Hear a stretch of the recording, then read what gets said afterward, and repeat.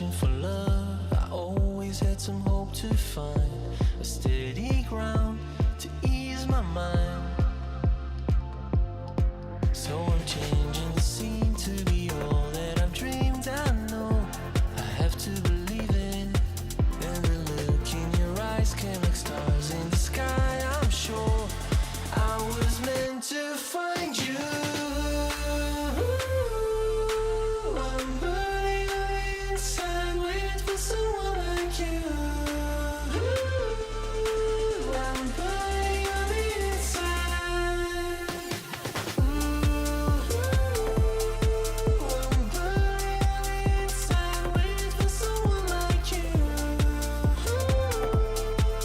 I'm burning on the inside.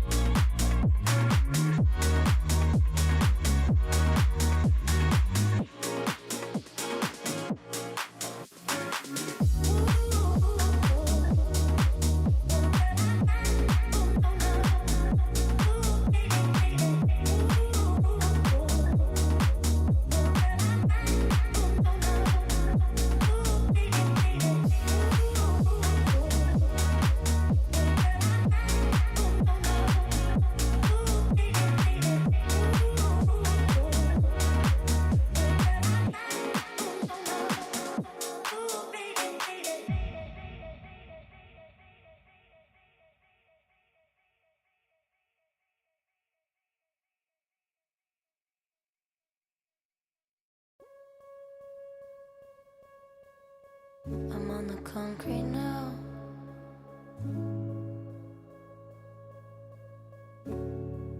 I can feel it all around. A chronicle of people caving in. Under the pressure of the death temptress, I can see all of fumbling. I see the storm give out.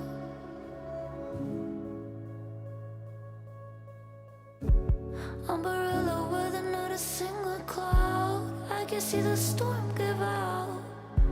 Why are you so tired all the time? Can't see no more.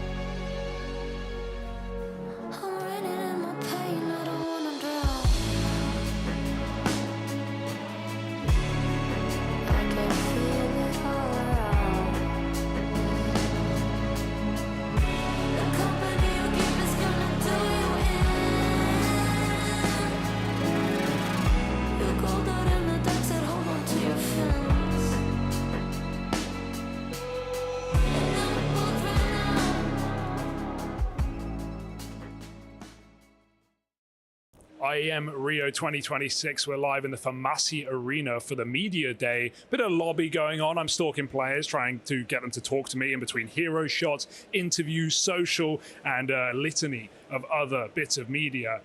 We got FURIA setting up here right now, so maybe we need to talk to them.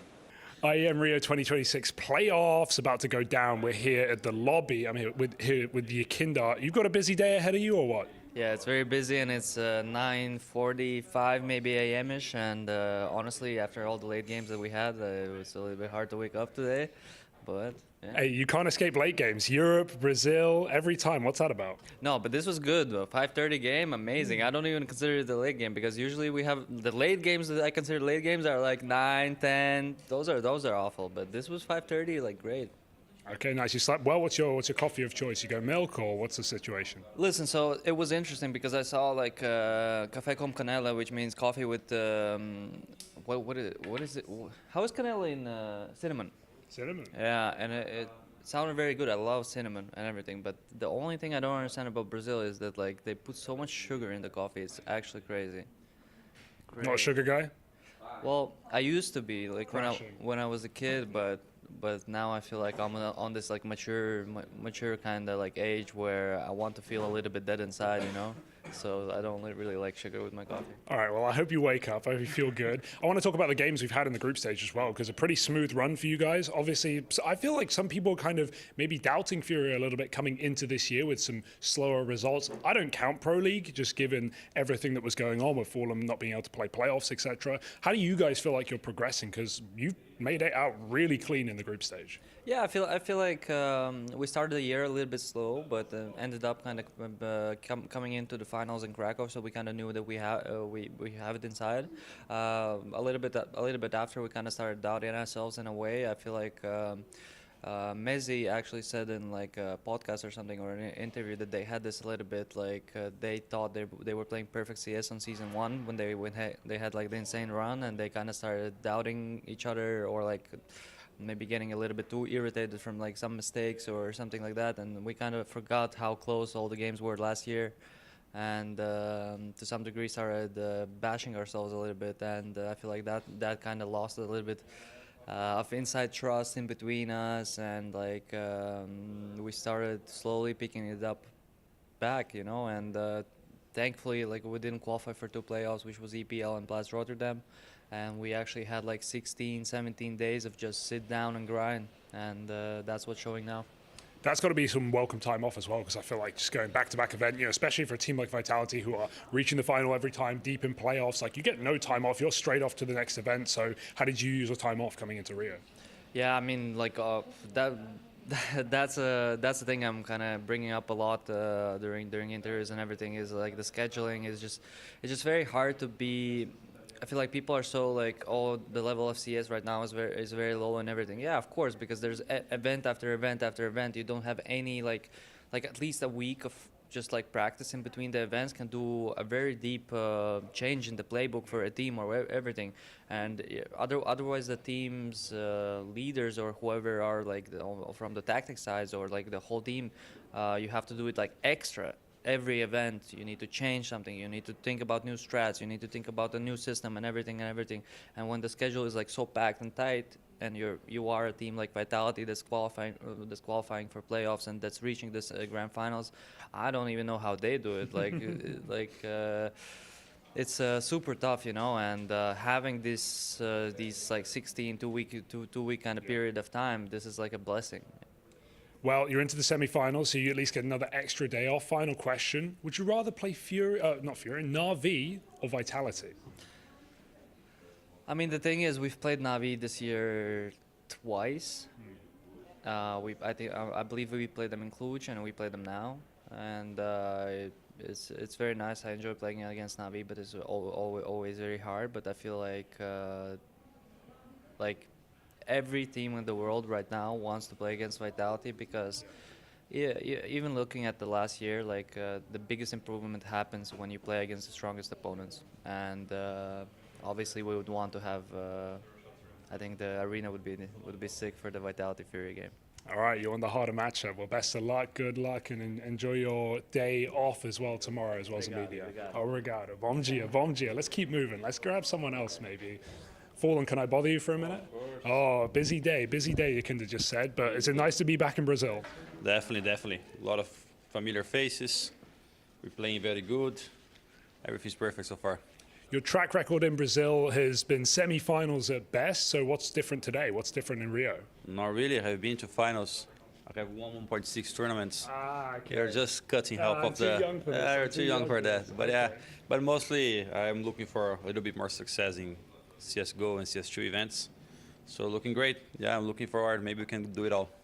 All right, fantastic. And, you know, Yakinda just said he'd rather play against Team Vitality in that semi-final. You guys are waiting.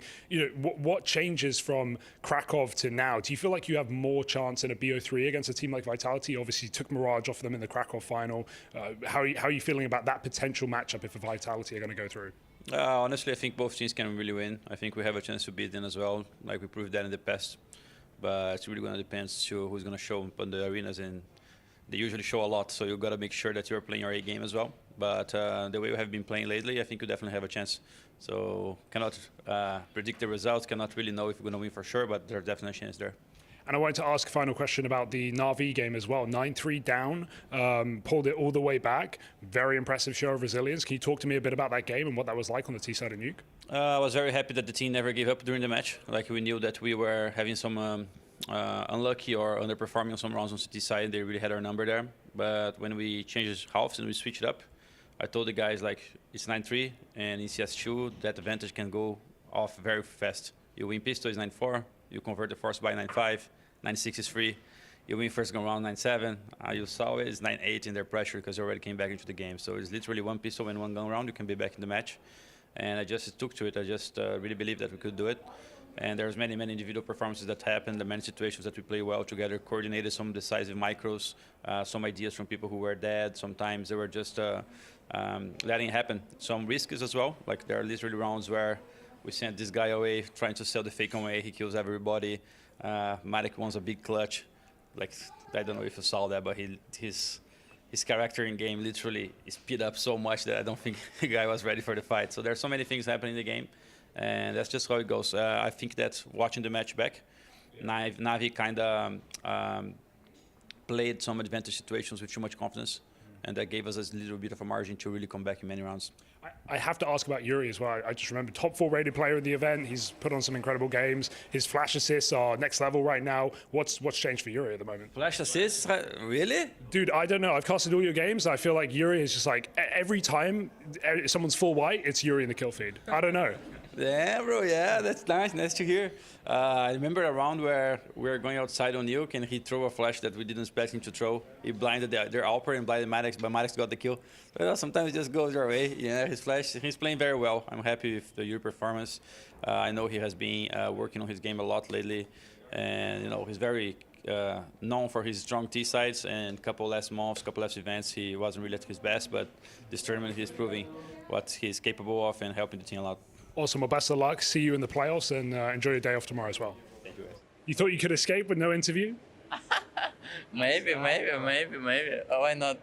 Ah, well, nice try. I wanted to ask about, your first event in FURIA. You guys got to the arena in Kazakhstan, in your home country. Now you're in Brazil. What are your expectations for the crowd here? I don't know how they say me, and they told me about crowd here. This is amazing, and I remember when I watching IEM Rio Major, crowd here very amazing, and people in Brazil very like to support team from Brazil, and I like this. Have you spent much time in Brazil with the team? Have you explored? Have you gone out? What's your experience? I like here because I like good weather. I like hot, and but problem different here. For me, they're eating every time same. I don't like same food, but I need to change every time. They can eat rice they can eat farofa and rice every day, but for me it's hard. But I like Brazil. You tried the barbecue? Yeah, no. But last time when I tried, I think it was Texas, and when we played Dallas. But I want to try. Maybe we will try today. We have dinner with team, and maybe we will go. I want to talk big picture arenas, right? You've played in a lot of arenas. You've been in, obviously, Astana. You've been in Chengdu, Hong Kong, Krakow. What's your favorite so far? Of course, I would choose Astana because it's my home country. And but for me, when I play with crowd, I very like because I can do something with crowd, just playing emotions. I'm so happy when I play with crowd. Without crowd, it's not Counter-Strike. Oh, respect that. Well, there's going to be a lot of emotions. There's going to be a lot of Counter-Strike this weekend, so best of luck. Thank you. Cheers. Good luck. I'm here with Mezzi ahead of the IEM Rio playoffs. Mezzi, how are you feeling? I kind of forgot what it was like for you guys to lose. Do you have the same feeling?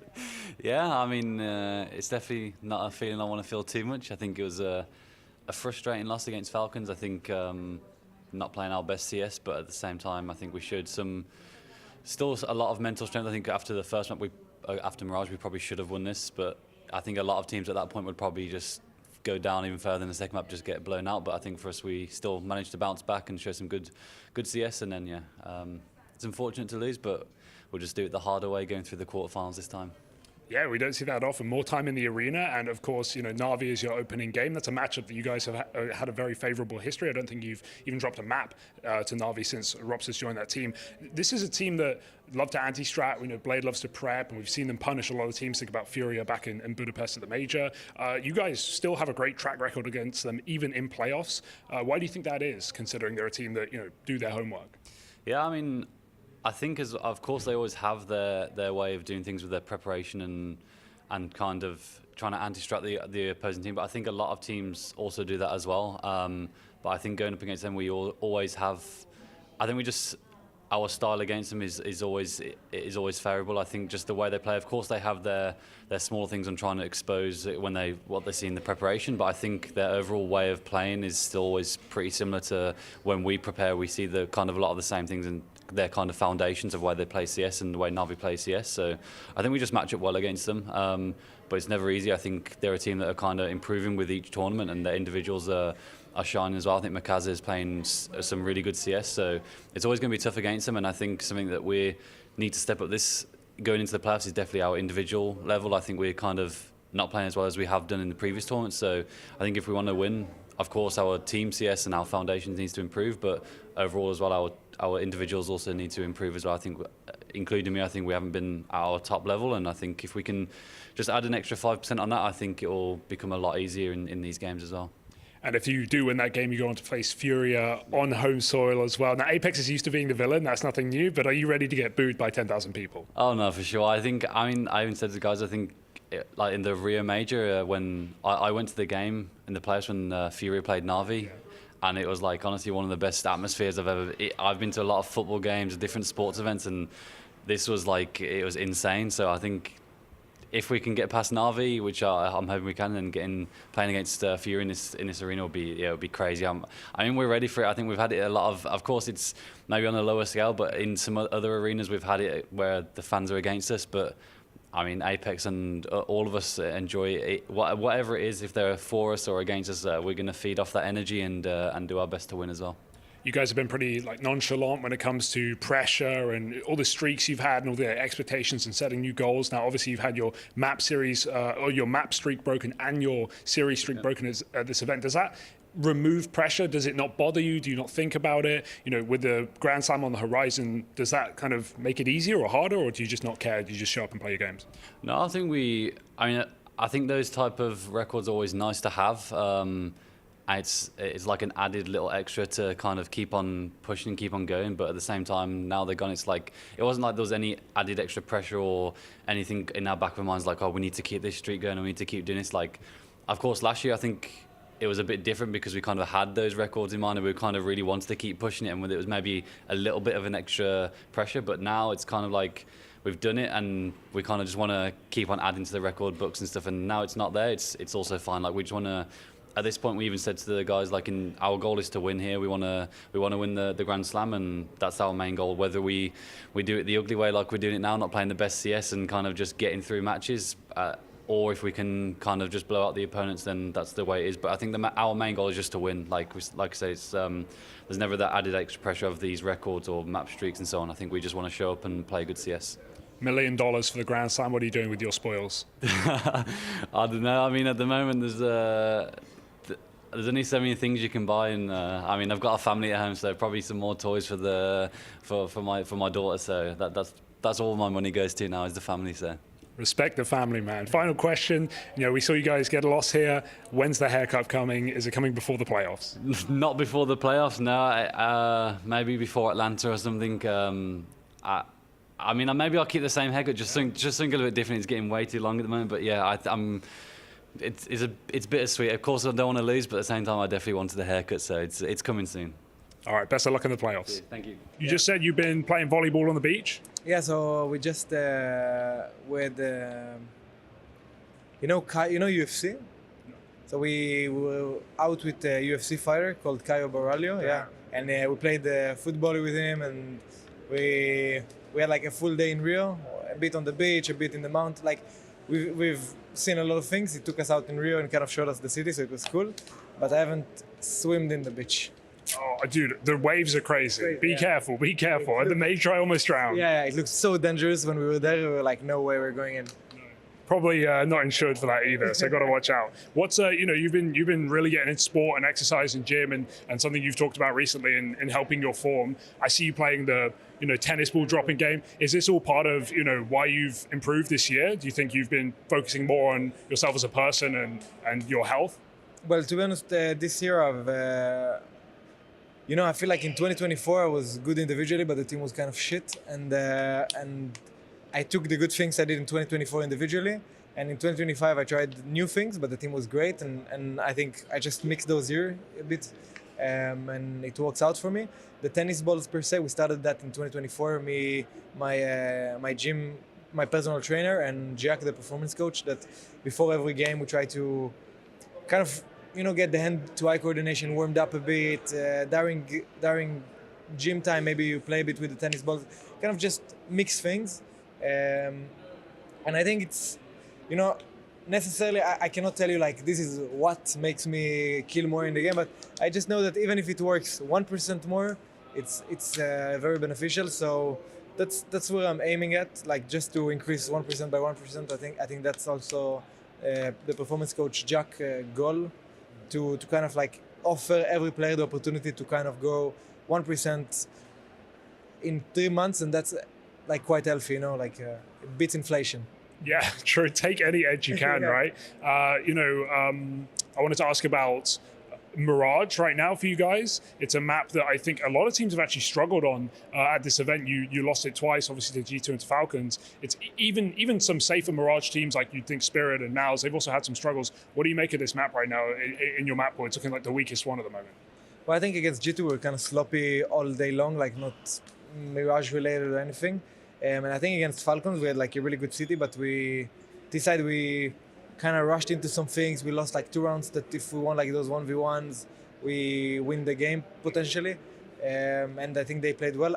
I think for us now it's we're really good in like those tactical maps, and we find per se a bit of a struggle in Mirage, even though I think we're really confident on the map.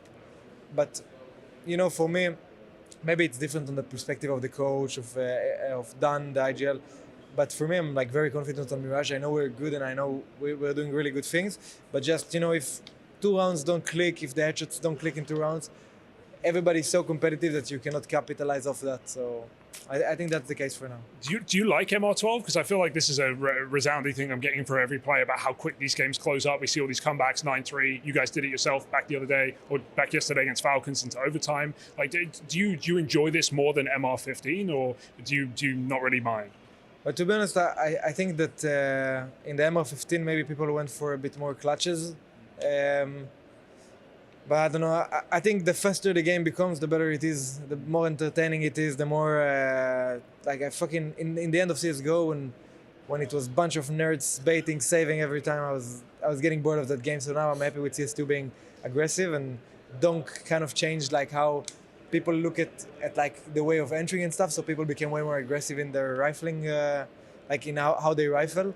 And thank God, because I was getting CS:GO, end of CS:GO, I was not getting bored. It's not fair to say that I'm bored, but it's just the game is so dead. Like there is nothing happening. So when they did the AG, when you can break the smokes, that made the game a bit more faster. This kind of things, man, that's the thing I love. I think the more Valve do that, the more I enjoy. I think some people maybe would call it like the game.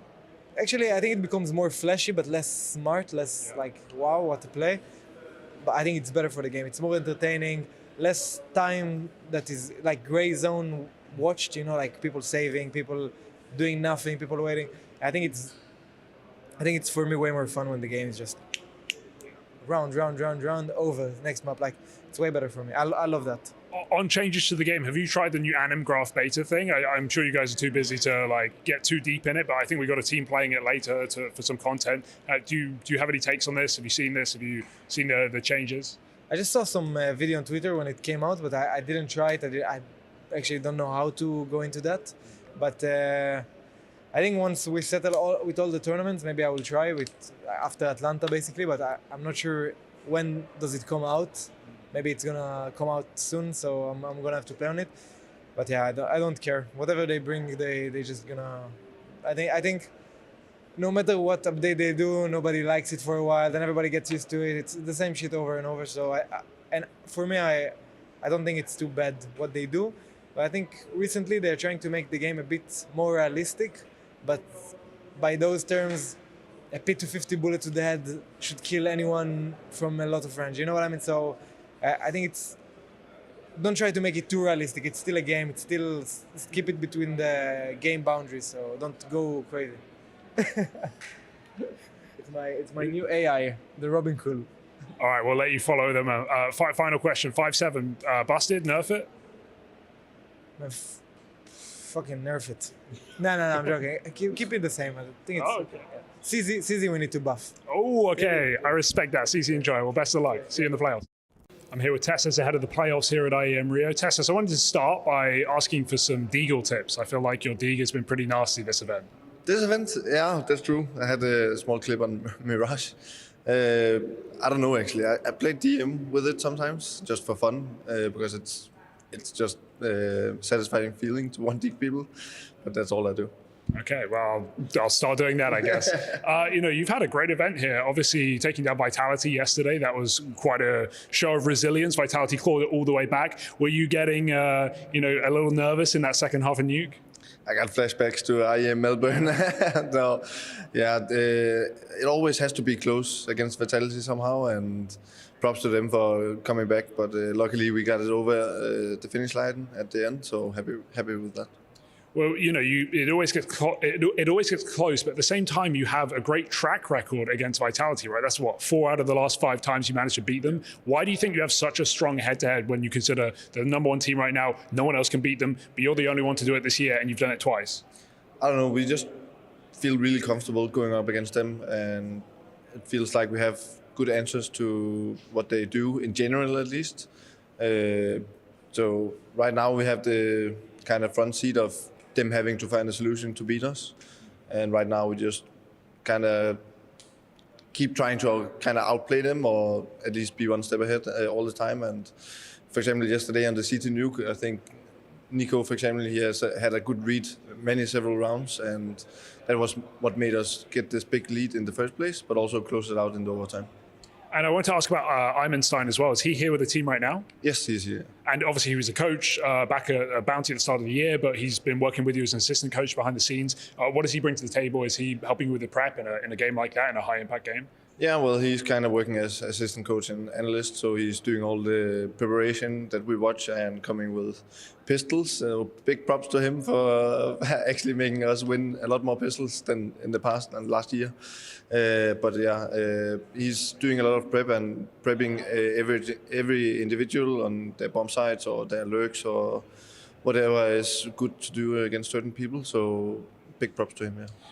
We've been joking about the Facer ban, of course, which is entertaining. Maybe, I don't know if you're the biggest pugger compared to maybe some of the others. Were you? Yeah, I was kind of playing sometimes even more than the other guys. I used to play a lot of Facet.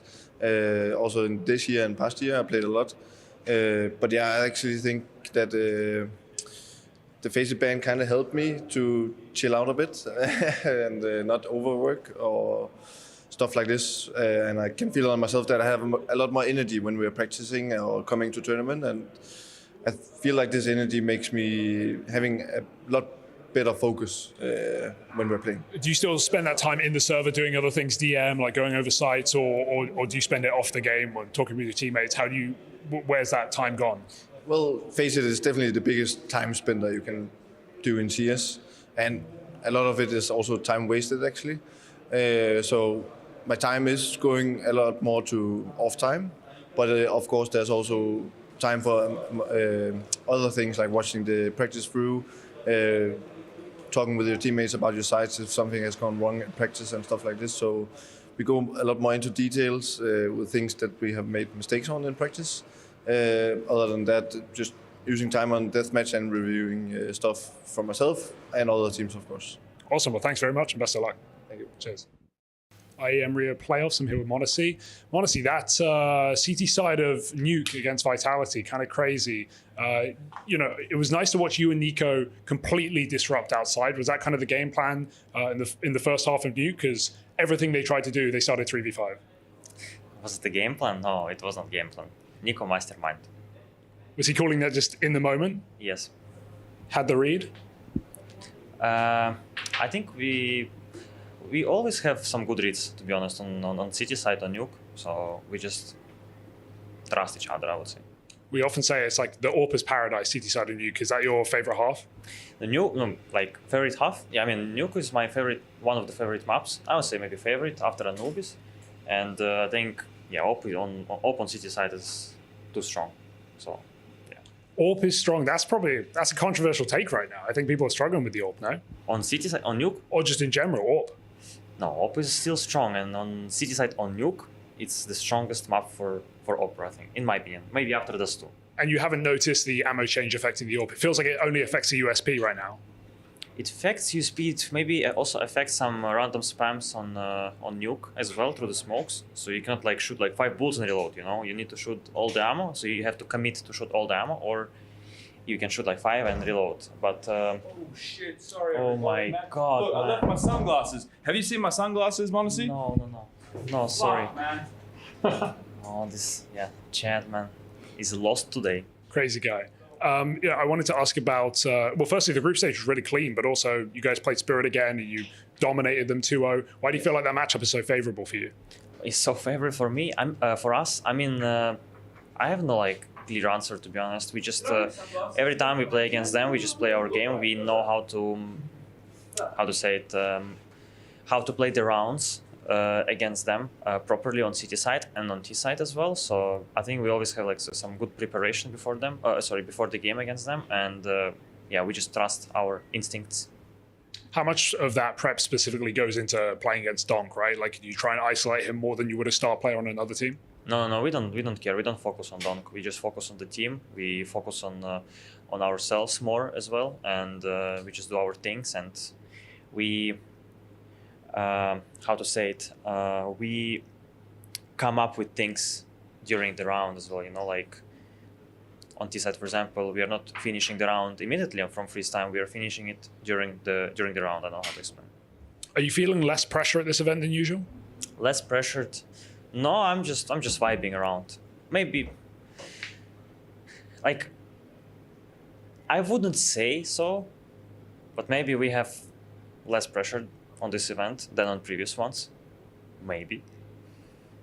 But does that help you? I'm just vibing. I don't know. I just vibe in Rio. I vibe in this country. I vibe on this tournament, and I think I'm just enjoying and staying in the present. Have you been outside much? Have you been exploring Rio, going to the beaches, going on any sightseeing? After this media day, we will have time. We will go to see the big statue as well. We will see Rio. We will come to Jesus Christ to see the biggest big statue. And yeah, because like 2 years ago, we lost in 2 days, and we came as a tourists, and we had a lot of time. So now we don't have that much time because we need to prep. And final question, just out of nowhere, who is to you the greatest in-game leader of all time? Greatest in-game leader of all time? No, I have only two options, like 2 captains that come in my mind. It's Apex or Kerrigan. Maybe it's gonna be Apex, just because of the trophies and because of the history. For me, I think he's the greatest captain of all time. Okay, thank you, Monesi. Good luck. Thank you. The most stacked playoff we've had in a very long time, and that one is stripped of 2 more teams. Yesterday we bid farewell to both Mouse and Navi, and we have today 2 semifinals on the menu. In the packed arena full of Brazilian passion and vibes, we have home crowd favorites of FURIA taking on Vitality. This one has that extra spice, as Vitality are on the chase to make history, winning a 2nd ESL Grand Slam as the only team to win it twice. And of course, big news in the Counter-Strike world happened as Fallen announced his retirement at the end of 2026, making this his last appearance on Brazilian soil as a player. On the other side of the bracket, Falcons are going to put spirit to a real test. And this is a special day because in reality, no one gets eliminated. Losers are still going to fight for that third place decider. But let's not get ahead of ourselves. My name is Stiko. I'll be joined by FURIA, and through players' interviews and vibe checks, we'll be bringing you closer to the action. This is IEM Rio 2026.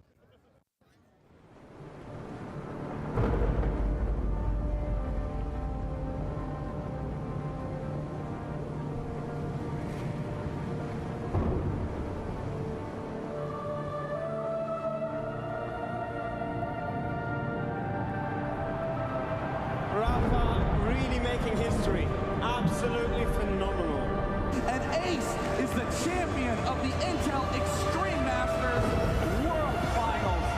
Storm's still not quite done. MC is going to take this fight, though. 3 seconds left. Last 2 rounds of action's got to start it well for ESC. And this is a massive move for Zez, but he's not content with just the Nexus kill. He wants to step out. And it's all done. And Strollin's winning. Unbelievable Rogue with a 4-0 victory over Classic. And they did it again in the grand finals. It's Nobu! Give it up for your Intel Extreme Masters World Champion!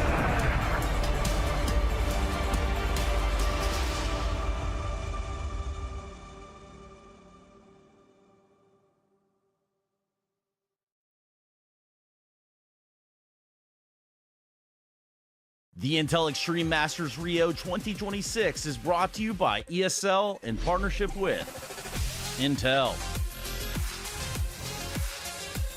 Acer Predator,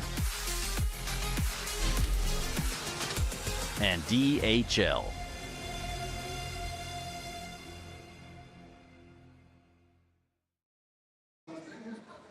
It's the Intel Extreme Masters Rio 2026, and today is semi-final Saturday. My name is Freya Spears, joined as always by Stiko. Yesterday, the games were a little bit quick, Stiko. I hope we have a bit more of a marathon affairs today. Absolutely. It has to be closer today. Everyone is here, packed arena. I hope we're getting better games. And it's not just going to be us riding you through the pre-show. We have a very special guest indeed, none other than Cold Zero. Thank you so much for joining us. How are you doing? What's it like to be back in a Brazilian arena? Oh, of course, it's very nice. The atmosphere here is very nice too. And today we're going to have the Brazilian party, right? So it's going to be a very nice game and interesting game to watch. Can you just describe for maybe viewers at home that haven't experienced an arena like this, how loud is it going to get for FURIA today? Oh, it's going to be very loud, to be honest. Like, Brazilian people are very crazy and they're very passionate too. So I think they're going to be cheering very hard, and probably it's going to be good and at the same time can be bad because it's too much pressure as well from the fans. But I think the arena is going to be very crazy today. Back when you were playing, Stiko, did you ever have to experience playing a Brazilian team in a Brazil arena? Yes, it happened. Belo Horizonte. And it was pretty loud. It was impossible to communicate on the server. I couldn't, back then, headsets weren't that good, right? So it wasn't isolating that well. Right now, we're feeling absolutely different vibe in here, obviously. The game grew in Brazil, everywhere in the world, and it's just so much better. Obviously, there was a huge announcement yesterday called your previous teammate, Fallen, such a legend of the space, announcing he will be retiring at the end of the year. I mean, the emotions in the arena, it was like scenes I've never seen before. Can you describe to me the feelings you were going through in that moment? Of course, it's very sad to know like Fallen is going to retire.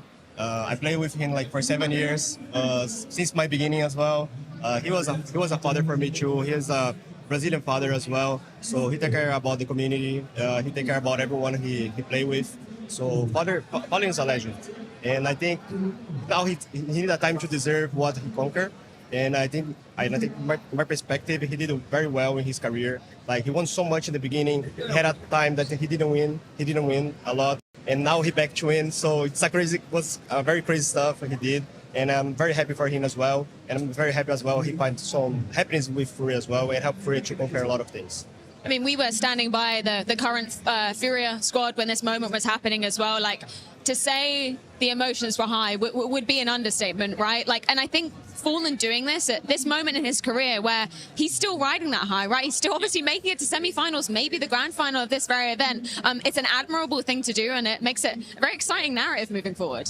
I have never seen so many people cry at the same time ever before than what yesterday. I mean, he has such a huge name that even security to the arena, which are not like Counter-Strike fans, right? They were crying and bawling their eyes out. It was a surreal experience, and it just shows the roller coaster of his career that he's had. Obviously, getting to the majors and having really, really good results there with the young Brazilian rosters. Then falling off a little bit, but at the same time, right now at the Budapest Major, for example, they were almost like the team to beat Vitality. They were almost favorites.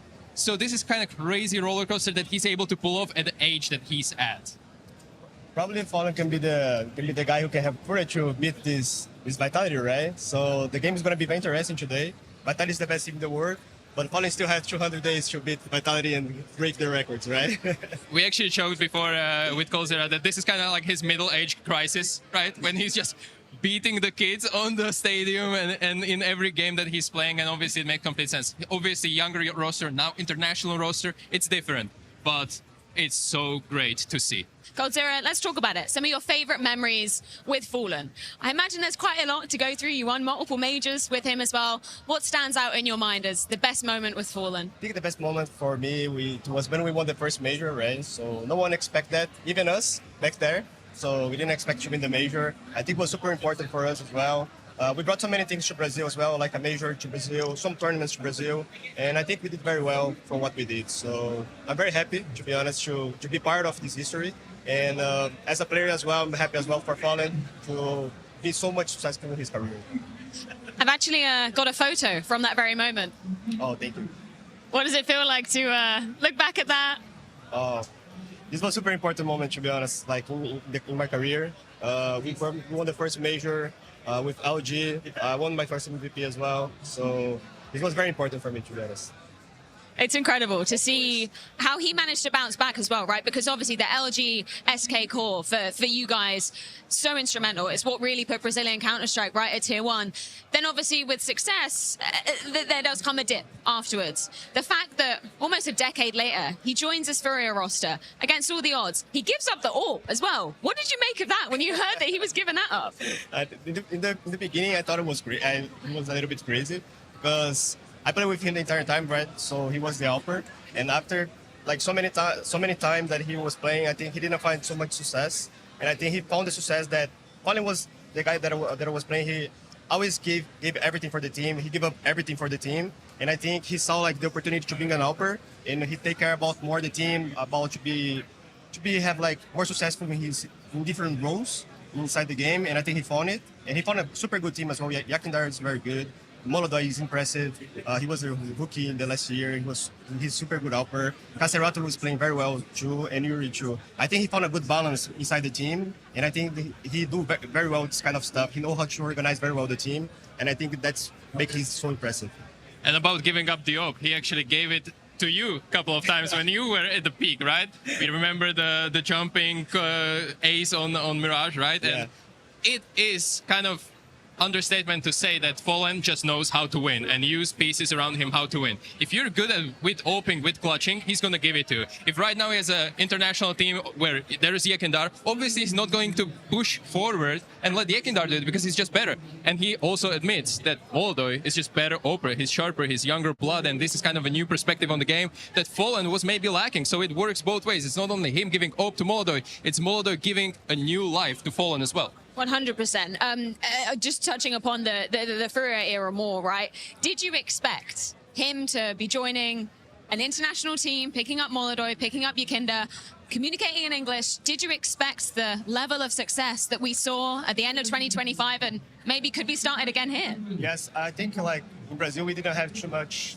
people who can work with. And I think he found a good opportunity to bring good pieces inside the team.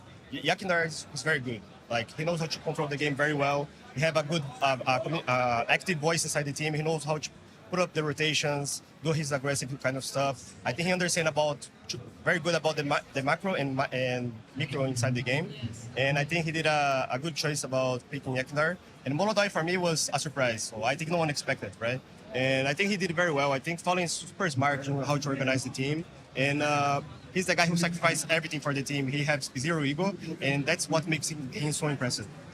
This was also not the first time that Brazilian team decided to go international. It happened before and it didn't go that well, which only shows how Fallen is also a human being. He's able to navigate through the egos and through like all the strengths and weaknesses of a certain personality, not even just a player on the server, but personality of the server, and he's able to mesh it together really well. Obviously, he's not alone. They have a coaching staff, and he has obviously other people in the organization that helps with that, but Fallen needs to be that vision, because as an experienced guy, he's just the best to ever do it. And he seems, I mean, I don't know him as well as you, obviously, Cold, but he's always so humble. Like, he is a player that could have the biggest ego of all, and I go, yeah, fair play. You've achieved so much. You've helped a huge scene, helped so many players. Can you just tell me what he's like as a person? As a person, but he's so humble. Like, it's impossible to not like this guy, to be honest. Like, he does everything for the team. He's a super nice guy, like, inside the server, offside the server as well. He knows how to, like, to speak with you, know how to understand your mind. He knows how to, he's very respectful, has zero ego. I think he's a lovely guy. So you cannot hate him. It's impossible. You've got a couple more photos there, Stico, in your hand. Do you want to give a couple more photos to Cold? There are a couple more here, definitely for you. Okay. This is the most baller picture ever. That is the baller trophy lift of all time. Bad Fallen. This is the second time of Cologne that we won. You remember them like that? Yeah. Remember all the titles. Oh, wait. Oh, this was the major? This was the major, yes. And then we have another one. Against Sydney. It was hard. Yeah, Sydney. IEM Sydney, yeah, when you went up against FaZe Clan. But there was just so many moments. When I was looking back through these photos, there was so many moments of just, I imagine, incredible memories. I've got to ask about winning, obviously, Columbus first major, then going straight on to win Cologne. I mean, for what, 10 years? You were the only team to win back-to-back majors. Like, tell me about managing to pull off that feat. It was super hard. We worked very hard to conquer what we did. I think there's so many hours inside the game, so many hours like we gave up to not see our families, to not be with our girlfriends and this kind of stuff. And I think we did very well, to be honest. Like, it's very hard to do this kind of stuff. You need to give up so many things in your life to have this. And I'm very proud that we did. And all the sacrifice was for these moments, you know. And bring these things, people start to looking more to Brazil. We brought a major to Brazil. We brought so many tournaments to Brazil. People start to recognize us, and that's what makes everything so special. Of course, we're going to be seeing FURIA taking on Vitality later today. But before we do that, obviously, we've got another semi-finals to get into. And there's a pretty exciting announcement coming from FACEIT as well. April 22nd, Cash is indeed going to be back on FACEIT. Cold, you've had a lot of good times on Cash. I think it was Columbus, right? We went up against Liquid. You were this close to losing out that map, right? Yeah, Cash is a map that I like as well. So I miss a lot, to be honest, the old maps like Cash, Gumbo, and I think it's going to be super nice to have Cash back. I think the map pool right now is very different than it was before, and they're bringing new things to the map as well. And I'm trying CS right now how it is. I think we have more things to do inside the maps as well, and people are starting to be more smart. So it's very hard now, but the game now is very different that we 100%. Cold, thank you so much for joining us for this pre-show. I think it's time to get the show on the road. We've got Falcons versus Spirit, our first semi-final coming right up. Thank you. Привет, Boris. Oh, it's you again. How are you? Good. Let's do a little vibe check. How's the mood in Team Spirit camp right now? Working. You already played Falcons in the group stage. Didn't go that well. Yeah, we got humbled. Are you ready to humble them back today? I hope and I wish that we're gonna be able to show a better CS than it was in groups and play decent, because it's always good to play in front of a crowd, and you know, someone needs to humble that little shit. In fact, I might do it myself. Shiro yesterday said that you have no clue how to play against them. What is the biggest weakness? Did you figure it out since yesterday? You had few hours to think about it. Did you find out? We are willing to find it out today, or not. On the stage. Good luck. See you.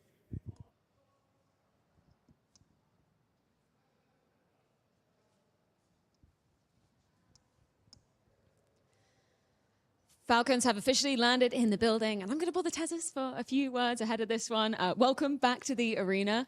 What did you guys get up to yesterday? You get the fast pass to the semi-finals. What do you do? Yesterday we had a little bit of practice and just prepared a little bit. So not too much, but the day before that we went to the Jesus statue. So that was amazing. The first time, even though I've been here 3 times, yeah. It's a bit of a trek from the arena, I'll give you that. I'm just curious as to how you watched the games go down yesterday. Obviously, you're waiting for the opponent of Spirit versus Mouse. Do you watch it together? Are you taking notes? Is it a more casual affair? Like, how do you do it? We had practice during the game, mostly because it's more efficient to just look at fast back afterwards, because if you have to watch all the small stuff, it's kind of doesn't matter, but yeah, that's what we did. And of course, yesterday we had a big announcement from Fallen, retiring at the end of the year. I just wondered if you had any words, any thoughts to that?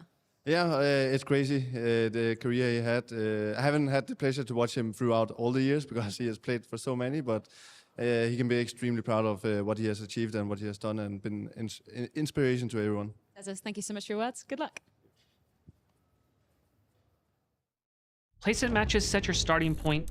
Face-It rating measures your impact as you climb. The soft ELO reset narrows the gap between the highest ELO players and the rest of level 10. Your starting point will be based on your recent ELO in activity. We're introducing Face-It rating, so you can see exactly how much you stack up against others at your level. Face-It rating measures how much your actions have increased your team's chances of winning the match, taking into account the full situation. Season 8 launches April 22nd. Good luck and have fun.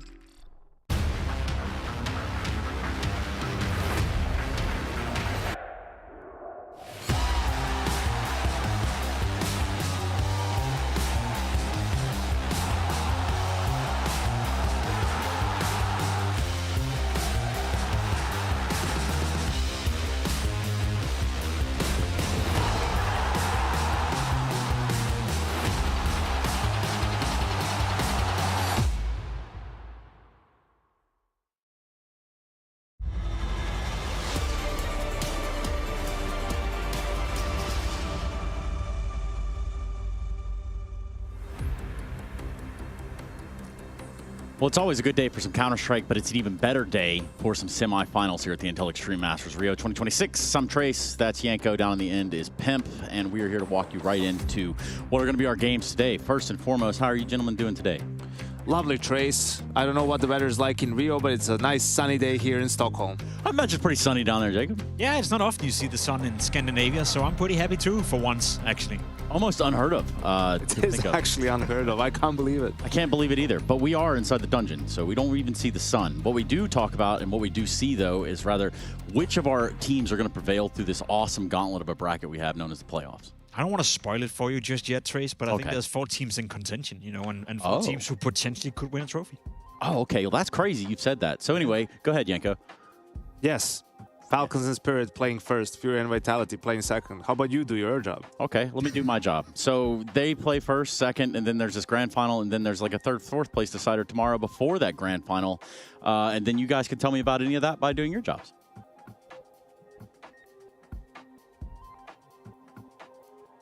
All right. Outstanding. Now, thank you so much for that, guys. Why are we so quiet today? What's going on? I think it's the sun, you know. It's just I'm trying to appreciate the moment, and then the first thing you do is trying to ruin it, and I don't like that. I don't like where we're going. He was happy up until now. Yeah, took you 30 seconds. Okay, well, let's just get back to the game then. How about that? Falcons v Spirit. Y'all got anything to say on that one? Yeah, it's a good game of Counter-Strike, I think. I hope it's going to be a good game of Counter-Strike. Yeah. That's the thing, right? I don't really know what I'm getting, you know. There's no guarantees. I think some of the storylines that we are obviously going to dive into would be Falcons in a playoff versus Falcons in a group stage. Now you add in the caveat that it may be the last time we see Falcons play with Kixon. It could be his farewell game, so to speak. So I think there's a lot of unknowns in that game, and same could kind of be said for Team Spirit. They've had a shaky start to 2026, maybe the worst start ever, as you labeled it as well. But so far in this tournament, it's looking slightly better. You have Tenea enabled, you have Donk getting well again and still playing well. So I think there's some positives on both sides, and that's why I'm hoping it's going to be a good game. Well, when you look at the fact that they didn't make the playoffs in the last tournament, they played Team Spirit, and before that, they lost in the quarterfinal to Astralis 2-0 after they had, you know, a month off to just practice. This is a big improvement in terms of the result. Not only did they make playoffs, but they already won a playoff game yesterday in the quarterfinals, stomping Mouse 2-0. So now they're just hoping to have a rematch of Budapest and not any other time they played against the Falcons, because they've just had their number. And we know also about the streak that m0NESY and Nico have had going back all the way to G2 playing against Donk and Shiro. So goes without saying that Falcons, if they just keep playing like they did in the group stage, I mean, you know, they have a chance to lift the trophy, not only win this game here in the semi-final, but for Spirit, you know, you're hoping that some of the illness that Donk had to deal with has passed, so that he can fully focus on the game, and that just Spirit will put up a better fight, because they did look better yesterday than they did in the group stage. Let's talk Mirage, if you guys are willing to do that. Yes. Yeah, in the last confrontation, the Mirage game, that is. Yeah, I think, well, it's more about the Falcons here in this example that we have, and to showcase, we talk about, you know, pressure, and now you have a stand-in, so you don't play with pressure, right? Well, we have an example to show exactly what that means and how that translates on the server, right? Because for Falcons, it has been the case of, when it comes to these high-pressure situations, and they don't play their best, right, when it matters the most. So this is a round from the game they played here in Rio. Well, first of all, you need to notice that Tesses has the op. He just has the best pawn, so he's like m0NESY, who's having an insane tournament. Give me the op, right? Like, let me see what I can do with the big green, right? So he goes for the peak, doesn't find anything. m0NESY is just immediate. Like, look at the time, right? This is 1:42. Look where m0NESY is, right? Like, he's all the way up close on Cat. Kyosuke is down close to connector. Donk is kind of unaware that they can be so deep. m0NESY even swings, kills Zontix on short. Donk trades. That's his first kill of this game, by the way. Kyosuke, the HE and Flash combo comes in, trades Donk. Nico at the same time is searching for fights. Like, the aggression from Falcons is all over the map. He gets dinked, so falls back, uses some of his utility. Kixen and Kyosuke are pushing towards the side. They get the read that it's a retake. Magisk is even on a good flank. Now, another layer of playing with no pressure is, we know Falcons and their post plants, right? So look, they just planted the bomb now. Magisk is actually, look how close he is. He's in a very good position. Unlucky he has an MP9, but here's where there's no hesitation from Falcons. They immediately play together, immediately go into CT spawn, and Magisk can't even get a shot off, really. He's no factor on this lurk, even though he has good timing. And then on top of that, you have Nico the entire time as a safety net, who was in apps flanking behind Magisk, and he'll just be able to save an AK here. So playing with no pressure really has layers to it, right? You see it in these openings, in players taking initiative, but even in things such as post plans, because how many times would you see them go back and forth in the bomb site, and all of a sudden Magisk is there, he gets one kill, now the CT player activates, Nico doesn't go for the rotate, he's just stuck in apps where they know where he is, and the round falls apart. It's a great example of also, you know, applying the pressure continuously throughout the entire round. You know, I think we've seen Falcons, you know, historically speaking, sometimes overthink scenarios. You get a 3v3 as well. Instantly, as you said, they plant the bomb at 1:18 seconds left of the round, right? So there's so much time to be played with, where I've seen them before maybe overthink a little bit, you know, maybe wanting to outsmart their opponent or outplay them in some sense, whereas I feel almost, you know, also given the circumstances with Kixen and Kerrigan and the rumors, the more they can simplify the game and just rely on the individuals, rely on the individual decision-making in the moment, instead of having to trying to outplay your opponents strategically and tactically and rotation-wise every single time, the more you simplify Counter-Strike, the better Falcons are working. And I think that was a great example. Yeah, and we have another one, we can just play it in the background, right? Where, you know, you're watching this game and you're like, is this two professional teams playing, or am I watching a high-level Face-It pug, right? Like, this is also one of the reset rounds. Nico only has a deagle. Like, we talk about these rounds, they're super high pressure, you know, and you can see Spirit, they go for a mid fight together with the team on that first timing. They're not going to find anything with the smoke break, all these grenades that they're using. You saw Tanir, the A anchor, move towards Con, right? Falcons just go on second timing with the flash. Here comes Kixan, finds an entry kill, right? And he gets traded, the fights sort of keep happening. Look at Tess, just walks through the smoke. He's like reading that it's a mid fight. I'll just walk through the smoke. Nico, I'm just gonna pre-fire Magisk here and 1D him, right? And then push B and then fight Zontix, right? Like, this is just so brave and decisive from the Falcons, where it's like, Yeah, what is it here? 1 minute, 30 seconds left? I was just about to say, you know, all those encounters took place in 20 seconds, right? You're 30 seconds into the round, and you're not mistaken for maybe wondering, is it a face-it game or is it not? But as I said, you know, I think the more you simplify Counter-Strike, the better. Also, a case to be said, you see in the scoreline, it was 13-5 for Falcons. You now showed 2 rounds, Janko. It was 3-3, it was 5-4. It was actually a close game in the beginning, and then you win those key rounds. You win this round where you have Nico on a deagle. Your economy is ruined if you lose it, and you allow Spirit back into the game. So something to be said about Falcons simplifying Counter-Strike, playing a little bit more loose, but also in this game just winning the key rounds every single time. The key point is you need to keep playing like this, like in terms of this style, right? I'm not saying it's going to be successful all the time, and it's harder to do so if you're losing 4-5-0, right? But this is what brings them the most success. And actually, I think on both maps against Spirit, they would lose the T-pistol and then they would eco, but immediately in the gun rounds, they would start racking things. And that's why they have something to prove, Trace, because it's a playoff game now, right? We've seen this Falcons, maybe not to the same extent, you know, playing as loose as they are right now, but we've seen Falcons in group stage do a good job. We've seen Falcons come into a tournament and they play the best Counter-Strike in the group stage. We have them as the favorites heading into the playoff, and then they just crumble. Now it's time to show that you can continue this line of thought, you know, in a playoff game as well, in a semi-final for that matter. Let's continue the line of thought that is with Spirit. Obviously, Mao's got spanked by Spirit, and if you didn't know, that's the talent's fault. So with regard to Mao's getting spanked out of here, Spirit showed that prowess. They showed that they still have it in the server, albeit it can be chaotic. And they very much did, and I was impressed with Spirit yesterday. I don't think it comes down to Tenea only, but Tenea is the most improved factor, the most improved player within Team Spirit when you compare them to the strugglesome start of 26 and what they've been doing so far in this tournament. Again, I don't want to take anything away in terms of maybe Magix have been able to install a little bit more of his ideas within the team. When they speak in interviews, they constantly talk about the fact that he has an awful lot of ideas, but at the end of the day, when Tenea is playing at this level and you have Donk, you have Shiro, and you have your third star Tenea also functioning, that's when it unlocks a new level of Spirit, which I think we've seen so far.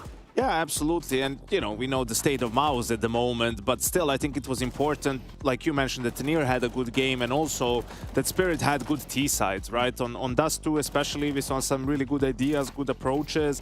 And then on Mirage, they didn't have a good start, so they had to, later on in the half, I think the game got to like 9-8 or 10-9, like it got close at some point, and then they won 4 rounds, 5 rounds in a row, Spirit on T-side to sort of didn't let the comeback phase them, right? Like they just stuck to their guns and were able to close it out in a very convincing fashion. Even more so impressive when you think that Hali is not here, the coach, right? And I think against Mouse, yeah, we know the state of Mouse, and they didn't really apply that much pressure to Team Spirit, so maybe he wasn't needed. Today, we just showed you what kind of Counter-Strike Falcons are going to play, what kind of pressure they're going to apply.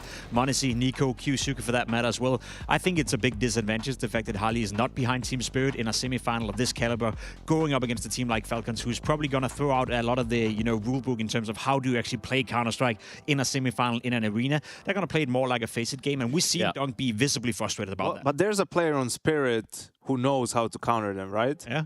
Yeah, it's Tenir. So let's hear from Tenir. How about that? Let's do it.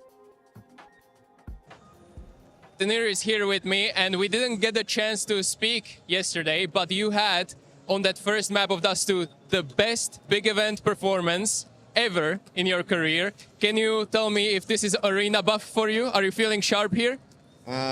Sure, it's arena buff. Vamos Brazil! I'm not sure. It's like best one performance in my career. It's probably second one. But yeah, I very like this arena. I very like this vibe. People is very friendly. They support us. I really very enjoy. Yeah. A lot of the people think about you as now this second star, that you need to turn up to kind of make Spirit go to the final and lift the trophy. Do you like this X factor, this extra pressure on you here because you need to kind of deliver alongside Donk? And you've been doing that so far, but what about now? I want to be consistent in general, but I don't have like some pressure about that. Of course, everyone told about this, but yeah, I should, but I will try my best and that's it. Obviously, I want to talk about Veto a little bit, because in the group stage, these guys beat you pretty hard, and that was where you picked Anubis. They didn't go that well. Right now, you decided to ban it, and Anubis, from what I checked, is your statistically the worst map. Is this kind of playing a role where you're not that comfortable on it, and therefore you're kind of leaning away from it for the playoffs? If told about group stage, yeah, they beat us very strong. It's felt not so good, but we just trolling game a little bit. If talking about Anubis, for real, we are. I don't know about our statistics, but in general, we are feeling on this map very good. If you told about practice games, and we also have some officials games against other teams, and we also felt pretty good. Yeah. I don't know what happened, but we just sucked, and today we just want to show our best game on our best map of the two. Yeah. Let's hope it's going to be a little bit of less trolling this time coming from Team Spirit, and we'll see each other on the server. Thank you. Thank you. I always love it when we get a rematch on stage, and that's exactly what we get here today. Spirit taking on Falcons. I want to ask about the time you played them in the group stage. It was such a convincing victory for you. Do you put that as your guys just playing the most perfect CS, or do you think it was maybe a bit of a Spirit underperformance too? I think it was a little bit of both. I think we play really good. I also think they can play better, and I think they have progressed throughout this tournament, and I think they have played better ever since they played us.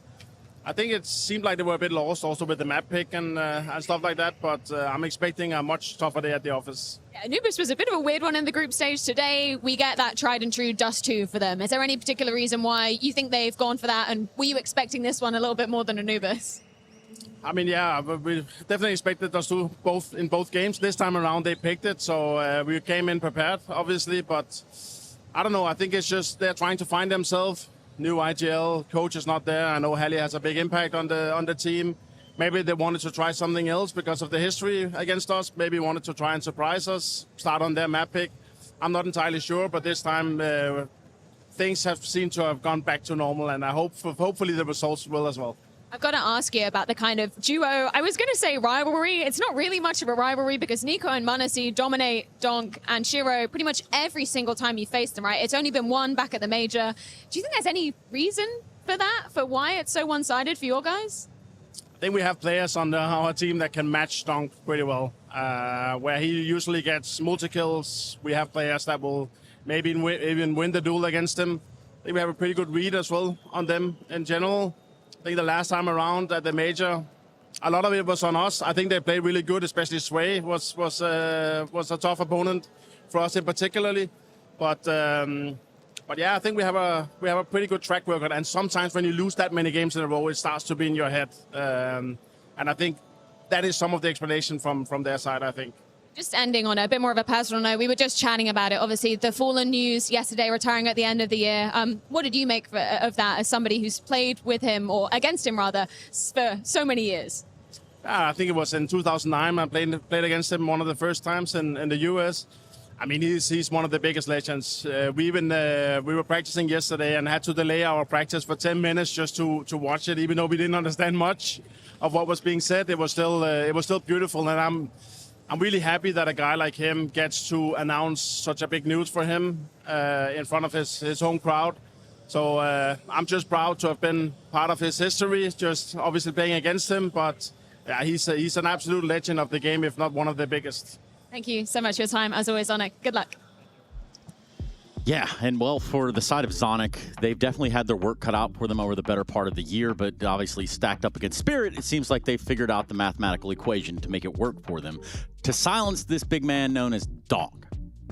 Yeah, absolutely. He struggled, against Falcons more than any other team, actually, in the top 10. When you look at the big events in the last year and teams that he's played at least 2 matches against, right? Because you can always have a bad day against someone, but you can see that it's actually, outside of Mouse, the most maps played against Falcons, and it's by far the lowest rating that he has had. And that comes, in Budapest, he had like 1.53. So that really helped the average. Without that game, it would be under 1, actually. Well, that's significant, right? That's a big dip in performance for a player like Donk, and that begs the question, why is that? And I think part of the reason is that Falcons is one of the most stacked teams in terms of individual skill, and one of the things that Donk does so well when he's playing against pretty much anyone out there is that, individually speaking, he's just better than his opposition in a head-to-head duel every single time. And maybe there's something to be said about that when you're going up against Kyusuke, when you're going up against m0NESY, when you're going up against Nico as well, who for quite some time also was a guy who was able to shut him down despite not playing his best Counter-Strike himself. Against Donk, he will always thrive. So I think he's probably had it in his head now that mentally he just can't cope with Falcons. Honestly, I think a lot of it is on Nico, because even when they were going head-to-head, Nico got the better of him, and we heard from m0NESY in the lobby in that Spirit game or other games, that it wasn't as much anti-stratting as they were just reading the game in the moment. Nico having some good calls in the CT side, and I think that's where they've had a lot of success, right? Like just reading Spirit very well when Spirit is on the T side, understanding and being sort of ready for what's coming at them. So we'll see if Spirit can this time change that narrative a little bit. They had some good rounds yesterday on T side, and they'll need a lot more of that today. Yeah, they limited Mao's just 2 rounds on their CT side of Dust too. So I mean, if it weren't Mao's playing bad, or if it were Spirit playing well, however you want to spin it, it would appear as though Spirit had it under control.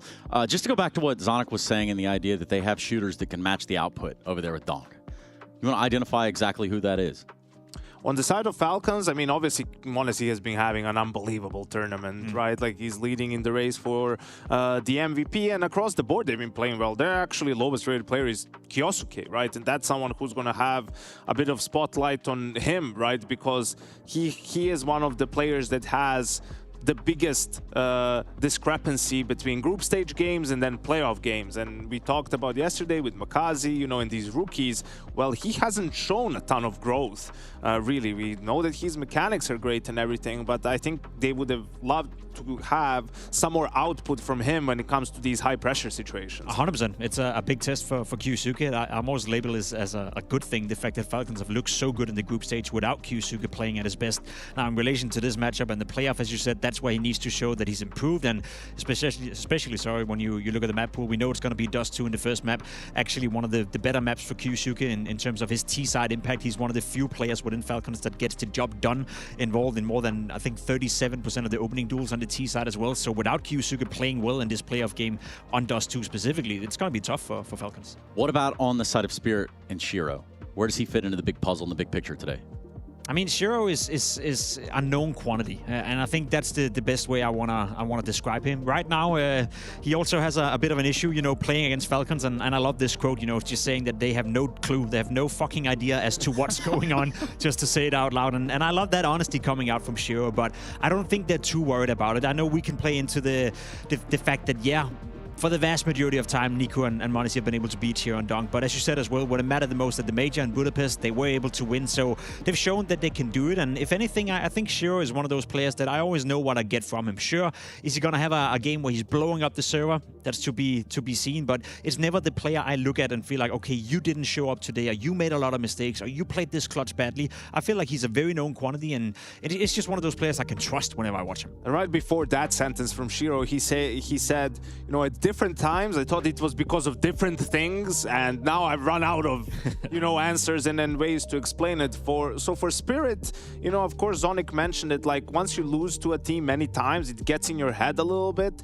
But you also get to a point where now you have nothing to lose in a sense, right? Like, and you just will say, maybe even more so with Halley not being there, guys, let's just keep it simple. Don't overthink it, right? Take a little bit more risk. Go for fights as long as it's together, right? Like, be aggressive in these duels, and maybe that's a path to success for Spirit today. I think that's exactly why we're getting a firework game right here, Trace. We know Falcons are going to have that approach. We know they're going to loosen up a little bit. They're going to play not necessarily Fated style Counter-Strike, but they're going to simplify it. And I think you're right on when you're saying that Spirit is probably tending towards doing the same thing without Harley. You know, knowing you're playing Falcons, you got to meet them at the playing field, and I think that playing field is going to be a Faceit level 10 game on steroids. Yeah, exactly that. I mean, what we have in front of us is Shiro, Donk versus m0NESY, Nico. I mean, it's a beautiful thing. Yeah, there's some other players in the server too, but we also need to find out what maps we're playing. I mean, we definitely already know, but perhaps you didn't get the memo when we went over it just a minute ago. So we'll take a look at this video just again before we jump in the server. I don't think there's any surprises for Falcons with this Dust 2 pick, right? Like, Zonic didn't even expected it the first time around. So especially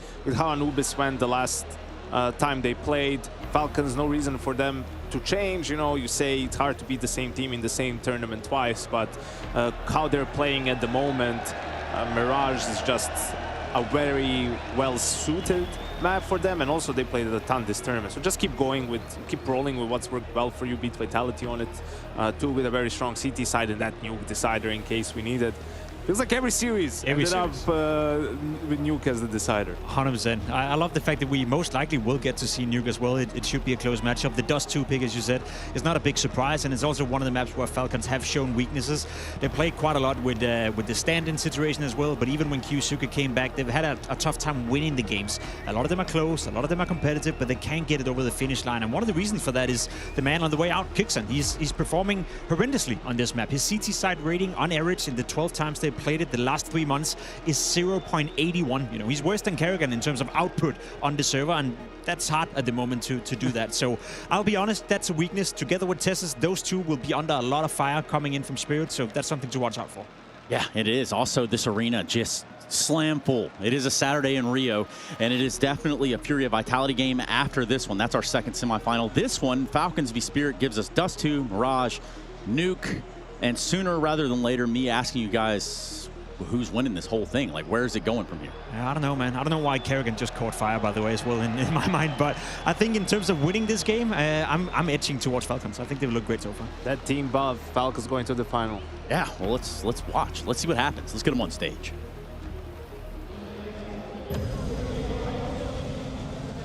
For me, playing on the stage, this difference between group stage and playoffs, it's always more enjoyable and more interesting to play. We are happy with the level that we showed. You claiming this energy from the crowd. We have a good chance against Falcons this time. I don't think we will get the same result as we get in group stage. We need to improve ourselves and become a better team. Spirit has been a bit of in an up and down form this season. Obviously, Donk is a huge factor in their team, and when he's not performing, I think it's very hard for them to beat some of the best teams. We have played them already once here in group stage. We had quite comfortable win versus them, so I assume that for them is totally opposite. Now we're gonna face them in arena. It's gonna be a different environment. It's gonna be exciting. I believe they're also gonna be hunting for revenge as well.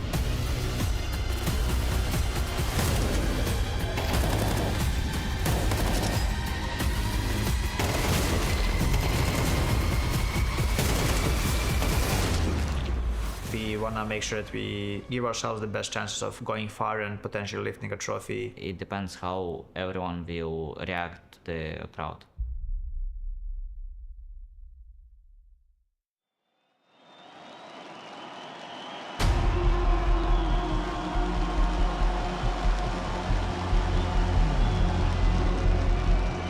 He felt like he'd done his part. He felt like he'd done enough with that double out towards mid. Well, more is being asked for. More is required. Messi does have one right there.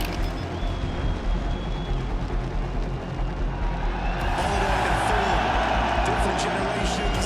Always ready to try and blow your mind. Oh, Molyneux, that's lightning fast. Does he have another shot like that? The game now rests.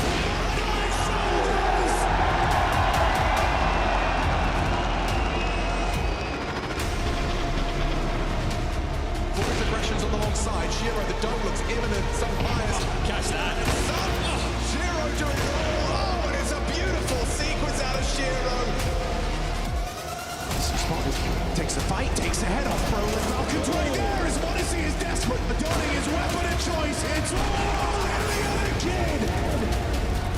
Ross holds on, forced out into the fight, takes another with him. Not a turned around, only to still lose everything. That's exactly what Zontics does to him. Wants to go through the smoke with the flashbang, and everyone is blocked. Touch that.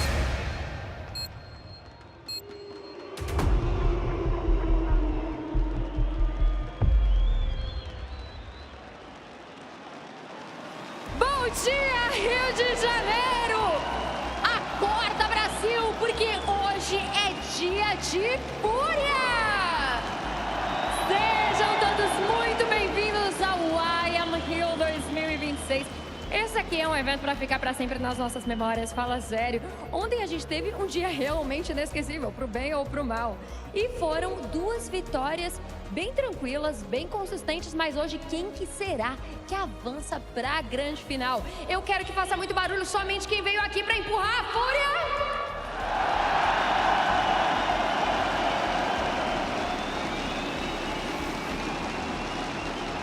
todo mundo? Que lindo isso daqui. Ai, hoje vai ser um dia realmente inesquecível. Que coisa maravilhosa. Eu tô emocionada. Não sei se vocês conseguem ver, mas eu tô realmente emocionada. Mas antes, vamos começar com o nosso primeiro confronto do dia. Quero que vocês recebam com muitas palmas eles que fizeram uma campanha assim, ó, tranquila, impecável para chegar até aqui e conquistar a sua vaga na semifinal, vencendo a equipe top 1 do mundo. Com vocês, a equipe da Falcons!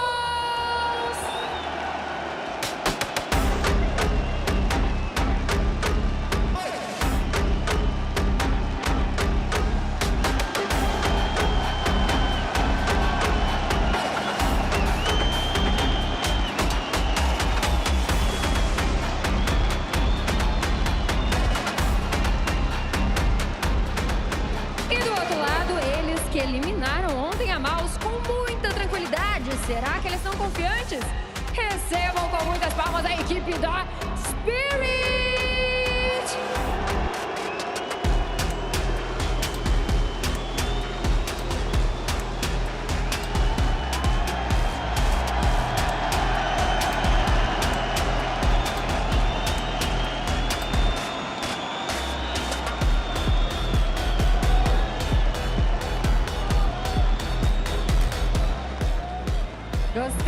Gostei muito. Como que tá a torcida de vocês, galera? Quem aqui tá torcendo pra equipe da Falcons?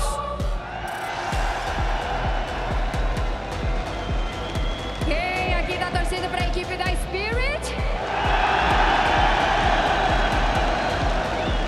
Eu não sei, eu tô na dúvida. Não, vamos mais uma vez, agora pelo outro lado. Quem tá torcendo pra equipe da Spirit? Quem aqui tá torcendo pra equipe da Falcons? Gente, isso tá insano, tá completamente dividido. Vamos descobrir. Let's start the action.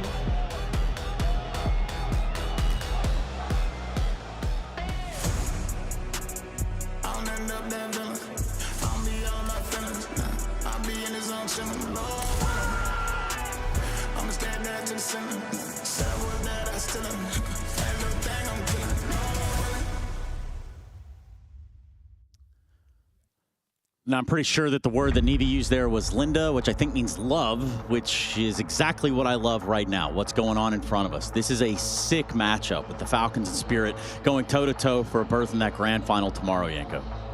Yeah, absolutely. And a rematch from the group stages, teams in two very different situations, right? Spirit trying to find their footing with the new players, with the new IGL in Magix, trying to find some success and make their first grand final. And Falcons, their last event with the current roster, right? Carrigan coming in for kicks, and they've been on a tear in the group stages. Last time they were about to change a player, they lifted the trophy, and that's the goal here in Rio as well. There's a lot of good reasons as to why we should watch this game and why you should be excited about the game. Not only do we have some of the best players in the world taking the stage, some of the most flashy players in the world as well. Monacy firing on all cylinders, currently leading the charge in terms of rating at the tournament. Dong on the other side will give him a good fight. I like to play the game of asking myself when I head into a game like this, which team does it mean more to win this game? And I'd make the case that for Team Spirit, it is more important. Falcons are here on a freebie in a sense that they can only surprise us just by the fact that they played so well in the group stage already. Considering the rumors, anything from this point and onwards is a bonus. Whereas for Team Spirit, if they're serious about getting this roster together, if they're serious about making a case as why they could win IEM Cologne, they need to win this game and show us down the right track. Roster change or not, I mean, if we witness another collapse from Falcons on the stage in a big playoff game, that's just going to leave, you know, such a sour taste going into the future, right? So here they can do themselves a great favor, and with another win, a great fight tomorrow, set the stage for the new iteration of this Team Falcons roster. Yeah, one of these teams has to go into that grand final tomorrow, and we're going to have to find out exactly which one it's going to be. Our storytellers this afternoon are going to be Sponge and Machine. They're going to be walking us through Dust 2, Mirage, and if we need it, we will go to Nuke in what is a semi-final bout featuring Falcons versus the Spirit. And I think it's time. Let's get it on.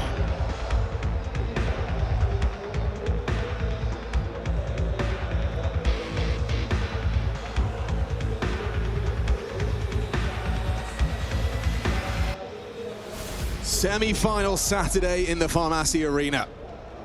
My name's Alex Machine Richardson, and I'll be bringing you the action alongside Chad Sponge Birchall. We're live from Rio de Janeiro. Hometown favourites FURIA taking to the stage later today versus Vitality in that second semi-final. But up first, Team Spirit taking one of their rivals in Falcons. Forced into the lower bracket gauntlet run to the playoffs in a dominant 2-0 fashion at the hands of the Falcons. Will today be any different? Zonix said he expects a bigger fight today in the interview with FURIA. And Team Falcons operating with a distinct lack of pressure in the group stage. Is there pressure now? You've just beaten Vitality in this tournament. Does that pressure resurface? Changes in the roster after Rio, but the quality of the Counter-Strike, if anything, has improved. Let's start it out on Dust 2.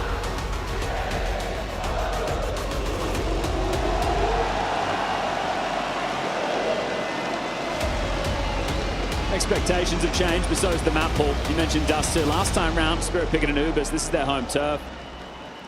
Tanair looked great on Dust 2 yesterday. Yeah, fantastic. They're 10-1 for the year so far, Spirit. This is return to the norm. But you love a rematch. It's all about the arenas. Forget about the group stage. This is a whole different day. It's lower tunnels. Dual Berettas, Monacy always setting the tempo on these pistol rounds. And Ada, they're ready for Kickson. This one will go deep. It's going to catch two of them. Right between the wickets of Magix and Zontix, but Shiro's drawn first blood. Nico, bullet into his brain, couldn't track it. Zontix, he just gets his boots on the ground for accuracy and stops Monacy's Dual Berettas, and no, not looking the right way. Tessus gets booked, and Spirit have started with a bang. Okay, running essentially the same pistol from yesterday, just a bit more pep in the step. That mid-door smoke, that short molly, they didn't get a chance against Mars because they pushed up mid. But one thing that is for sure, Spirit was shooting damn hard yesterday. It's more of the team that we know and love. We're going to show us 2026 with Magix at the helm. It's going to be a successful year. Kiyasuke, 1v5, first kill found. What's he got left? Needed that instant headshot, and he hasn't been able to find it. Magic's hand off the mouse. He's chilling. He's playing for that round conversion, and it is imminent. Zontix has the door closed on the way out of this. Leisurely for the close. Give away these kills, right? Definitely want to take away this Kevlar if possible. Stalemate would be fine as well. Suka hanging around, really wants this frag. Narrow misses. Zontix so low, just whistles them past his shoulder blades. And a strong start for Spirit. They have the best team at pistols, statistically speaking, throughout IEM Rio. And this is a great opener. Shiro, Zontix, Tanair, all working wonders to help set up this A split. So force fight now for Falcons. It's all about the expectations of this roster. They've shifted now. You're in the playoffs, sure. Roster's changing, but you're oh so close. Yeah, Tanair spotted them on the jump spot there, bouncing his head off of Suicide. Gets the info on some aggression, but immediately Falcons fall back. We saw them lose a round like this yesterday, Spirit. There was a partial buy from Mouse. They stacked 4A. Spirit walked into the trap. These are the type of rounds that are quite difficult because there's so much variance from these type of upgrades. Sure, it's just pistols and SMGs, limited util, but more risks would be taken, more plays out of the box as opposed to the rifles. They've played very passive lower tunnels. Magic's trying to clear that out now. Forces a smoke out of Kickson with the Molotov. And Magix has confirmed that those aggressions were retreated. The trap is on short, which has just been warded away for now. There was a nade at the ready for Nico and a smoke for Monacy. That's the rest of the util as bullets chip on by. A minute on the clock, Force completely back now and hedging the rotation are Falcons. They're going to have the bodies in the right place if it is an A play. But with the corridor of mid completely stuffed right now from Spirit players, no clear indication just yet. 50 seconds. They're going to be running into the stack. Eyes on this Nico HE. How well timed can it be? And they're going to play behind the smoke. We're about to have a big skirmish here. Oh, they broke the smoke. It catches Monacy completely off guard, and Tessa's down before Nico's Deagle can start to connect. He's hit 2. He's hit 3. $700 well spent now, all onto Nico's shoulders, trying to track the head of Donk.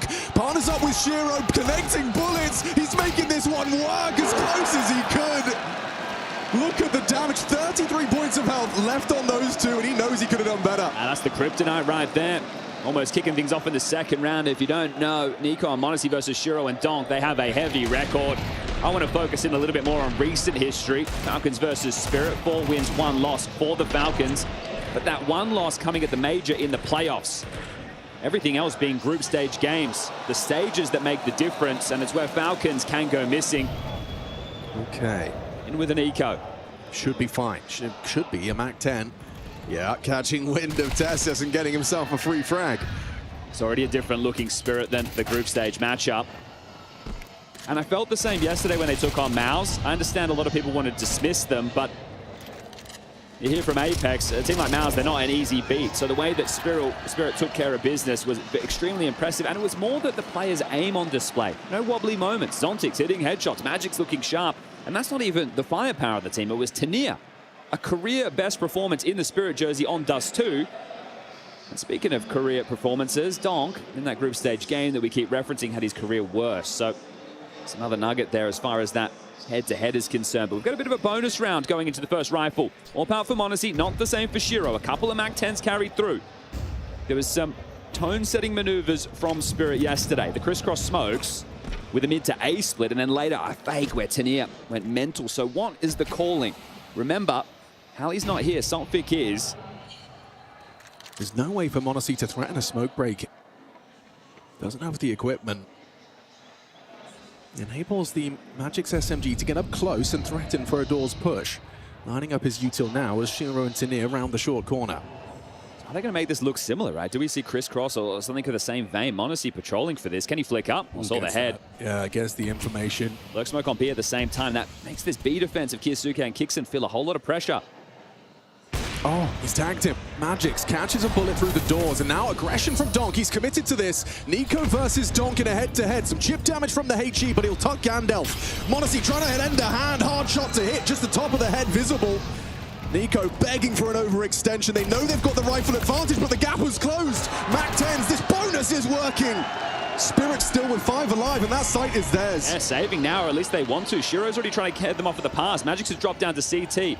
They give away any kills before that bomb goes down. The dialogue could shift, but now it is secure. They are backing off, trying to hold on to this AWP and just running into them. Shiro removes m0NESY's AWP.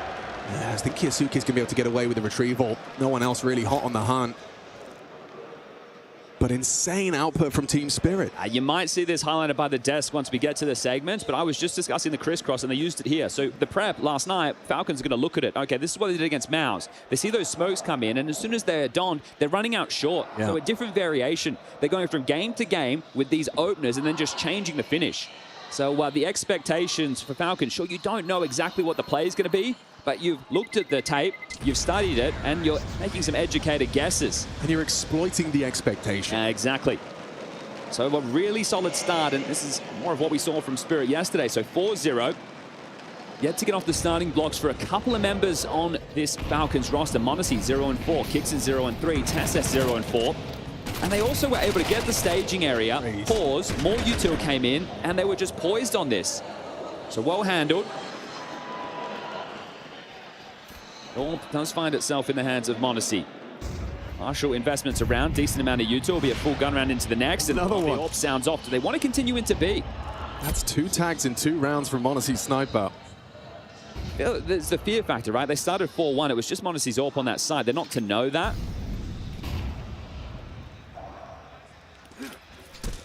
This is a tricky one. These are some of the toughest rounds to get by, especially with Ilya, the kid on the AWP, up close and personal. Yeah, catches him. Donk on the jiggle, goes down. First blood drawn for the Falcons AWP. He's still got very little in the way of assistance, but it does seem to have done enough to incite Magix in towards the A side. He comes knocking on the door, doesn't find it, but dips back. Yeah, if he went down for free right there, round essentially over, but they're still being stubborn with B. So really wanting to try and finish on m0NESY's side. Now they're setting up the util. They're not going to jiggle into this again, but yet flashes, he's still alone. Very limited. There's only one flash. Lurk smoke's going to help a lot. He's got to find an angle. He has over the top of the smoke. This is brilliant from m0NESY. Just a little bit of flash. Not enough, though. Misses a shot. Rotation's coming. Get overwhelmed. Needs help from Nico. Calling for his backup. Burning through. Still gets one in the flames. And now Nico's deagle over the mist door smoke finds an angle. Magic's on the lurk for one. Kicks it in the window. Shiro tasked with a 1 versus 3, and that bomb is being planted. They'll play the numbers, group up and push together, try and push in unison. 3 different angles of approach. Messi, spray, and Falcons are on the board. Yeah, good work there from Monos. He can't believe he gets the second. He doesn't know it, but burning to death. And then as he gets his vision back, finds a second frag. The rotation comes in, and a Messi one. Missed utility there. That lurk smoke, the second variation that you saw come in, was no good. The door smoke missed. And Monos just being stubborn, making sure he retains that control. This is it. Melted down all the way. Crazy. He's done extremely well. So good work, gets out of the starting blocks, and everyone's going to get a treat this weekend, whether it's the matches today, the third place decider, or the grand final tomorrow. The type of players that we have in the semi-finals. So with Monosy, Donk, Robs, Nico, K. Serrato, Molotov, Flame, Shiro, Yakinda. It's a star-studded list. Keeping Monosy moving. He's all over the map, isn't he?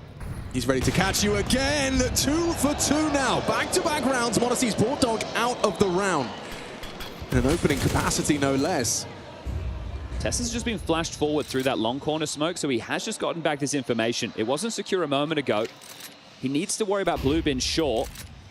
Nade designed to catch you throw in that mid smoke. Doesn't quite nail it on the drop. Number disadvantage over towards short being taken now. Monos is here once more. Of course he is. Of course he is. His Magic's not going to ask for a flashbang here. He just swings, and that is his mistake. Monosy makes it clear. They didn't have any. Had to be a molly. Two-man advantage looking good. Too easy. B-site to be tested, though. There's only 2 defenders there. They technically would have the number advantage if they could get there, but now smoke fades and replenish from Shiro. You still have them how you want them, right? This defense still a 2-3 split. Tassis is the only one who really could feel like he makes a move, but with such a big advantage, you're not going to push through the long doors. You don't know what lies on the other side. So 40 seconds left, and pressure wants to be applied over towards B. Shiro's going to try and control the rotations. Tania and Zontix need to crack open this site, trading favorably or round over. Yeah, 2 mollies makes their intention clear. Kixon going to be baiting them in. He draws first contact. Never mind just that. He gets the kill onto Tania, and then Kyosuke can activate. Round done.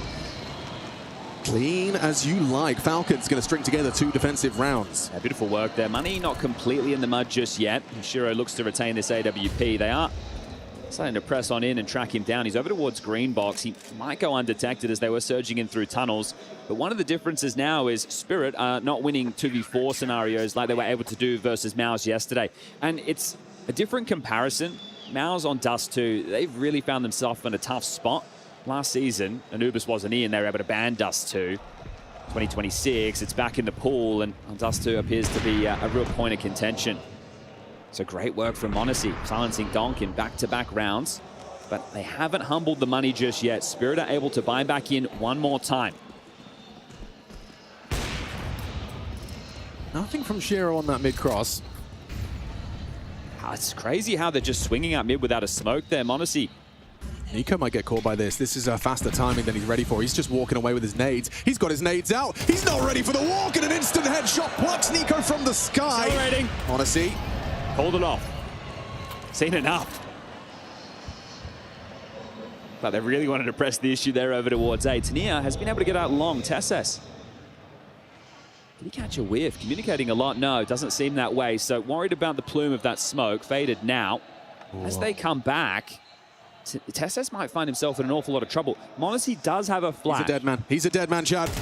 Booked on the walk up. Tania. Proactive forward position, and Monosy's going to get overrun. They're going to swing him. He gets the no-scope. Still good from Donk on the trades. Looking good to get across. They've just got to get past the laser beam. Then is Kyosuke. Shiro will escort them, holding that CT angle, and so safe passage for Donk with the bomb. Don't forget, Kixon's still at B. Is this round already over? Yeah, it's still early stages, so saving one gun, especially it being an AK, is not the worst in the world, but a return to form there, and another round on the board for Spirit. 5-2, the score will read. Zontix looking to try and hunt this, already in lower tunnels, cutting him off at the pass, and he's talking a lot. Yeah, he's heard the steps. He knows exactly what's going on. Donk and Shiro now evacuating A as well. They want to rip this out of his hands, and it's Zontix the man to do it. He loves the 1-2 punch. He's done it with the MAC-10 onto Nico on the A ramp. Now, perhaps a little premature on pulling it out. Donk's coming. You are a dead man walking here, Kixon. Punt that one in. All right, well, heaps of cash to splash for Falcons back in with the buy. Yanko on the desk highlighting if this is another collapse from Falcons in an arena game, it really sours the mood. This is a team that came into Rio knowing that the future would be different. Last time around when that happened, not only did the player that was getting replaced with the MVP, they won the tournament. A whole different context. That's insane, isn't it? Yeah, they hit the tag and then the no-scope. m0NESY hitting everything right now. But it's all about that word expectation. For Falcons, you could say, okay, maybe during the group stage, no pressure. You get to free swing at Vitality. It's a seeding game. You win that. Well, now you're straight into the semis. You're on, quote-unquote, the easier side of the bracket. You've been the world #1 in the tournament. You've smashed your opposition that you're playing the semi-final against in the groups. You played your best Counter-Strike, what we know you're capable of. Shiro, oh, I thought he was going in straight for that pick. He's hoping for the lineup here with the smoke. They're going to press the issue. There's the smoke. I think he saw closer trajectory on that. Or There's a lot of conversation. Yes. So searching TSS up close and personal. But the difference in the defense this round is hedging for a B play or B split. Nico, the A rotating rifler up here, lighted towards window, tucked in on the scaff.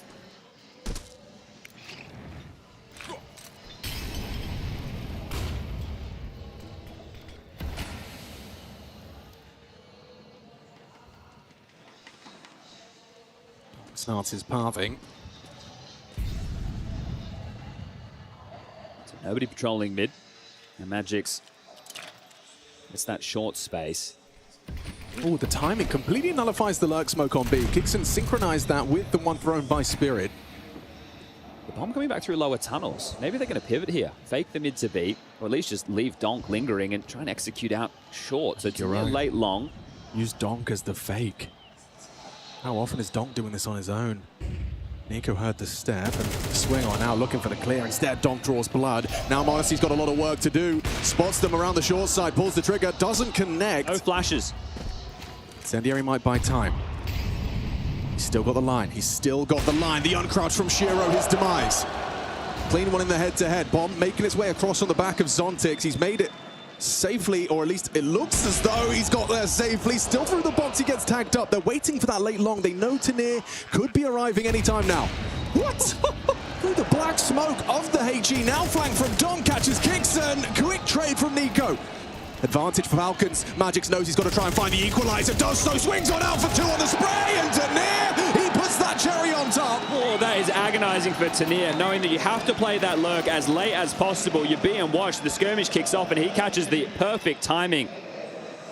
That is stressful. There was no flashes to push m0NESY off the line, and he is hitting absolutely everything right now. They're coming out of this essentially dry. Sure, that smoke's up, but you love it when you get a rally of flashes. You just see them constantly pushing the AWP away. Magic's double kill and then traded by Tanir, pops his head up. 6-2, and some aggression in the mix. m0NESY into lower tunnels, combat AWPing. How aware is Zontix for this one? Not aware enough. m0NESY again puts his name in the feed early, having one hell of a time here in Rio de Janeiro. Front runner in that MVP race if he was to see that championship Sunday. That's his third opening, been involved in 4 so far, so great conversion rate right now. The only one to find opening kills for Falcons so far. TSS is on his own. 3 members of Spirit are looking to relinquish him with his head. Perfect angle. You can see the advantage he had there on the deeper clear. So now, objective survive. Swallows a heavy HE. Smoke enables him safe from the flame. There's more coming to support him now. Kisuke and Nico heading over. That's what Shiro was waiting for, though. That's an isolation smoke there. They really want to deal with this kill. Nico could go for a timing spam through the smoke. They're coming for you, TSS. m0NESY elsewhere has found Donk, and TSS getting more output. Missed shot from the AWP. Down goes Team Spirit with 5 Falcons flying. Great anchor work there from TSS. Difficult position to be in, staying alive, allowing the rotation to come in. And this guy's a bit of a talisman as far as Rio's concerned. Maybe not lifting those trophies, but definitely making those finals. The man that once wore the heroic jersey back in the major and following up in 23 with grand final appearances has an opportunity to make it a third here today. m0NESY and Nico, 17 frags combined. You can see the money in the mud right now for Spirit. A couple of AKs, Tech-9 heavy.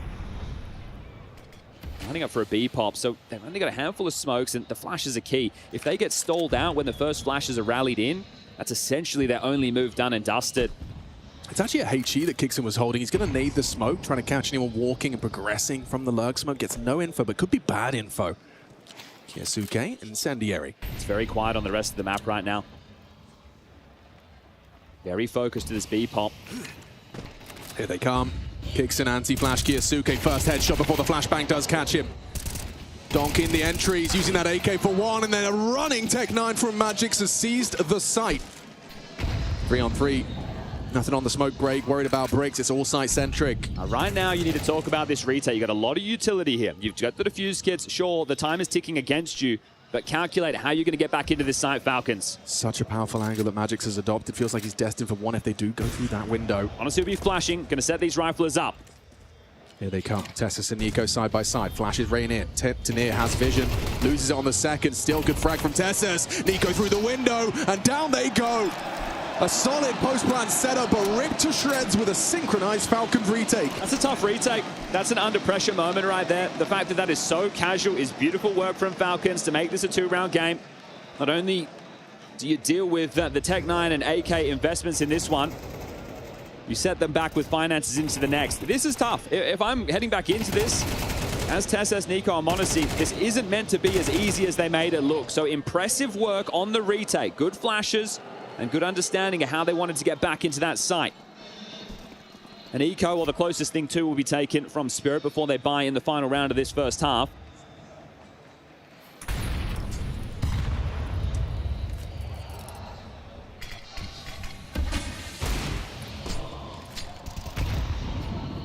Donk's Deagle did actually hit a warning shot there onto m0NESY.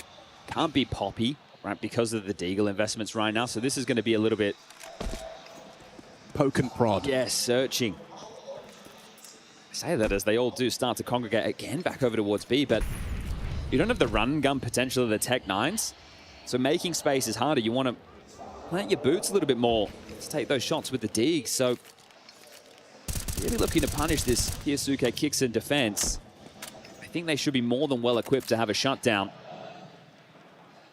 Magix will throw out the mid to B smoke. Tanir will set up the rest for the B play with the flashes. Kixon going to be tested once more. He spots Shiro with that bomb on his back, so the cavalry canters over. And leisurely defensive B. A couple of pistol upgrades delivered to your front door. All right, final round, first half. And looking to tie things up 6-6. This is different from that group stage game. That was utter domination, 13-4, 13-5 right now. Almost got a tied game.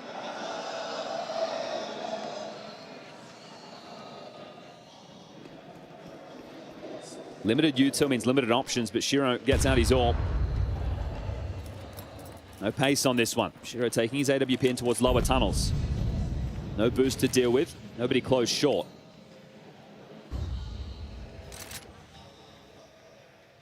So as far as the gun rounds are concerned, he's called them off before. Nico got caught by Magix doing something similar. But m0NESY just arriving on the goose line at the perfect timing. And he will catch Donk once more. He's everywhere he needs to be in this first half of play. Shinro searches through middle, hoping for an overextension from one of the B players. Kicks and a jiggle would be the end of him. But Kiyasuke, that secondary AWP, but he catches Shiro on the sweep. 5-on-3, looking to tie it up 6-6. It was really the finances. The pistol is what's been the big boon for Spirit right now. As far as the gun rounds are concerned, I'd say that Falcons have been looking a whole lot stronger in that department. 3v5, best of luck.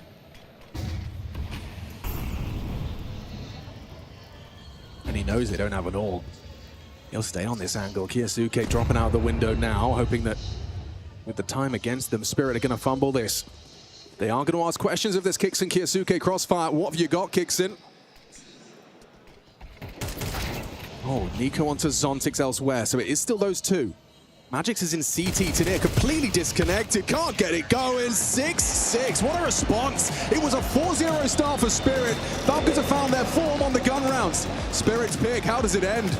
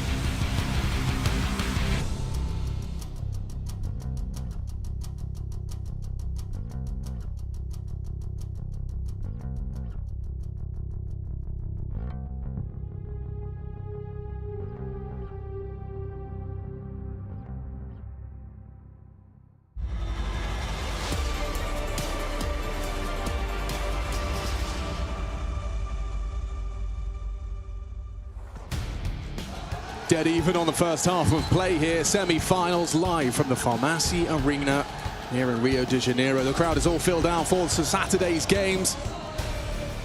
Falcons now take to the T side, and Chads leaves the first half impressed with the gun round performance from Falcons. Yeah, I think one of the keys here, kid on the screen right now, Ilya Monesi. Fantastic in the openers, 4-1 in that department. Sure, a lot of those kills were dry, but that's a Spirit problem. If they're not flashing, he's going to take them every day of the week. T-side pistol for Falcons, and they've already been able to garner this long control. The mid-door smoke dotted in, and right now Spirit are not playing for long. Magix has an alley-oop flash available lined up for Tanier if there's pressure towards Cat. Set up from Shiro and Zontix over towards B. I'm curious to see if Donk's really going to get output. I don't feel like the dual Berettas are perfectly suited to this task. They have to cross on this smoke. There are no smokes remaining here for Falcons. How does he choose to engage? Tanier over the top, trying to track the heads. Donk readies himself and swings one in. Actually, opportunity for multi-kill. Oh, he's only got the one before he's brought down. Nico on the P250. Sits him on his ass. Tanir's the one that's hitting the shots. 3 from his USP, but look at Nico go. 1v1. He's pulled it back. Solid shots out of Mr. Kovac.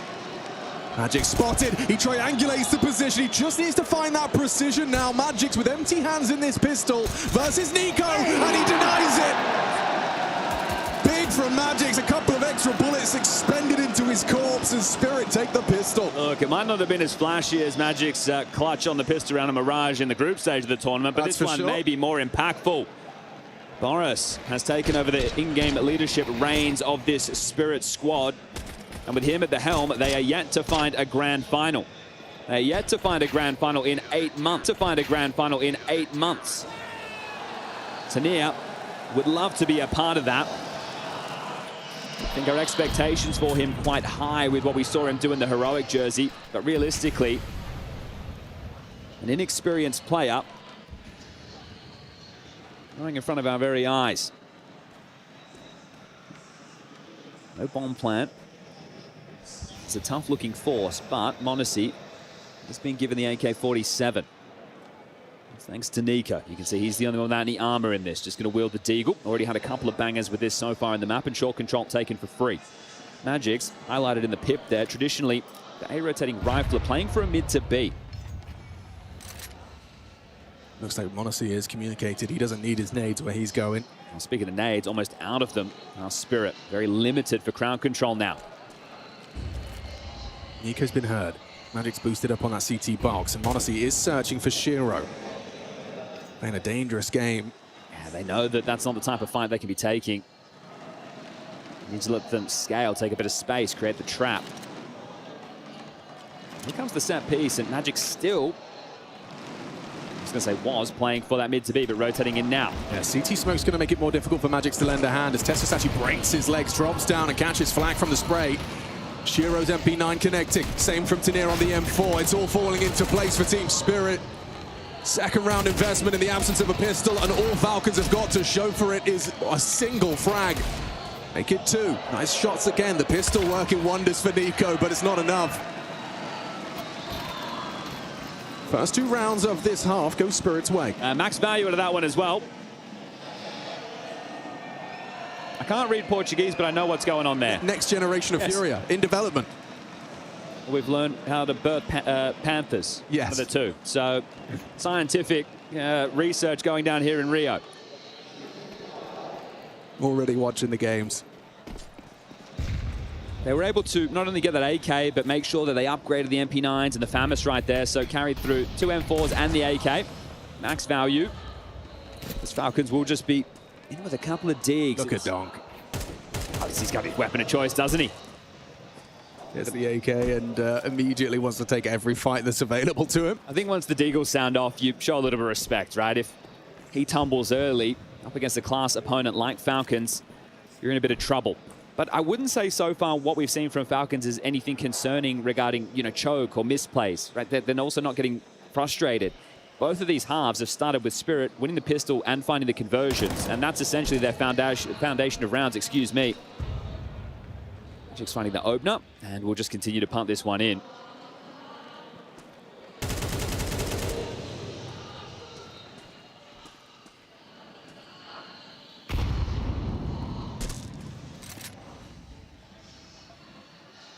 Could be a great time for Shiro to get some extra cash for his Orbs longevity.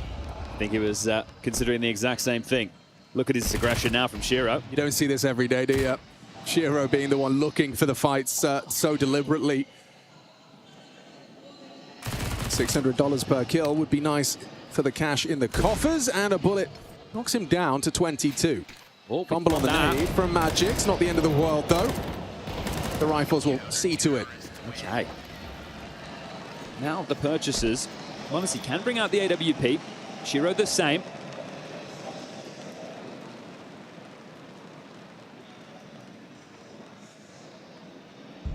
And a timeout called from Zonic. I think this is a key moment just to make sure that you can get into the half. You lose this, you're down to a partial. The half can get away from you quick. This first rifle round, they understand the importance of it. So take the extra 30 seconds. You've already done the game plan. You've done the prep. You thought this was going to be the map pick during the group stage. Now that you're actually up against it, you've even got a little bit more data on how Spirit have been approaching it. can you get done? They want to try and use these long spawns and set the tone. Honestly, with the worst spawn of the bunch, might just find himself dropping down into suicide. And a lot of love for that man around here. Coming up later today. 247 days? 257, something along those lines. Over 200. Oh, he's counting down. It doesn't seem like much, does it? Long corner smoke here, and they will be trying to take this space. Tanir, Magix, and Shiro set up for this. Yeah, there's going to be a big rear fire here on the long side. Through the long smoke goes Tanir, pathing forward. Does manage to find the head of Tessus before Kiyosuke can trade. They know where Magix is. Preemptive block smoke. Hoping to make it as difficult as possible to clear him out. Hoping Shiro gets something as they hunt him. Full commitment right now. Everybody from Falcons is here looking for this. What does that smoke achieve? Yeah, that's missed. Massive void. And they know that Shiro is likely going to have the AWP at this point, just going to be able to lock this down in combination. Trickles forward a flash to scare them. How many smokes? I think you're worried about resetting right now as well if you're Falcons. If you go back, maybe the reaction's already come in, and Zontix and Donk, they've taken some mid-space and upper tunnels, so it's all going to be about this fight over towards long. Shiro, there's the cover! It's a tough crossfire to crack. They couldn't get through. More of it, more from Shiro and Magix. Finally, Nico using that AWP and a quick scope onto Magix. Gets the job done. Now 2 to find. Is there really a world where Nico's going to be wielding the AWP? No. He opts for the AK-47 to try and solve this one. Zontix hasn't locked the door, but does have the way back. You'd assume Nico's not going to go around the world. I say that. It's the move he's making. Zontix now considering it with the timer. Does apply a little bit more pressure to Donk, but Zontix should have him dead to rights here. Yeah, he's heard him. Gun out, low HP. Nico gets his gun out just in time. Oh no! Zontix doesn't hit it! Nico, 3 kills deep in the clutch. Spots the head of Donk perhaps.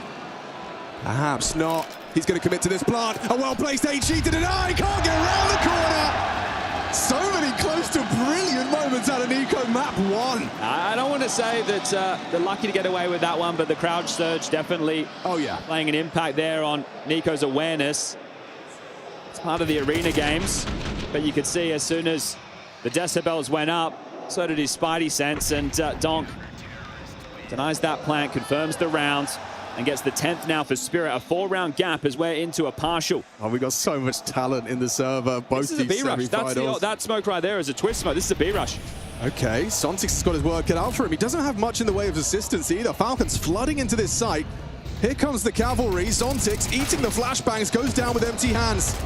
Spirit, they've been winning consistently in this first or second half of play.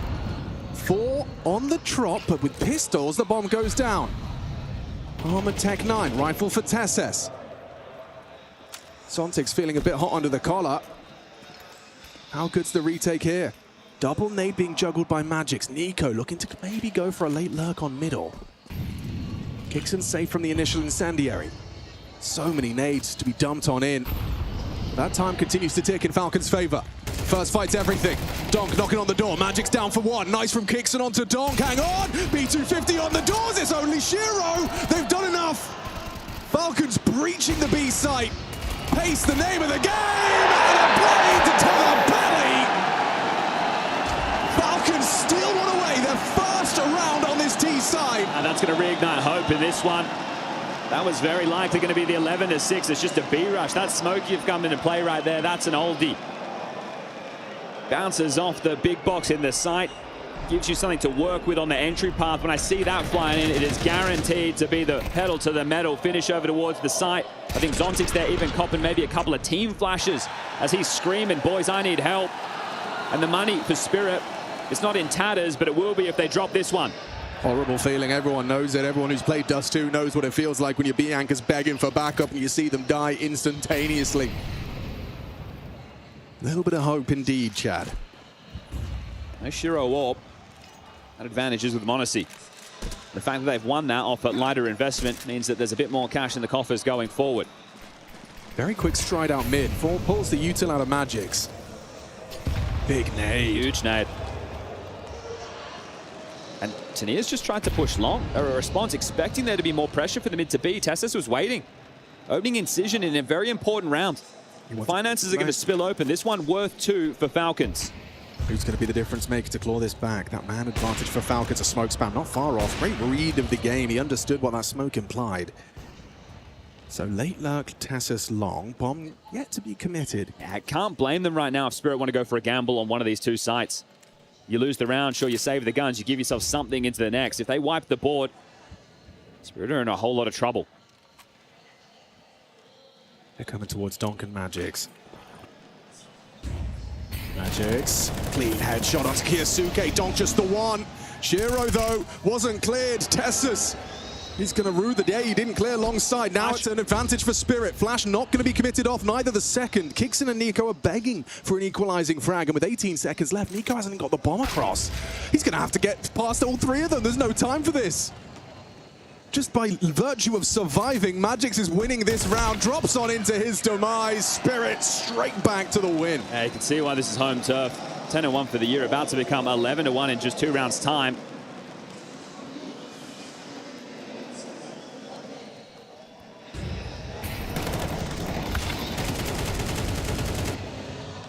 And considering how easily and convenient that long push to give the man advantage to Falcons was, that is a round that you had to work hard, Spirit.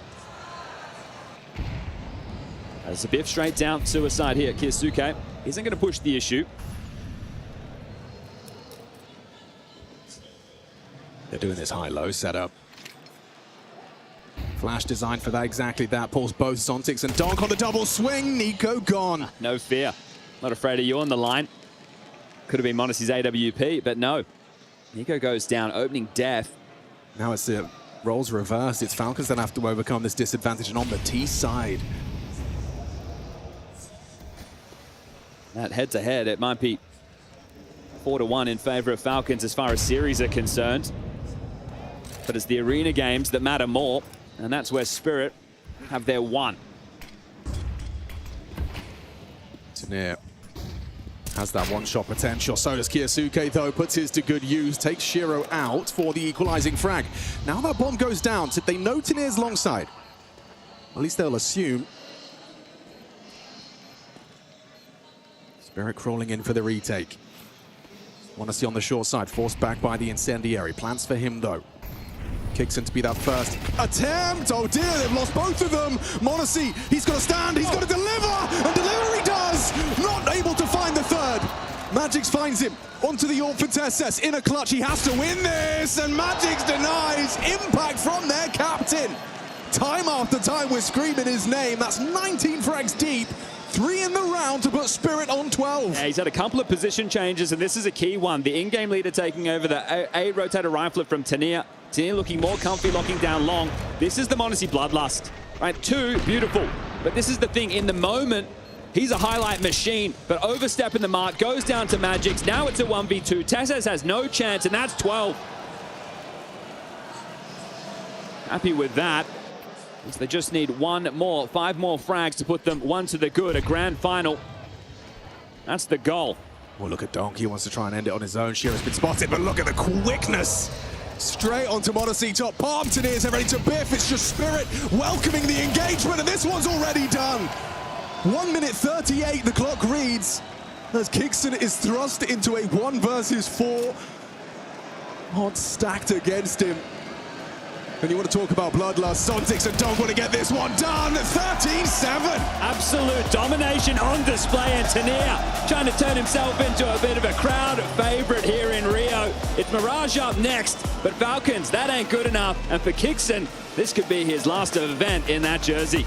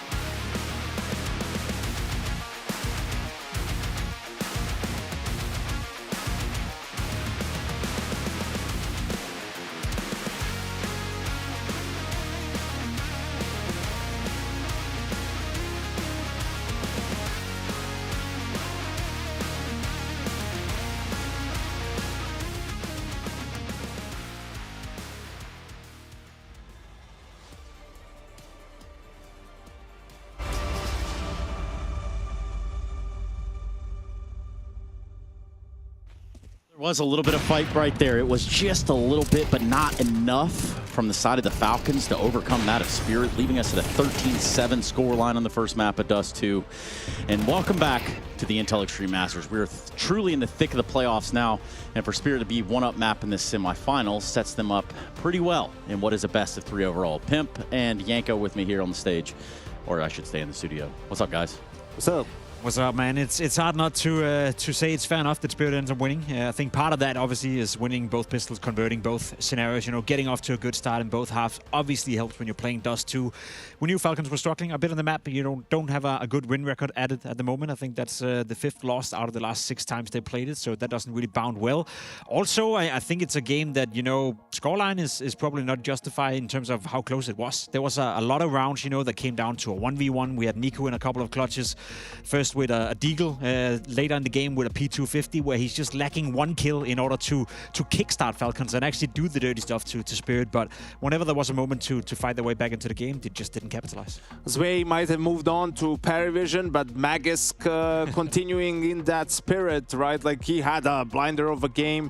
You mentioned some of the Nico almost clutches where the second pistol, it ended up being a 1v1 between Nico and Magix, and Magix was able to clutch it. Hugely important when you look back how the gun rounds were going for Falcons in general. So yeah, just slow starts really minimizes the amount of mistakes that you can make and doesn't give you a lot of room to breathe, right? And I feel the round in the second half after the B rush, where it was a 5v4 and then they went A and Falcons lost, like, that was the opportunity. You know, if they were able to win that round, break Spirit, I think they have a decent chance of at least, you know, getting into OT or something along those lines. But after they failed to convert that, it was all over. I hate to say it, but I also do want to give Spirit credit in terms of, you know, actually finding the weaknesses within Falcons. Mentioned it coming into it. Kixon and Tess's, statistically speaking, the 13 times they've now played Dust 2, by far at the bottom of the scoreboard. This time around, both of them are combining for 16 kills together, 8 each.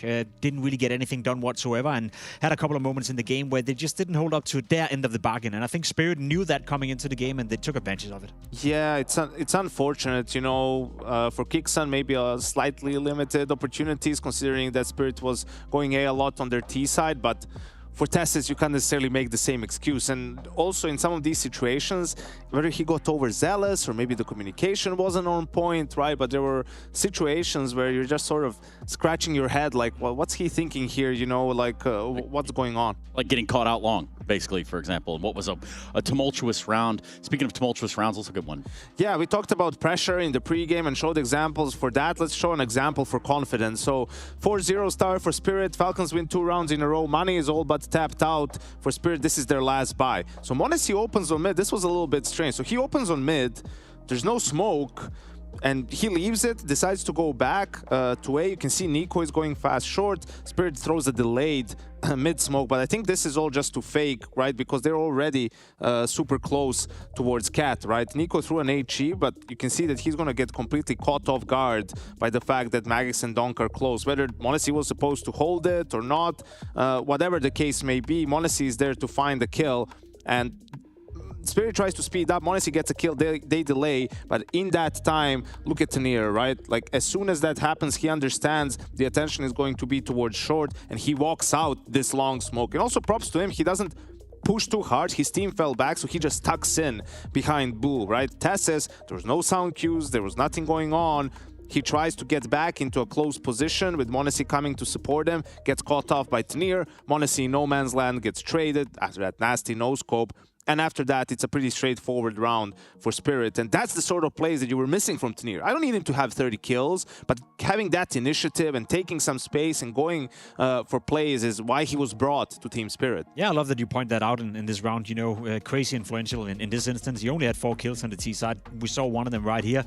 If anything, he just played it right. You know, instead of overextending, he was hiding behind right here, playing it smart, you know, finding the space, finding the opportunity, and then he came alive on the CT side as well. So in terms of following up on his tournament so far, as we said coming into it, he's been having a great tournament. He's been consistently showing up now in 3-4 maps in a row, and is playing better than we've seen Tanir play in Team Spirit for quite some time. So even on a T side where he gets away with 4 kills and 8 deaths, you know, statistically speaking, doesn't look too great.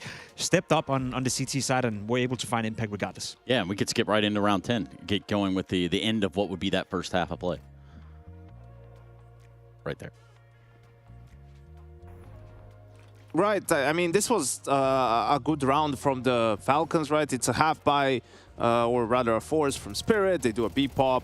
Trades come in, right? And in the 3v3, we see situations like this before from Falcons where they're like struggle with these retakes. It's not well coordinated, but in this particular round, they actually executed it really well. Smoke outside of doors, flashes come in, and it was a flawless retake in what was not an easy and also a very high pressure situation. And I think that's part of the story for this game as well. You know, 6-4 right here. First half in 6-6. Again, you lose pistols, you lose conversion in both half. This game was closer than the scoreline suggested. We talked about the Nico clutch, almost Nico clutch in the pistol. They almost clutched with the Deagle in the first half as well. There was a world where this game would have been close. I think it's fair to say Spirit were the better team on Dust 2, and I think it's fair to conclude now that with Nucleons are not standing in for Falcons, Dust 2 is an issue for them. That's something they gotta work on, and obviously with Kerrigan potentially coming in, probably one of the maps that he's gonna dive into. But overall, it's fair to conclude Spirit were the better team here, but I think it's a game where Falcons felt, hey, we had a chance. We could have made it closer. We could have applied more pressure, but we weren't able to. It wasn't a complete collapse from Falcons, right? Like, they had their opportunity, they had good rounds, played good CS. m0NESY was unbelievable.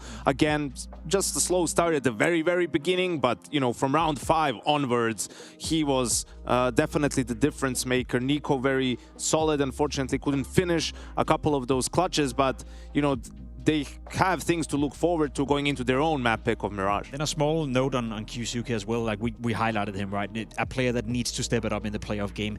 Didn't necessarily have a bad game here in Dust 2, but didn't find the impact that you'd like to see from him.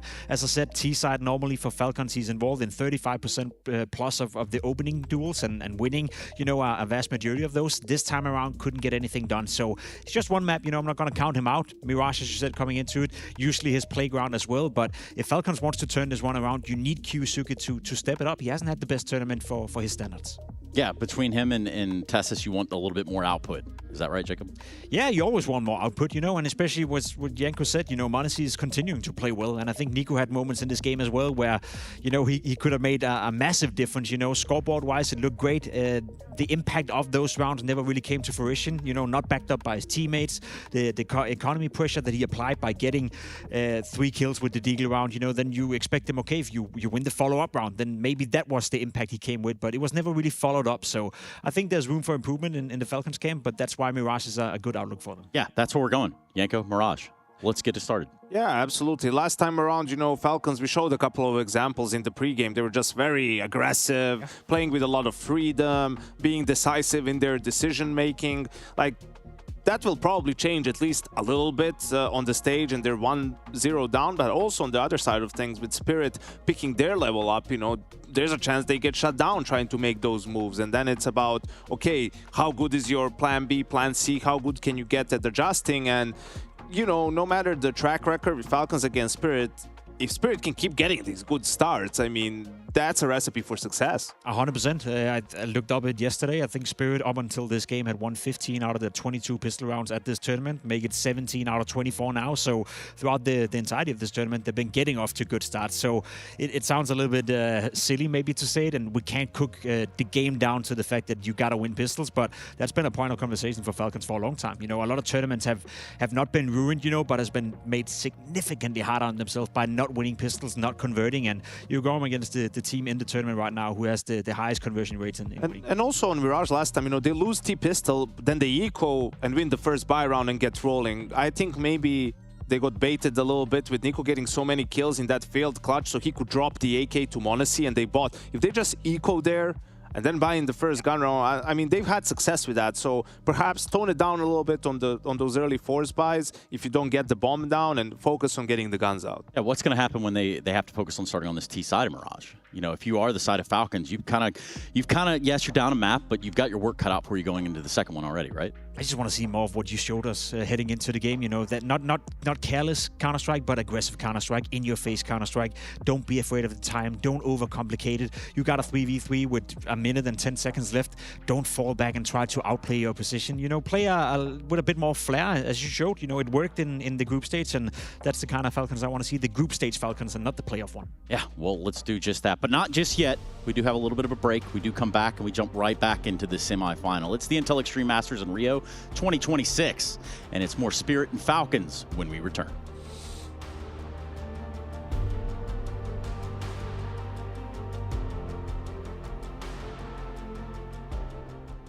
Placement matches set your starting point. Face It rating measures your impact as you climb. The soft ELO reset narrows the gap between the highest ELO players and the rest of level 10. Your starting point will be based on your recent ELO in activity. We're introducing Face It rating, so you can see exactly how much you stack up against others at your level.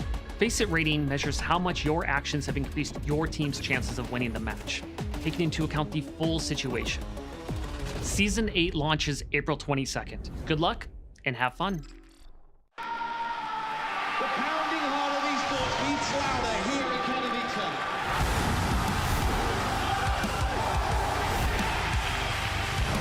They have to double peek. He's getting his shot. Unbelievable! Something special to throw this decoy, and that's exactly what happens. Katowice! We are back!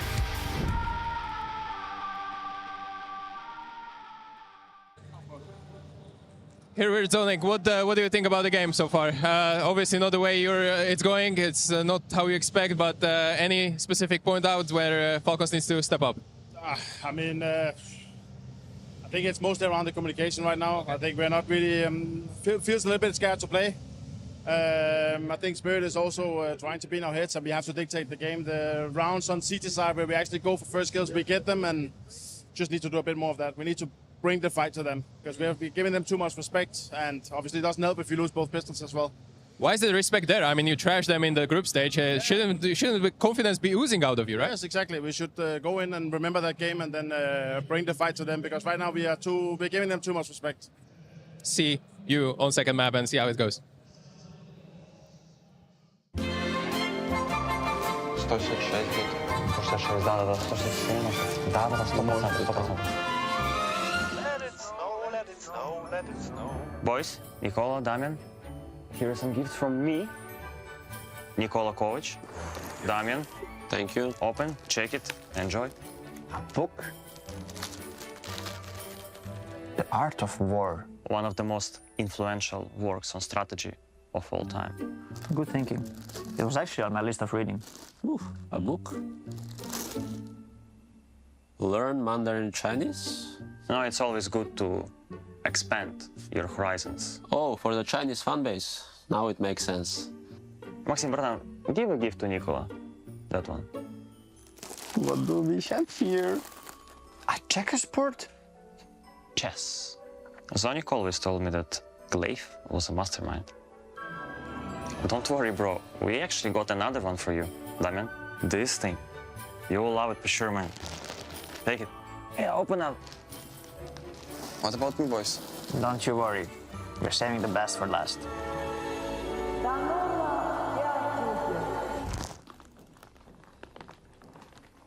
A tent?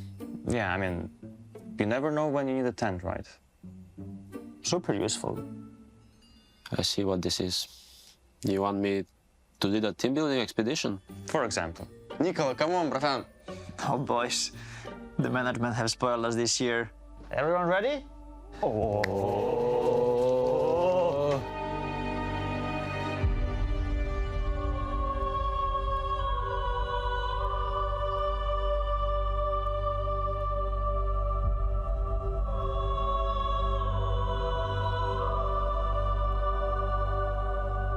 Brother, let's go! Блять. Maxim, it's your bestie, no? Come on, guys. There's not enough space in this team for Donk. Not by kicking Tesses. Who said it has to be Tesses? Works on strategy. You never know when you need a tent. Expand your horizons. Don't you worry, my friend.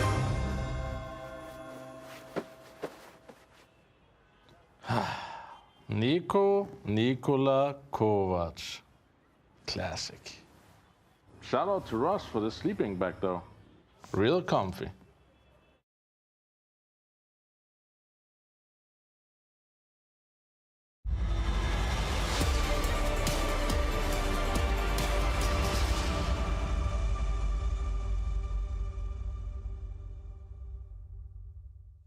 Saturday afternoon in Rio de Janeiro, and the first map already under Spirit's belt. And Team Spirit may have a losing record versus the Falcons. However, in the arena, at that major, Spirit cancelled Falcons fun. Plenty of fun being had here. A lot of anticipation for not only this one, but the second semi-final coming up as well. Hometown heroes FURIA taking on Vitality. Yeah, the cauldron is going to start bubbling over a little bit later. Right now, we're just throwing in the necessary ingredients to set the table for this one. Now here in Rio, Spirit are looking to do it again. It is in an arena, it's in the playoffs once more. There was no pressure initially. Taking down Spirit and Vitality in that group stage may have caused a surge of pressure once more. Team Spirit took Dust 2 in a very convincing fashion. Couple of near misses from Nico. Couple of opportunities for greatness, just narrowly missing out on it. Mirage, the map pick of the Falcons, has to be different. You heard from Coach Sonic. Bring the fight to Spirit. Claiming Spirit have been trying to get in their heads. Well, now Falcons bullets need to find Team Spirit's heads if we want to see the third map of Nuke. There's only one way to find out whether that nuke is required, and that is to do battle on Mirage.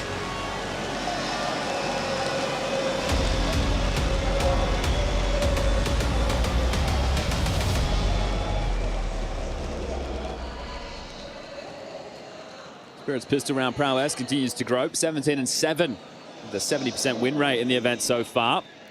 Top of the charts. Can they make it another on the defense? Oh, nothing from Tanir's pistol this time. He was very impactful on Dust 2. Donk makes up for it. Hirogo overlooked here.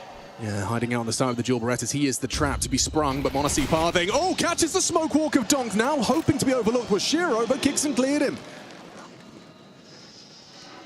The pistol would go a long way. The first for Falcons here on the semi-final stage. Smoke, but no kit. Gonna throw it out. Kixon's parked it on the site itself. Could cause some chaos. Gonna start spamming, but no. The bullets are found. Nico and Kixon close it down. Okay, so there's a bit of that confidence on display. Simple stuff. A execute. Catch Tanir in no man's land, and then you trundle forward. Very well done, and this is more of what you want to see from Falcons. Stuff, obviously it's a different Vito and Upus last time. Dust 2, a whole lot more comfortable for Spirit, but this is a map they've had mixed results on so far here in Brazil.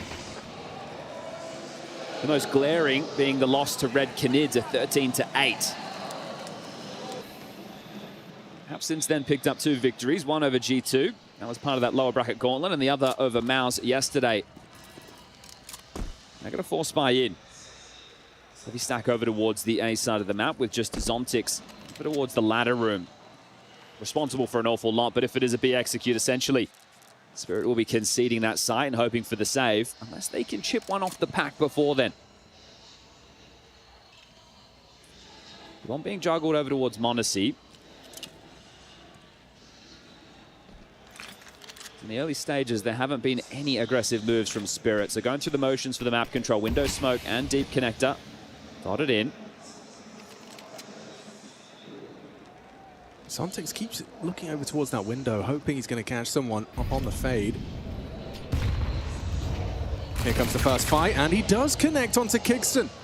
Does Nico keep looking on B? That's the question. He is in the apartments, and no one's shooting back. No nades. Oh, no! But Zontix has taken down Monacy. The bomb now lies idle in middle. Kiyosuke has to step up. A whole lot on A. Donk will finish him off.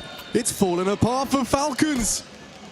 Zontix, so isolated, gets 2 kills. Make it 3 from Zontix MP9. That's ridiculous. That was way too easy, those kills. They're just so separated. The trade potential was minimal right there. And if Falcons wanted to start running with some momentum on their map choice after that pistol, we're going to have to wait a while. The Force by War is likely to kick off, but Zontix making this look too easy. Tanir, a heads-up play through the smoke, shaves off Tesses. Brilliant from Zontix. But it's all about that man. And this is the frustrations that are starting to bubble. Couple of digs, Tech 9, and a Galil for Monacy. Monacy was doing a phenomenal job in that first map with the AWP. He's not going to see one for a while.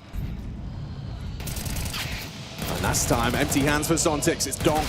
Provides the trade, but there's Tessus right back. Long range Tech 9, and it just keeps going. Constant tit for tat trades. Shiro in middle. He keeps their head above water. That's an important find. Isolates Kixon from the Kyosuke. And now he's thrust into a clutch. Look at the corpses littering middle.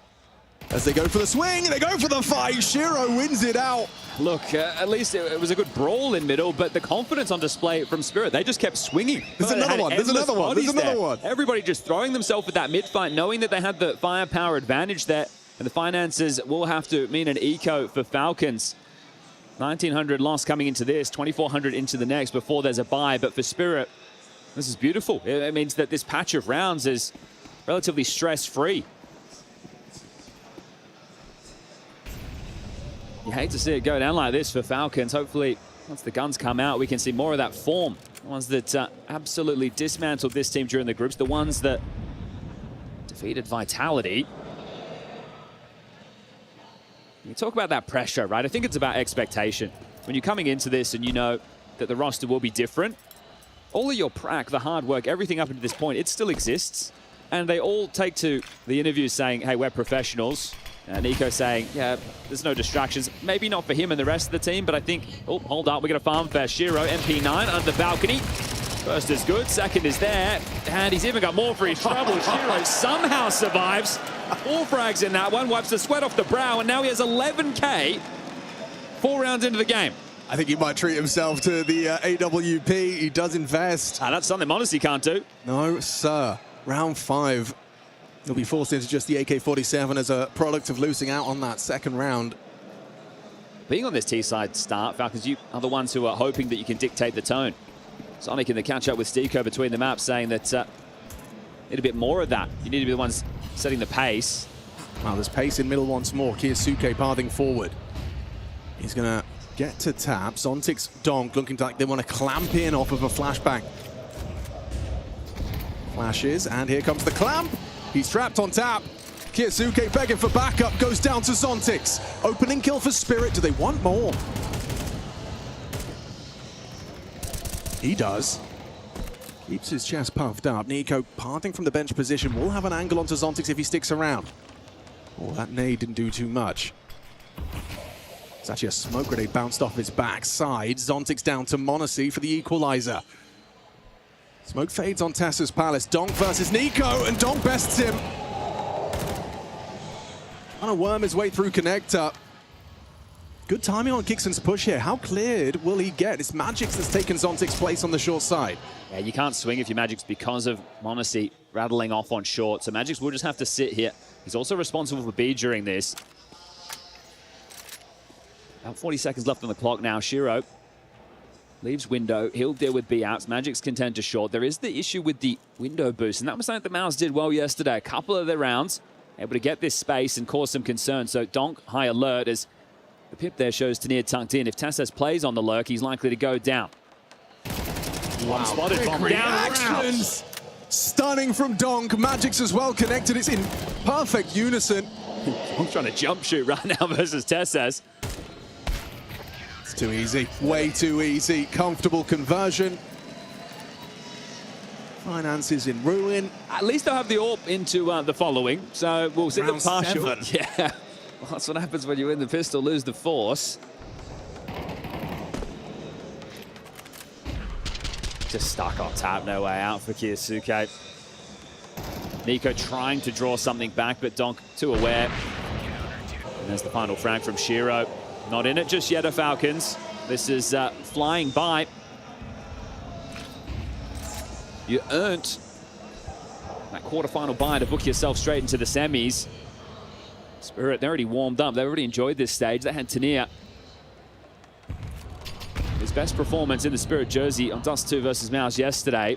The confidence of the team settling in where it should. And the conversation about Halley or Sotfik, that doesn't exist right now. We're seeing a polished Spirit.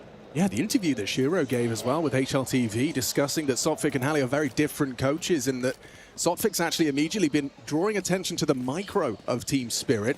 Those adjustments, once you've got the advantage, once you've got the territory, it's the way you handle the mid-round that Sotfik's been drawing attention to, and so far, signs of life from Spirit.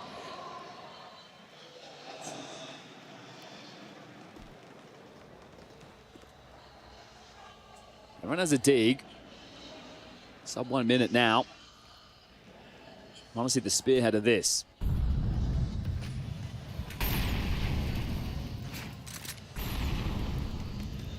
Nice little pop flash, catches the whole squad. Zontix, he could swing in for the multi. Here he goes, just the one. Important trade provided by the Desert Eagle of Kyosuke. And a spam from Tanir, building on top of that with a smoke break for number 2.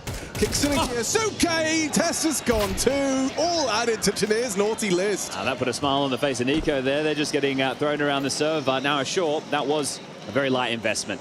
You're not expecting to get a lot done, but you'd love to find some resistance. Little something. Spirit were believing it was going to be some type of a B play. Donk was already hedged over towards Market to assist Magix on B in case of a pop. So, sure, it wasn't the exact call, but they did have the pieces in the right place. Curiously, at 5,900, Monacy chose to go AK. Okay, that could, yes, it plays straight into the call. They're just going to set up for an A execute. And Magix is over towards A right now, reading the situation very well. He's playing for that disruptive HE as the smokes come in. If he gets the timing on this right. A couple of them too. This could be lethal. Tanir forced to extinguish, dancing on the ladder. Now Tessa's pathing in, strafes past him, spots him. Nice find from him. Nico's flashbang had him doing the dance. Spam from Magix through the boards. Very nice from Tesses. Catches Magix empty-handed on the A site. Kyosuke surging into an open B site. The bomb on Monacy's back. Oh, and now you're not saving that, Shiro. Orb ripped out of his grasp by Kyosuke on the lurk. Interesting that Donk and Zontix have both pulled the plug and gone towards T-spawn. Maybe this is just about damage. They've got heaps of cash to work with. I'm sure Donk would love to hold on to the AK, but he seemed cognizant of that Kyosuke lurk before he did announce his presence. So here it has to just be shredding a couple of these rifles. And Nico makes sure that doesn't happen. So Zontix goes down. It is just Donk. He's hearing kicks in towards ramp. Nico towards Palace. How many can he take with him? None. A spotless round. 5 staying alive. And a simple approach. An A execute. One that Spirit were prepared for. Had the extra bodies on the site, but couldn't deal with it. They've got this one and another buy coming forward. So Tanir getting spotted by Tessus there on the way out. Palace, you see with the extinguish, he jumps, spots him. Knows he's got that buffer of the smoke behind him. Beautiful work. Magix spamming through. Bit desperate here. It wasn't even to deny the plant, and he gives his life for free. So, bit of an overplay there from the in-game leader. Now, Monacy's got his orb.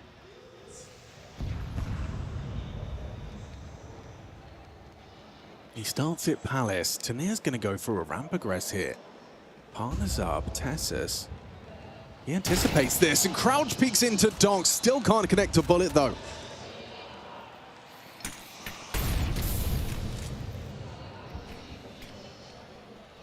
Donk takes in a head-to-head. He's so comfortable on these engagements. Little excursions out middle, solo endeavors. Can't finish him off. He gets away. Monacy sniper versus Donk at range. M4 finds its second. 2-on-4 with a boost for Nico. Donk's already read ya on the play. Nice from Nico back. Keeps Donk humble at 2. Tanir cowering behind the boxes, looking to catch a timing on the peak. Nico's found one. Kicks and find his second. Yes, he can. Open A site, opportunity to plant. Plants it open for Nico in the middle. Rotation from Zontix softened up, and a tap would have been it. Nico can't connect. Around Zontix the world can. from Magix here. He's going to be very late to this. Oh, Kixon. Such a high impact 1 versus 2 if he can pull this across the line. He's just got Magix and Zontix to get past, and he's elected to sit on site. Zontix is coming in from the mid side, or at least now he does. But is that enough of a distraction? Yep, Magix gets the info. Kixon does too, though. 1 and done. Magix on the HE. Finishes the job and will make it 6. Close. Really close, but 6 on the board for Spirit. Casual there. I understand he didn't have the kit for that 10-second defuse. The most impressive kill to me in this entire patch is after Donk and Tanir are both noted going aggressive A ramp. The traditional reaction, if the bodies are in the place, is to try and take some mid space. Donk's your connector player. Right. So if he's an excursion over towards a ramp, it should be under fortified. Zontix waltzes out of short on his own and just takes another head-to-head duel. So right now, Spirit, they are brewing with confidence. There's oodles of it. and they're just happy to take these head-to-head fights. Sure, it's only a 4-round gap right now, but how bad can this get? I mean, one of these 2 Falcons round was the pistol. At least Spirit in that first map won those pistols and the conversions. That gave them a nice better rounds. They're looking extremely comfortable on this stage here in Rio, our Spirit. Hasn't been sunshine and rainbows since Bounty in the second half of last year. Made roster changes again coming into this one. And the season, it's been less than they would have desired. That's a huge nade. Yeah, chip damage onto Tess is significant to Nico. Softened up for the M4 headshot potential as well.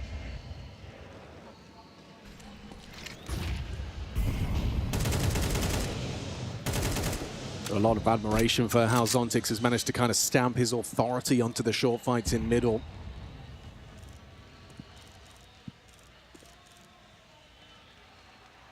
A slower round.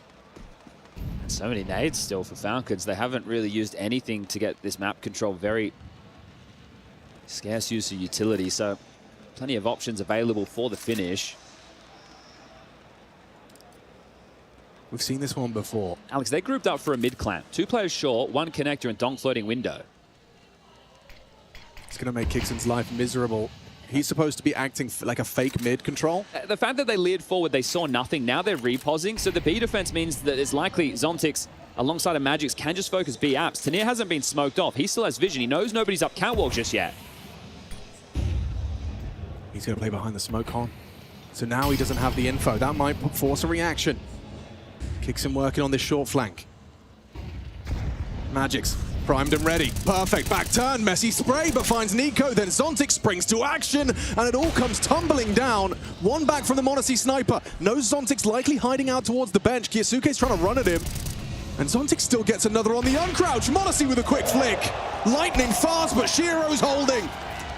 Number 7 already in a smirk, creeping onto the face of Magix in the right place on the right site, and this time they find the right result. They're booking him right now. The HEs right there did about 200 damage that round. The initial one we saw towards A ramp, and there was another one late on towards B, just before that execute comes in, that did another massive chunk. They're just jumping into their demise. Falcons have no idea what's going on the map right now. Sure, m0NESY's hitting nice shots. He looks like the absolute best operator in the world in the moment, but it's not making a difference. 7-2. And this isn't flashy. These aren't crazy highlight moments.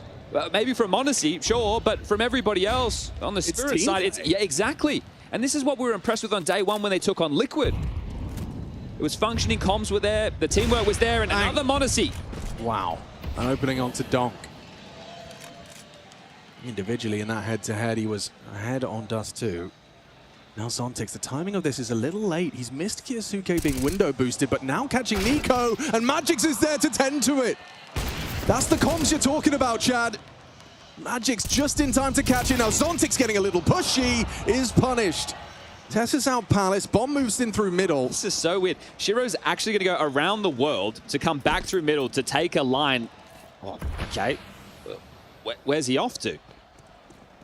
The safest route possible. This is the longest rotation. But they still haven't planted the bomb. They're looking for Tanir on A. They understand that he's still alive. They know there was this pressure towards the A ramp. They're trying to deal with the rotation. Spirit aren't giving them the rotation. Now the bomb goes in. 40 seconds on the clock. And they'll be coming in from 2 different angles. Magic's connector. Tanir late ramp. Magic has to take down m0NESY somehow if they want any access to this. He'll still maybe have vision if it doesn't spread on that door side angle. Yeah, he does. Easy frag to the spine. Magix will go down, and that might signal the end of this one. Tanir, the latest of arrivals, still able to remove Tesses, but that bomb will be exploding, and m0NESY will not be saving his AWP through. Kixon might be able to pick it up here. Wary of the AWP hanging around and looking for that orb. Can't. Okay, just got it there in the final throws. Okay. That's a lot of damage being done in that round. The fact that there's just one man staying alive, he drops that orb, he re-equips himself. There's issues in the buy for Falcons. It's going to be a little bit lighter on with the U2 or the firepower. little bit of an odd finish to that round, all things considered, but Falcons aren't complaining. They'll take their third and still have a chance for 5.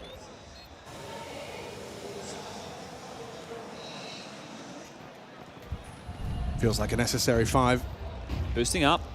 Over the top. What? Shiro gets a second lease of life. Uncharacteristic miss from Monacy. He was set up for that opening. He's been unable to provide.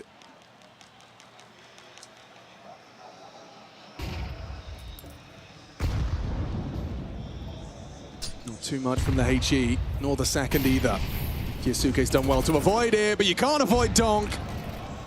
The inevitable demon onto Kyosuke for an opening. Zontix fancies it. Monacy missed shot once more. Spotted him on the jump back, trying to catch him if he does it again.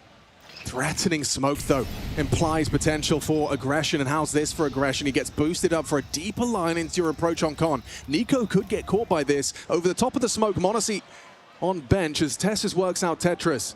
They're clamping down on middle here. Donk through connector. Shiro drawing attention. Nico a clean headshot onto Donk. Tanir catching the walkout from Tessus.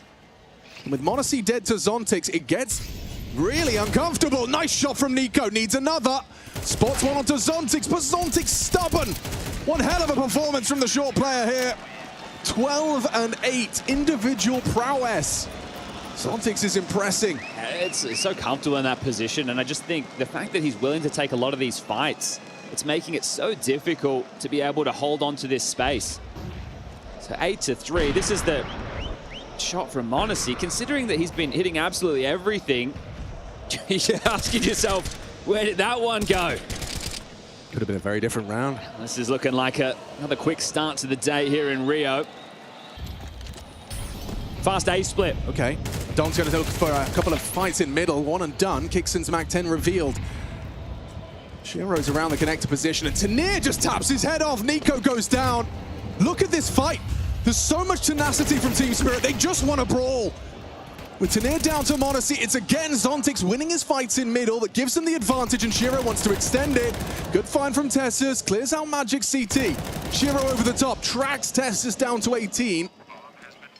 Bomb planted 2-on-2. Everything to play for Falcons. Can they really find a fourth? Zontix going all the way through apartments here. This one's going to be a buzzer beater. It's going to come down to the wire. Shiro with a flash.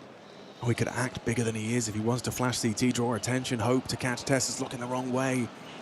Or just this silent approach could be enough. It's all about the timing. Tessus is holding, nails the headshot.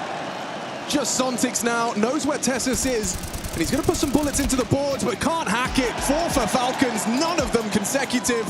Spirit looking to close in 2.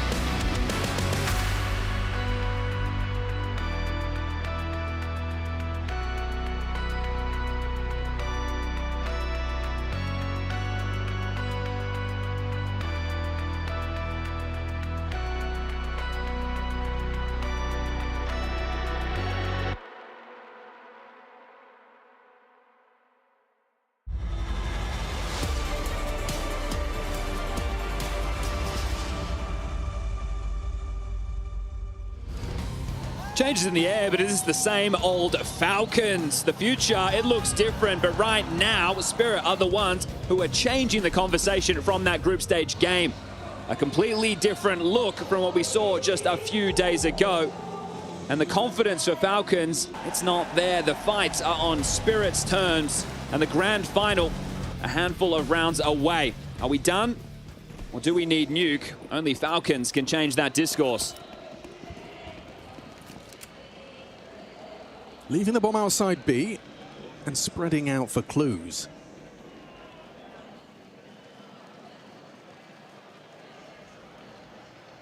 Magic's likely with a deep con or... Okay, it's just going to be the standard. Oh, he's missed the molly there. Trying to run through that smoke. Kixon's going to have to track him if they do so. Just spamming clocks, hoping for that overextension on the short side. And Shiro gets the fight he was looking for, but unable to find the lethality. Quick movement from Donk, you see that. Glides through ladder to try and amplify the pressure. A boost that Tessus will have to deal with. The P250 versus the USP. Spots the leg, loses a lot of health. Bell rung. Bomb's on the way over now.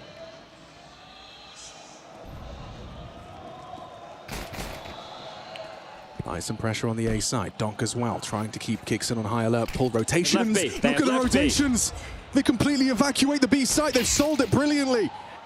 So intimidated. Falcons on the back foot as a wide open red carpet for that bomb plant on B. Zontics is about to find it's clear. What a well-constructed pistol. Tessus has just about got there in time. He clotheslines Zontics. Now Magic's on high alert. Doesn't want to lose the bomb. Gets the info as well. Pulls another easy headshot. Sure, Donk goes down in the meantime, but this is a post plant now, favoring Team Spirit. It's a short plan. This is good for Shiro. Perfect setup to succeed. Nico on that low HP. Monacy and Kixon's all coming in through the market side. Monacy loses his head, caught jumping. Magic's great pre-aim for that. And they just play the bomb. Will, the clock ticks in their favor every second that passes closer to a ninth, to a pistol. Splitting the pistols, but splitting skulls. Making this look casual right now. That's 3-1 in the pistol department in the series. I say so far. Feels crazy, but like Falcons straight up have to match the output. They have to win a second round here. Yeah. A second round force buy. They've been riding the high of this group stage performance. You beat Vitality, and that was a great series. But you come in, you connect today. You didn't get a quarterfinal by your own doing. You earned this semi-final, and right now, you are getting absolutely destroyed by Spirit. I understand first map there was a couple of clutches that could have been, but really they were playing from behind in a lot of those.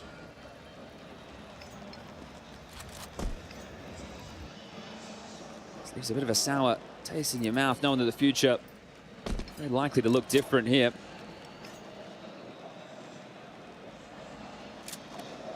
You bang on, they need to be able to pull out this force by victory, otherwise you're ecoing into the next. That's 11 for Spirit. And as you picked up those wins, as you took down Vitality, his expectations, they shifted. We saw what happened to them earlier in the year against Paravision at the Bounty Final. They went from being underdogs with a stand-in to favorites.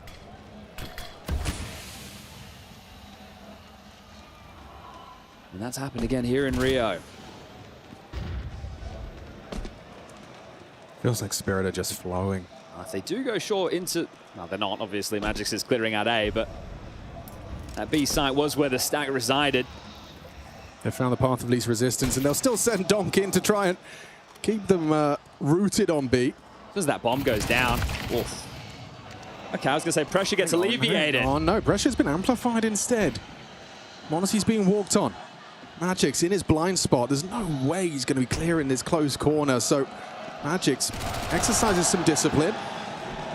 Tessus should be able to find some sort of trade here. Yeah, Magic's goes down. Now up to Zontics to do everything with Shiro. The bomb down, backs turn. Shiro doesn't find the lethality, but Zontics will with the 1-2 punch. Mac 10 does so much work, and Kiyosuke, he's just got to stick it, and Shiro's going to count in his head. 5, 4, 3, and you're dead.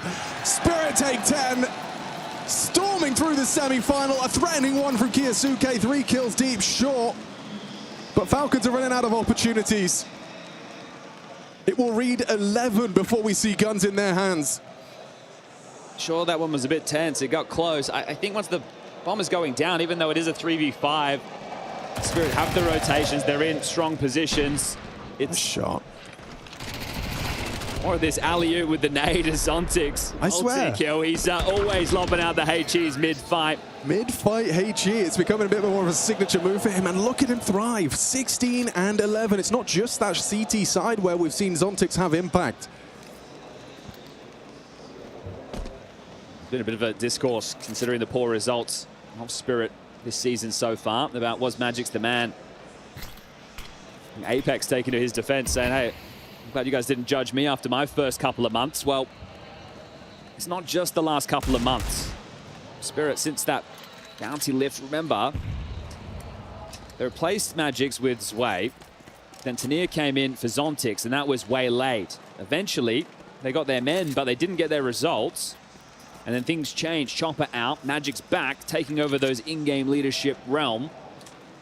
And at the helm, he's looking to push them into that first grand final. Oh, Kixon not going to be able to hit that first bullet. Tassus has been able to on the B-Abs player, though, but with Magic's finding Kixon, that opens the door to A once more. Nico going to be the first man on the scene, approaching from CT, but they surge forward. Mac-10s versus Deagle. It's an uncomfortable fight for Nico. Once again, Zontix going to throw out another HE. Nico gone. 11 to be collected by Spirit here. It's just a formality.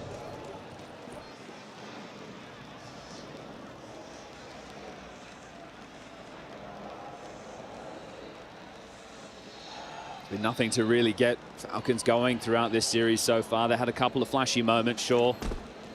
A couple of near misses in the clutch department, but nothing to pick up the energy of the squad. This is a nice follow-up after how close the force buy was for Spirit. They likely going to keep themselves 4 alive. Obviously seeing if you can get anything extra. It's a couple of extra guns carried through. Continues this cushion. And I think a timeout from Sonic right now for the final orders. The final conversation about, boys, this is it. Great group stage. Can't argue with that. But if this is how we go out in the playoffs, it's with a whimper. There is a third place decider to be going down tomorrow, but all the pros are vocal. That's not somewhere that they want to be. That's a match they'd rather not play.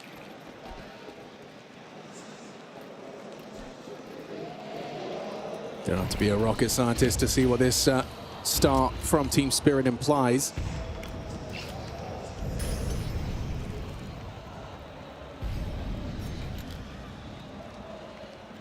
Look how many nades Magic's is juggling here. Palace Waterfall is going to be tough to deal with for Kixon. And Nico's going to be behind the smokes. Seems like a guarantee. Kixon's going to be under pressure. Molly at your doorstep. They immediately drop down. You see the palming from Tanir into the flames. Gets a second onto Nico instantaneously. They are just a cut above Tanir with the entry pathing. Rather avant-garde. Completely subverts the expectation of Kixon. I'd love to see that again from Kixon's POV. You just see how quickly that goes from 0 to, oh, the round's over. An absolute non-styler, this one. You get the pistol, Falcons, and that's really the highlight. The fact that you aren't able to get those conversions, give yourself that cushion to work with. They're saving. This is 12. Spirit have confirmed it.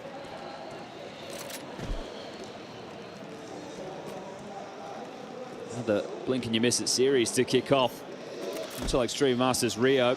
It's time for the semi-finals. Yeah, we'll have to see if FURIA Vitality's a little longer.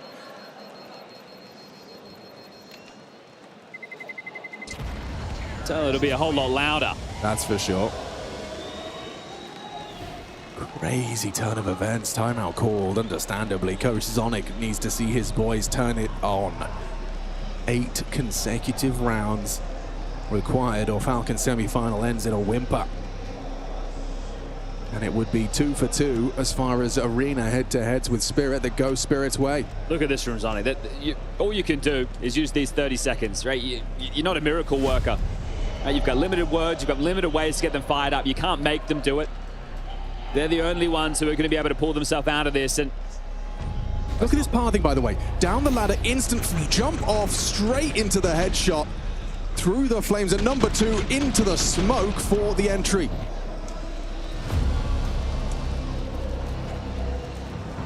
Is this really the last round? those saves have given them at least something to fight with. Fight up mid. Nico and Kiyosuke partner up. Donks having absolutely none of it. Will tuck into the doorway. Looking for that head-to-head. Does already connect a couple of bullets onto Kiyosuke. Heichi humbles him. Down to 50. Still Donk prevails. Info on Tanir and Donk. And that's the first nail in the coffin. An opening kill so early in the round. They trying to take the fight. Right, you're getting fired up. We need to take the jewels to these guys. We have to set the tone. We have to be dictating the pace of this game. You live forward. You want to deal with the mid control. You want to take the fight. You want to put your aim on display. You're no slouchers. Is this a ramp push? The next that could be costly. Shuro awaits. Donk and Magix, they join. And Tessus with it all to do. Tessus got so much work to do. Lean onto Donk. Trade immediate from Shiro. Bomb spotted rotation. It's just left that B bomb site. 50 seconds, plenty of time. Hickson safe under the bulk. Progression smoke for Nico gives him something to play around. Jungle smoke stops Monacy from contributing, but the Heichi hurts. Hickson just chunked. Half of his health gone. They're staggering it so well. The pressure, procedural. Now their second molly. Now Monacy not clearing his corners. Tanir has closed it down. Falcons escorted out of Rio de Janeiro, and it's a stomping from Spirit. That right there is vindication, not only from the group stage, but for the season so far. A dejected Falcons, a team who didn't connect to the server today. But this is a new look Spirit that finally is delivering on that promise. Magix gives the double thumbs up. This man takes over the in-game leadership, and that is the best the team has looked since. With him at the helm, with him driving this ship, this is their first grand final, and their first grand final since Tanir has joined the roster. For him, starting to deliver and show that he can be the second star on the rifles for this team. But Zontix on Mirage, it was masterful on short. And this is a quick series, it's a concise series. And that's celebrations for Spirit. It's not the way Kickson wanted his last game in that jersey to go. Of course, he will have another one tomorrow in that deciding... No, he won't. Third, fourth. Yeah, so this is going to be a tough match for them tomorrow. Oh, brutal. That's one where you're going to have to step back out onto that stage. We knew the changes in the air. That news broke early as Rio begun. But today it's all about Spirit, and tomorrow they will take on the victor of FURIA versus Vitality. The cauldron awaits. I'm going to throw down this to the stage. Oh my, congratulations! Once again, you didn't lose a single map, but the last time you faced each other, you lost to Falcons. What do you think made the difference today? I feel like that we made a great progress as a team during this event because, I mean, it was going pretty bad for us. We lost to Falcons, we got humbled in the group stage, and after this we were facing Red Canids at some point, we lost the map, and like, everyone just got their shit together. Okay, makes sense. And who would you prefer to face in the grand finals, FURIA or Vitality? FURIA. Oh, it's gonna be amazing. And now, this for you. There.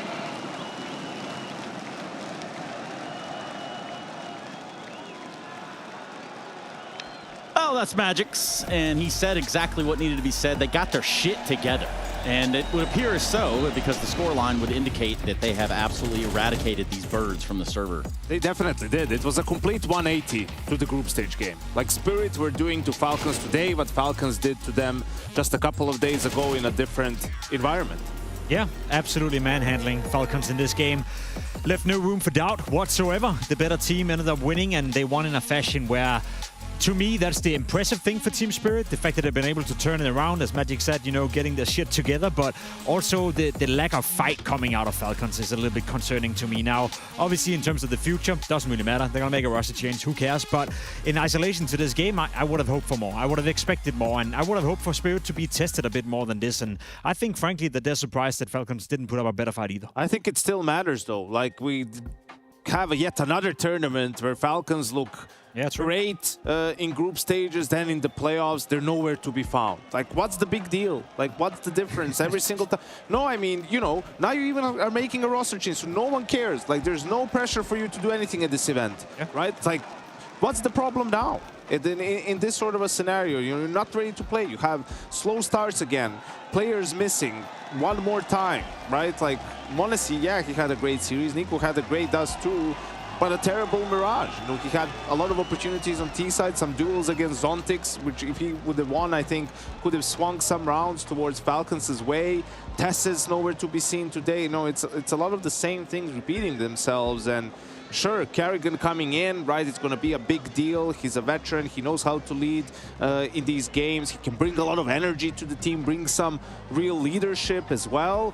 But it's still going to be down to some of these individuals to, you know, get their level up and then deal with the circumstances of playing in these games. Jacob, I mean, we're talking about a Mirage here that saw the Falcons win that opening pistol, and then it all fell apart. Is that right? Yeah, that is right, and that was kind of ironic, you know, because we spoke about it, you know, important for Falcons to get off to a good start, important for them to win the pistol and convert. Unfortunately, they couldn't do it. Again, I got to give it to Team Spirit. I think Magic's had a great overall series. Zontix stepping up massively as well, and we spoke about it. You highlighted it coming into the game as well, Janko. The way Falcons played Mirage, you know, throughout the group stage, the way they played last time against Team Spirit was very much in your face, and Spirit were inviting them to do that in this game as well. I'd even make the case that Spirit were a little bit ahead of that in that department in terms of just going out there, seeking the duels, not being afraid, and playing heads-up Counter-Strike. So, as I said, like, they met them where they wanted to be met, and they were the better team. And now you mention it, right? Tess is nowhere to be found. Kyusuke, a playoff Kyusuke. I think that's a conversation we need to have at some point as well. Yeah, maybe. It's a player with an enormous potential. No one is discrediting that. It's just we haven't seen that in a playoff game yet. It's even that they win pistol, and then in second round, they go mid. Spirit isn't playing for mid, they get it for free, right? The call is to go into a B split, but Kyosuke is in connector. I guess he's the... Why is Tessus outside of A ramp? Right? Like, he dies there to Tanir, pushing with the Caesar. Like, you're doing a B split in an anti-force buy with 3 players. Yeah. Why? Like, what's the point of 2 lurkers in a round like that? You know? And then you have Kixan on his own, jumping into ladder, dies to Zontix. m0NESY has then a duel that he loses. Nico is in B apps, as I said. Kyosuke is in connector, and Tessus died on A ramp. Like, I don't understand. Why is Tessus there? Why isn't he B with Nico? Why isn't he Cat with, you know, so they have trading potential? Like, some of these, I don't know if it's miscommunication, like a player went where he isn't supposed to, or that's just the call, but everything that was in every single facet of the game, the things that they were doing well in group stage, they were failing at them today. Yeah, unfortunate for that side. Fortunately for you all at home, it is your time to get activated. You know exactly what's coming. Watch this. Who will be the DHL MVP? You decide. You can participate in the DHL MVP vote as it happens. Make sure to be tuned into the Twitch stream and be ready to have your say. Well, here it is, our DHL MVP vote. Magic's the first one up there. Yeah, and this is going to reflect, you know, a scary prospect for Team Spirit. Magic's having a great series, having a great game. This was a game where we didn't speak a lot about Dunk. We didn't speak a lot about Shiro. In some essence, they weren't even needed. You know, Zontix, who didn't do much in Dust 2, wasn't really needed. He stepped up massively at Mirage. So for the support cast of Team Spirit to be in the DHL MVP running right here in the form of Magic's, and I'm sure there's going to be a Tanir in there as well, that's probably the biggest strength for Spirit in this matchup. It is Tanir. He is next. Janko, why?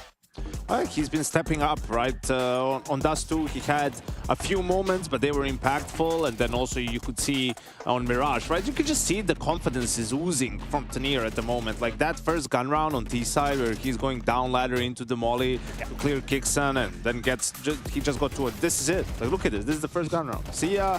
One more kill through the smoke. Done and dusted. See, one more MVP candidate right here. Oh, it's Donk. Shocking, right? Yeah, but he's not going to win this one. You know, at least I don't hope so. So be smart out there in the chat with your points and your votes. Obviously, manipulation, of course. Yeah, no manipulation. But let's be honest, you know, today it wasn't about the dunk show. It wasn't about him necessarily. He had a fine game, did what he had to do, but that's the scary prospect for me. Again, a game where we didn't talk much about dunk. We don't have Shiro as an MVP candidate. That's a scary prospect for whoever faces Spirit in the final if they can continue down that trend. It's an interesting conversation, you know. I'd like to ask for someone to ask Spirit tomorrow, how involved is Halley right now with the team, right? Like, is he sending stuff from there or not? Because they've definitely improved through this tournament. Like, they've simplified it a little bit. The players are, you know, more loose on the server. I think they might be benefiting, you know, to some extent from not having as much pressure, you know, not going into a ton of detail. I'm not saying they're just showing up to the game and running around, right? They still have, they still make game plans, they still prepare, try to find gaps in their opponent's game, but it does feel, you know, that they're just a bit more relaxed going into these games, and it's been going great so far in Rio. Well, the fact that we keep Spirit, they do go on to the grand final. We get the Falcons tomorrow in a third, fourth place decider. Let's just humor the idea that Kerrigan's already on board, right? Are there any potential problems that could happen with that? Like, is there any way that we could outlook and say, like, hey, you know what? Maybe there's an issue here. Maybe there's some roles, some places. I think the biggest problem is what Zonic said in between maps. Is like, we are not playing with enough confidence, like we're giving them too much respect. How are you giving them respect after the group stage, after all these games that you've been beating them outside of, obviously, I get it. Like, but it's fine to lose, but how do you not have confidence going into the map? How are you giving them too much space? And who is doing that? Because those people are the problem. Like, that's the problem on the team. If that's your mindset going into, especially against Spirit, with where they are at the moment, you know, as a team, like, I don't know if Kerrigan coming in just magically fixes that. No, that's a good question, and there's many different layers to that conversation. Is he a great fit stylistically speaking? Is he going to be great in the beginning, or does he need a bit of time to install whatever philosophy he wants in there? But staying on the confidence subject, it's not like Kerrigan is coming in with a lot of confidence in his own abilities, neither as an in-game leader or as a player. I made the point a couple of times. I think he's absolutely great at calling, but individually speaking, he's never been worse than he is right now in terms of the results with FaZe as well. You're not going to tell me Kerrigan is going to walk into that Falcons team and be like, yeah, I'm confident in this project. I've been able to do good stuff the past 6 months, 12 months with FaZe. So if confidence is the biggest issue within Falcons, you're not directly installing a lot of confidence by bringing Kerrigan, then it would have to be the different factors, you know, in terms of his in-game leading philosophy, etc., that has to overcome that. Honestly, it's not even so much that he needs to lay out this. If he can get more out of Kyosuke, like, he needs to find a way to make him more comfortable, right? And make him play maybe less. I don't even know what it is exactly that's holding him back, but if he can help him sort of reach his potential, at least somewhat. He doesn't have to play his best. Like, with the way m0NESY has been playing, if Nico can continue, you know, in this fashion, be a bit more consistent, like, that's all you need. Allow me to open this conversation then, because it's been puzzling me why it hasn't been spoken about. I'm not saying it's either one direction or another, but we know Nico has given up a lot of space to Kyosuke. We know that they wanted to make him feel comfortable. At what point do they start to wonder if that's the right thing to do? At what point do you bring Nico back into some of the roles that he's performing, you know, better in, and give him a bit more responsibilities? We even saw when Nucleons walked into the team and they played with him that he was performing much, much better. If I'm Kerrigan, that's a conversation at least I want to have with Zonic. Maybe it's better now. I'm not saying for the future. Kyosuke is the future of Counter-Strike and Falcons, but right here, right now, if they want to win IEM Cologne, maybe it's about time that you give Nico a bit more responsibility within the team. Well, I mean, we can only speculate as to what happens when the change happens, right? But obviously, you're probably going to want to go through a lot of how things are at the base level for the side of Falcons. What do you restart? You know, where do you reinvigorate this project? Where do you do that if you're Kerrigan? Time is of the essence, right? If you want to be ready for IEM Cologne. And that's why, again, I want this to be public. I want to hear the statements. I want to hear whether or not this is, you know, we're doing a Hail Mary for the major, and then we'll see if we're going to play with Kerrigan afterwards, or if this is being communicated as we're signing Kerrigan. He's man for the future. He's the guy we believe in, you know, for the next 2 years or whatever that is. So a lot comes down to the communication and what project this is going to look like. And I just wanted out there to be public now so we can stop speculating and start talking. Yeah, I would be surprised if it was just a sort of end of the season deal. I think at the very least he would get until the end of the year, right? And we know who Falcons are. They're a team that wants to be on top and wants to lift trophies, and changes are going to keep happening until they get to that level. And people were complaining they make changes too fast. Listen, Kixan got a vote of confidence this offseason, right? And things took a turn for the worse. Like, what are you supposed to do? Bring back Boros, obviously. We saw what happens when you don't make changes, right? With someone like Maus and eventually how things take a turn for the worse. So it's important that you're proactive in that, and just you need to find that the right mix of players to be able to compete at the highest level. Which is another interesting point, because I'll be completely honest, you know, now that I know we're seeing them tomorrow playing a third place decider, but essentially it doesn't really mean anything for Falcons knowing that changes are going to come. Third place decider in itself is a bit of a rough task sometimes, but I'm not even sure that's going to be the only roster change down the line. I'm still looking, to be completely honest, at TeSeS. I think in the role that he's being deployed within Falcons, they haven't made it easy for him. It's not an easy role to occupy, but that's not the player he is either. I feel like he's currently not getting the most out of himself, and Falcons are not getting the most out of him. And if you compare TeSeS' role and how he's performing within Falcons to the likes of Robs or Messi or whatever you want to do bit in Na'Vi, that's also a clear weak point within this lineup. That's not TeSeS' fault, but that's sort of like how it all turned out when they're playing the musical chairs. Yeah, I like TeSeS, you know, and he's had a good tournament, right? Unfortunately today he's had a bad game, even on T side of Mirage, you know, he's getting pushed, he's getting punished, he's getting caught out, some mistakes on Dust 2 as well, right? I don't think he's gonna get replaced now, obviously, but you're hoping to see with the addition of Carrigan, you know, what can it mean mostly for him and Kiyosuke, right? Like, how can he make those guys do a little bit better? Same way that we're talking about Tanir, and can he be put in better positions to have some rounds tailored to him, or just get more output out of him in that way? I think that would be enough for Falcons, right? Like, m0NESY is m0NESY, and Nico at this point can do pretty much whatever you need him to. So how to get more from Kiyosuke and TeSeS? Now, you've said it right there, Nico doing pretty much whatever he needs to. Perhaps he can give us some insights and answers here on the exit. Nico, thank you so much for taking the time. I know it's never easy in these moments. Just looking back at Dust 2, when I was speaking to Zonic before the game, he said you were more prepared for them to be picking this one. What did Spirit do that was unexpected, in your opinion? What did Spirit do? I mean, they were a completely different team to the first time when we played them in group stage. So props to them for changing the way they play and improving throughout the event. It was really a night and day, because when we played them first time, they were way more aggressive, way more unpredictable. It was at times hard to read them. They were taking more initiative. So yeah, it's impressive to see the improvement that they have done. I guess props to Softic. I think it was. I think he's doing something good for them right now. So yeah, they just outclassed us today. I just want to give you a moment, because I know the team has a few more events before we get to the major. So can you say anything about the future of Falcons moving forward towards Cologne? Yeah, I mean, it's been a struggle this season, especially in these playoffs games. We haven't won a single playoff game besides the last bounty. So it's something that's obviously we have already looked at, but it's something that we have to keep looking at and trying to find a solution and to understand what's causing us to not play to our level. Obviously, we are getting to face better opponents in the playoffs, so it's also that is also the huge reason. But definitely something is not clicking for us when it comes to these games, and it's just annoying that now it's just going to be getting harder and harder to kind of get over it. It's even though I didn't want to believe that we struggled in these games, I think it's clear to say that we are struggling, and we have to really take a look at the mirror and ask ourselves what we are doing different in these games. And yeah, I mean, obviously as people kind of know already, and as the reports, the future is a bit, I don't want to say uncertain, but it's going to look different. It's going to look different, and we will see how it goes. Thank you so much for your honesty, as always, Nico. Really appreciate it.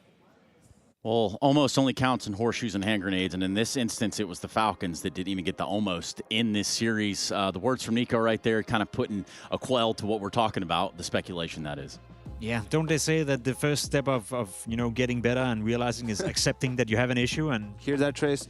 Yeah, finally, it seems like they understand it. I understand why they don't want to admit it. You know, I understand why you don't want to believe it as a player. You have to believe that it's not an issue. But at this point, as he said himself, you know, and as we've been pointing out for quite some time, it's quite evident that Falcons in a group stage is just not the Falcons we see in the playoffs. Well, they have the full information, right? So for them, it's like, oh, this guy just forgot to throw this grenade. This guy misheard the communication. Oh, I whiffed on a player. That's why I lost the duel. That's why we lost the round, you know, things along those lines. But it's more about zooming out of that and saying, why does that happen in this game and not in groups? Like, why do you forget the strat always in the playoffs? Why does this guy miss his nades only in the play, and so on and so forth, right? So yeah, it's tough when it's a recurring thing, because you are constantly working or you're constantly trying to get better. And we could at least say for Falcons last season, they got better with each tournament. You know, the problems that they had, they were fixing them. Maybe some new would pop up, but it was progressing.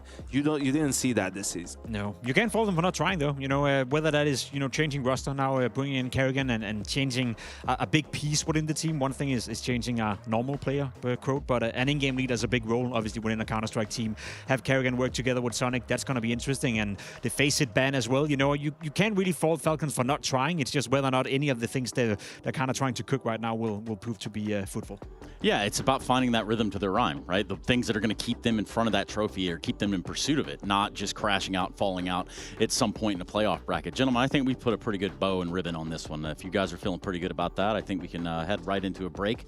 So let's do just that. We have another semifinal in front of us. It's going to be coming up sooner rather than later. It is FURIA versus Vitality. That's right, FURIA in Rio. Oh, baby, it's going to be loud. So we go to that break, we come back, and we'll be right there with the Counter-Strike. You're watching the Intel Extreme Masters, Rio 2026.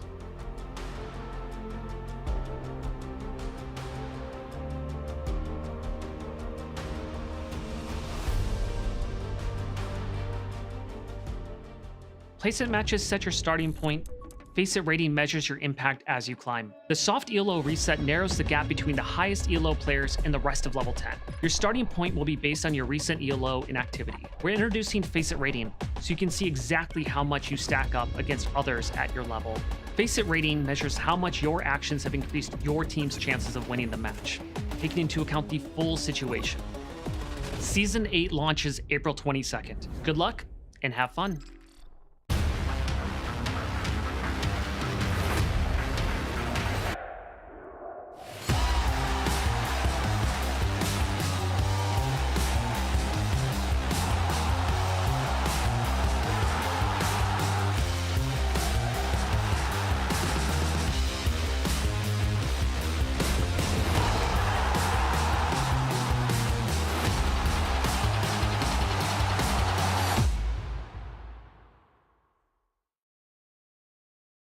Hi, I'm Henry G. Greer, new General Manager for Team Falcons. And today, I'm going to give you a peek behind the curtain as I build a colossus on Kolex's new fantasy mode. We're going to kick things off with a triple pickup. Kisuke, Monesi, Nico, my boys. Welcome to the team. And I'm biased. Sue me. So, Daniel is a personal friend of mine.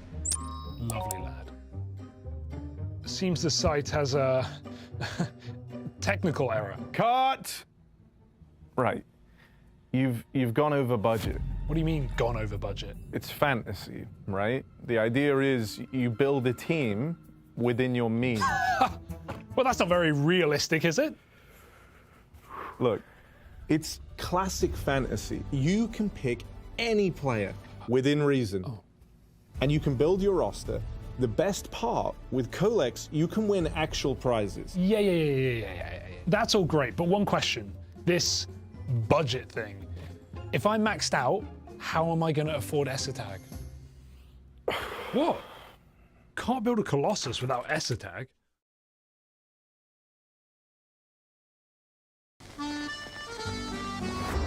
What's he looking at? Inspired by our French comrades, I've decided to shuffle things up. We are swapping roles. A catastrophe. Wait, does that mean? Yeah, it does. Mr. Big Time! Alex, the machine. Tell me, how is the shuffling? Even though System 32 is, he deleted it. Your tea? You must have confidence in the shuffle. Who ordered all of this? Now hold on a second. You have one probation. One job. That's all you have to do is approve. Your internship. What are you trying to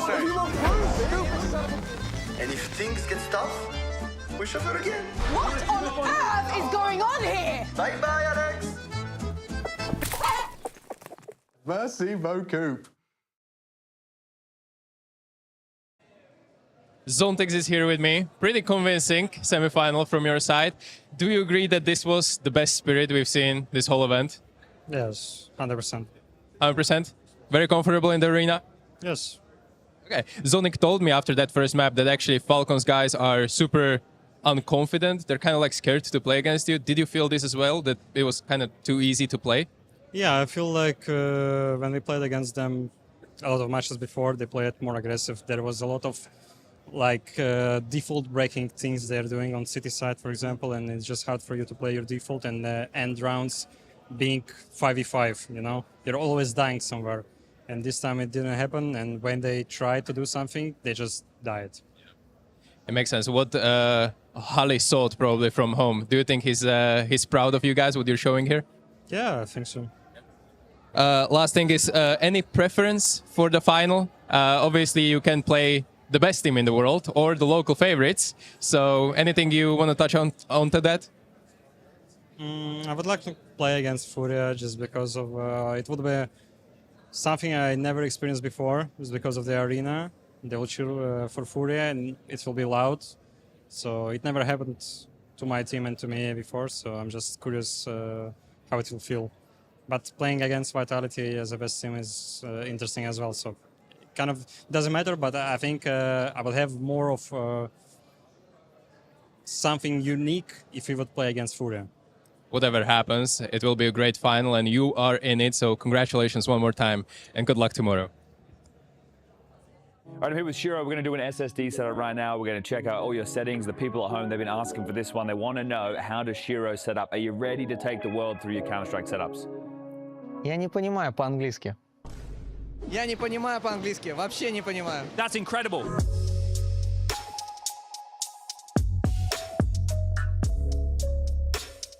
Going to mousepad for like this, like Nico, you know? Yeah. If you remember when video. But it's not like Nico, but it's comfortable when you new setup for these settings. Home I'm playing like this, I think. But LAN I can try to this because not have more space. You can help me? Yeah, I'll plug it in. Nice. This is a service ESO should provide, I think. I need you when I... It's me every time. I have Razer keyboard. I'm changed a lot of time to my keyboard, mouse, because I need to comfortable. If I'm not feeling good, I just change. Okay. When I start playing CS, I'm not change. I'm just play for one keyboard, one mousepad. But now I'm a lot of time to change because I need to feeling good, you know. Okay. It's just mental, I think. Okay. But mouse Zuvi, I'm playing half year. For Zuvi, it's okay for... Which one is this one? Mouse model U3DV. It's unreleased now. Unreleased? Yeah, unreleased now, but I hope 2 months and it's with... It'll be public? Yeah, mouse pads, it's same Zuvi. Yeah. But it's same unreleased. It's like Zuvi JSR first. Now it's impossible to buy Zuvi JSR first, and it's new mousepad, you know. Okay. Yeah, and I play same for half years, I think. Okay. For this mousepad. So let me ask some questions. So with the keyboard, is that Huntsman V3? Yes. Okay. Yeah, I'm changed for Krakow, Huntsman V3. Yeah. Yes. So do you change the actuation point? Yes, I have activation point, but I'm not playing in rapid trigger. It's so shit for op, you know? Really? Okay. Yeah. Too sensitive? Yeah, I remember one tournament, Blastos in Major, when I play for rapid trigger. For op, it's so hard. I don't know how to play to Vitality in Zaivu playing for op with rapid trigger, but me it's so not good, you know. When I play for guns, not op, it's okay. It's okay, really. It's good mechanical keyboard, but for op, it's need to more practice, you know. And I play not stretched. I play black bars. It's really hard for play for me. Okay. I playing free mouse for my career. It's first it's X35 M4 super light, and last it's Zui. You know, I changed a lot of mouse. I play Pulsar X2 V2 Mini, Pulsar X2 V2 Medium, but now I'm just playing for this because it's good ergonomic for my hand. Okay, nice. So what DPI do you use? 800. 800, okay. What about the hertz? Hertz, it's 100. Okay, so in terms of how do you set up your table? What table height do you use? I like ESL tournament because we have table for I can change for my high level, and I can bring 6, 7, I think. Yeah. Okay. Yeah, it's really. And after I'm going to close my monitor, like close for my mousepad. Okay. It's just comfortable. I can change if I'm not comfortable when I play. And I not play for glass. It's just it's That's so just for the look. Huh? Yeah, it's for hard for play for computer. I don't know why. Okay, but you're sitting normally. Yeah. Okay. I just maybe I can bring the backrest. And I just need to practice aimbots and I just change. Adjusting. Yeah. Okay. NVIDIA settings. I just going to NVIDIA and I put performance. Not going to 3D. 600 Hz. I can try to. Now I'm playing use NVIDIA color settings for this. Okay. Aspect ratio GPU because it's black bars. Yes. I can put here for NVIDIA settings. I'm done. Yeah, I change mouse settings, but where? Additional mount, pointer. Yeah, I just if we have this, I just going to down, but now it's good, and going to 1, 2, 3, 4, 5, 6, and 6, and apply. That's the old school way of doing it, man. Back before raw input was the thing, you know. Yeah. Okay, nice. After I'm going to advanced display and change Hertz here. Yes. I don't know what is dynamic refresh rate, but in home I'm going to on, and when VS SSD stop it's on same. After I'm going to game mode settings and graphics, and I change, it's on, and I change here off. I put on, Okay. It's just comfortable same because I'm a lot of time to change settings and for CS2 because it's new game and I don't know if I feeling good when I play. I just put on but when I play CS:GO, I just put performance mode in NVIDIA and I just that's it. Yeah, it's just it. After I'm going to control panel. Oh fuck, it's not this. Control panel.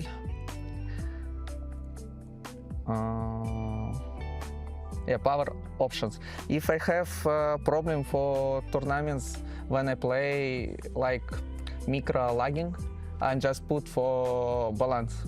Oh, and that fixes it? Yeah, I think it's fixed. In home, I fix because when I play high performance, it's so bad for me, but maybe it's not problem, really. Okay. I just put FPS 1, black equalizers I change, but 10 is good. Color vibrance I put 20. Nice. But when I play Mirage, I change for 15 because it's so high. Too orange. Yeah. Low blue light 0. Gamma. This monitor I put gamma 2. Yeah, but home I play gamma 3. It's another slightly different. Yeah. Color, temperature, play user define and put default. Everything 100. Yeah. Okay. Picture mode, it's DIAC premium, same brightness. Don't remember. I think this. Yeah, like. Contrast not change. Sharpness 9 on 10. I put high. Premium, so not good for me. I don't know why. Okay. Yeah, we're done. Okay, that's it for the Zowie. Going to video settings after. Okay. And CS2, I'm a lot of time to change. Now I'm playing in black bars. Yes. Half years, same. After I go to advanced video, I'm a lot of time to change, but now I'm playing in all low and put for 8x MSA and global shadow quality high. It's all low. Model texture detail I can try to medium if I don't have see model when I pick, with op, and I try to change because it's not high resolution, and I can try to. You can push it more. Yeah, yeah. Okay. But in home I play low. I like full HD. Yeah. Yeah. If I have position like ropes, I just go play full HD, you know. But I can't play full HD because it's so shit for op, you know. Okay, fair enough. But my recommend for watching video, you need to put stretched. It's really better.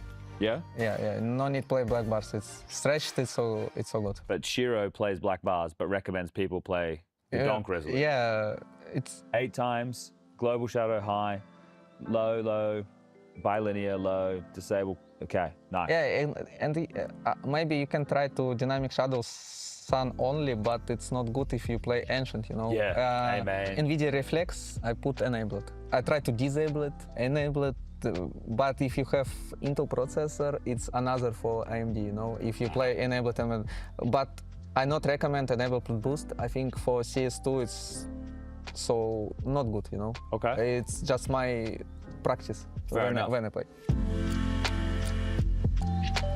I put the press post 2 because same I have nades for models. To line up. Yeah, line up. Okay. Telemetry, it's predict kill ragdolls. No. Okay, you have all that off. Yeah. Crosshair, I just put here and follow recoil. No. And I put KL crosshair style 4, drought line. I put 0, and I put crosshair 1. Yeah, like this. And I can try to thickness 0 onto 1. Okay, so you have a thin crosshair. Yeah. Okay, all right. It's my crosshair. Nice. And you just go with green? Yeah. Okay. Green I can change. Blue I can change when I just play for official, you know, if it's It doesn't not good. matter to you? Yeah. Okay. One more what I change, avatars, but I don't remember. Animated avatars I put 0. Yeah, because of FPS, right? Yeah. Yeah. It's distracting, sitting at the top of the screen. Yes. So you have the avatars on, but not the numbers. You know, like, okay. So you like the avatars at the top. 1.04. Okay, and you're using 800 DPI, you said. Yes. So that's pretty normal. Yes. Right, that's on 400, that's around 2. Yes. So yeah, okay. After I going to aimbot. So what did you say you used to bind zoom in? You said Z. Yeah. Okay, to go in and out on the radar. Yes. Okay, what do you use to jump? Only keyboard. Yes. But it's not good for me now, and I put for scroll same. Scroll down. Yeah. And spacebar. Your grenade binds. Do you have? Yeah, I have bind X. I bind Molly. C. I have smoke. Okay. And then 4 is to go through HE and flash. Yeah. Okay, so just 4. Flash I can try to bind for T, you know. Yeah. But I'm not using, and I'm going to graffiti. Oh, okay. So what do you have a bind for changing between left and right hand? No. So you just stay right hand? No. Yeah, only right, because left is so shit for me. What about this one? Because they changed the AWP scope. Do you use the new AWP scope or the old? No, old. Old one? Yeah, because it's new, it's not for me. So you don't like this one? No. When you started playing with Zontix and Donk and they hadn't played a lot of LAN events, you know, were you like, oh, you guys should do this, or you know, there's this thing you could, something that would help them? No, Donk going to SSD setup, just put default. Just play. Yeah, he's playing Shanghai Major video. Advanced video, he's playing NVIDIA Reflex Low Latency enabled, but Katowice he's playing disabled. So it doesn't matter for him? It doesn't matter, he's just playing. Okay. He's going to stretch it and going to put play. He's not have a lot of people who watching for Donk. Yeah. He's have only default settings. He's not secret. No settings. secrets with Yeah, Donk. it's like same, you know. I hope my English. Yeah, it's good. Okay. Yeah. Thank you. I eat and go through this one. You want to go? Let us see. Flashing? No nades long, no nades. I am here, I flash B bomb. I'm leaving you guys insta. No need to smoke, Okay, sure. Lower to res. I'm only lower, they're doing German. Anything long. I don't sit on them. Matthew, hold. I will push him, okay? I can push B on the front. We don't do Apex? What? Okay. Not there. I'm willing. Yeah. Okay, sure. Careful actually before. Yeah, I don't hear anything. Don't take anything cat. One close mid. He's walking out, he doesn't know I know, I'm mollied. You can help him, Matthew. Down. Could be out mid, okay? 2v. Nice. That's above you guys. No one mid. Up girls. They're pushing. Yeah, let's see. I can't help you around that. In the smoke, Two on mid, one more mid. Two mid. Let's be tunnel. Nice! Yes. Yeah. Hey, cheap ass mid, careful, careful again first. I'm blind. Stay. Yes, stay. I'll see. Yeah. Too long. Give me shot already. Push him mid. Push him mid. They haven't done long yet. Yeah, it's a general run. Right. Close mid. You went lower. Yeah. They have longer. Come, if you can, come. No, I can't. Relax, one.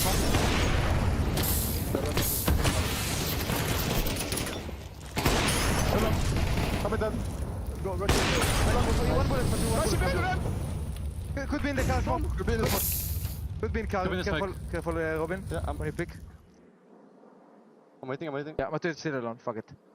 You flash long? Yeah, but smoke. Yes, nothing. Careful mid. Ramp. Robin, guys, careful lower. Robin, just go to this and hold lower. I will yeah. I'm not mid push. They doubled molly long. No one mid. They're too long. Fight slow. They're 5 long. One shot. I'm coming with you, Laura. That's right. Yeah. I'm waiting for Dan. Yeah. Holding up, right? Big with me, Matu. Coming, wait. They're not smoking long or anything. I'm waiting mid if you break. Come lower now. Yeah, I'm waiting for you. I don't see mid. They're not smoking long, boys. Care short. Yeah, careful shots. Second smoke B. They full block B. I don't see anyone. I think we can end B. They flash close long. They shouldn't have smokes on B. Come, let's take shot. Yeah. Guys, we're gonna finish VP. Okay. One close city. Flash. Careful right side, Matu. One maybe now. I jump up. I'm getting the bomb. Molly. Yes, I give you my molly and I do flash. Don't molly and flash at the same time. Molly. Long. I flash. Nice, Over that. Nice. Okay. Go back to VP. Yeah, let's go VP. Let's go VP. Yeah. I give you my smoke. Give me your smoke, yeah. Matthew, you'll have to give me your smoke, okay? I'll go back to T1. Care long push now. I leave. Yes. Be close. Guys, 40 seconds, we need to go fast. Yes. Yeah, shot. Guys, check everything B. Give me smoke. I'm gonna pick B now. Yes, I will check on the left. Robin, I'll check on the left and then I will clear. One more B. Let's go. Let's do it. Don't see one. Don't see car. Don't see car. Don't see anyone. Yeah, B. Care fast on the behind. Yeah. I'm on the window, anti-flash. Careful window. One cross B. Careful lower. Cross mid. Pushing mid. Go. I flash mid. Top mid. They want it lower. Close to me. He's dunk one. I peek with you. Flash. They flash peek. Still, he's going back. Yeah. They smoke suicide. He could be lower. I'm peeking. Clear suicide to me. Here, guys, just chill. Yeah, no, we're chilling. Could be kiss. Okay, I'm peeking kiss. Close lower. Flash comment. Peeking. He went back. He's still dunk. Still flash out. And one was lower mid. Can flash down if you want. We need to clear out. I will flash shot. Flash dunk and I flash shot for Sarah. Careful kiss. Careful suicide. Kiss. Could be suicide. I smoke mid down. Robin, flash now, Robin. Yeah, flash now. I flash shot. Flash mid down. Careful shot. I flash shot for lower. Careful long now. Careful long. One mid. Careful long. Yes. We'll do B split inside. Get the bomb up. You will smoke B split and we do it. Yeah. Me to B. I back up B. Yeah. Then we flash shot. Good shot. Nice. One more B to B. Wait. I'm already shot. Wait. Fuck it. Okay, push me down. I'm ready to smoke me to B. You ready, boys? Yeah. You flash it down. Ready? Smoke. Flashing. Second. Nice. One more B. Let's close. Car maybe. Or C1. Go close left. I go down. Okay, push it down. He's low. He's low. I smoke down. He's really low. Let's say one is B. Nice! Oh, they were up. One is car. Care long. What is it, Robin? Shaw, you give me your smoke. Yes. All good. And we'll just run Robin. Let's do it insta, guys. We need to do it fast. They're blocked again. That's smoke on tunnel. They don't have any more, so. Maybe one more. Care long, push again. I'll molly C2 when you go. Yeah. You need to do pressure somewhere. I'm ready to smoke. Yeah, I will after. I'm waiting. But I will go on the left, also. Yeah. Okay, I will clear left side. Yeah, you can smoke now. Wait, don't pick. Wait. smoke. Back in. One each other. Down C2. I'm pushing. Side. Side and I see one side. Side, holding you. Side, this side. He's on you. Side. And CT probably. Molly window. Good. For the redek Nice front. And one more molly metal. Window close. Nice, last flash on me. I have 4 bullets. Yeah, K car. Nobody's holding window. AFK. I'm window. I'm hiding. Tout a une mollo après. Y'a pas de kit. Peut-être en fait.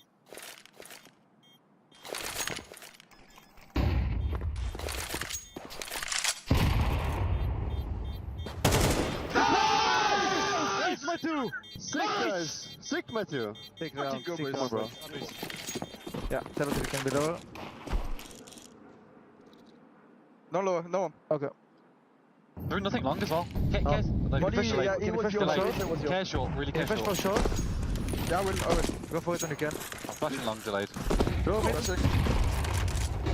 They're sitting close. Low mid. Low mid smoke. I'm only close short. I'm coming there. Only one molly. 51. Molly the Xbox. Molly as well. Can you molly short again, Robin? Yeah. I smoke middle. First long. I smoke middle again. I have a flash. Do we flash twice? Oh, no. I'm anti-flash long. We're gonna go back long now. PM. They might be fighting from it. I'm gonna molly left side doors. Okay, can do it. I'm gonna molly now. But do you want flash first? We can sneak before in the middle. Yeah, okay, flash. Get the bomb. There is smoke mid. There is smoke what? Short. There is smoke mid. Let's wait a bit. We can flash. No, wait. Let's wait a bit. Careful short there. Holding on. I'll give you my smoke. City and low middle left side. Robin smoke mid faded. If you want, you can go. I'm with you. Okay. Flash Batu. Let's pick. I pick middle. Off corner. Okay, close. I think he's alone. I pick City. Yeah. I pick A. Don't see City. Don't see Carl. Voiture, Matu. I think we pick mid to B. Robin. I'm ready.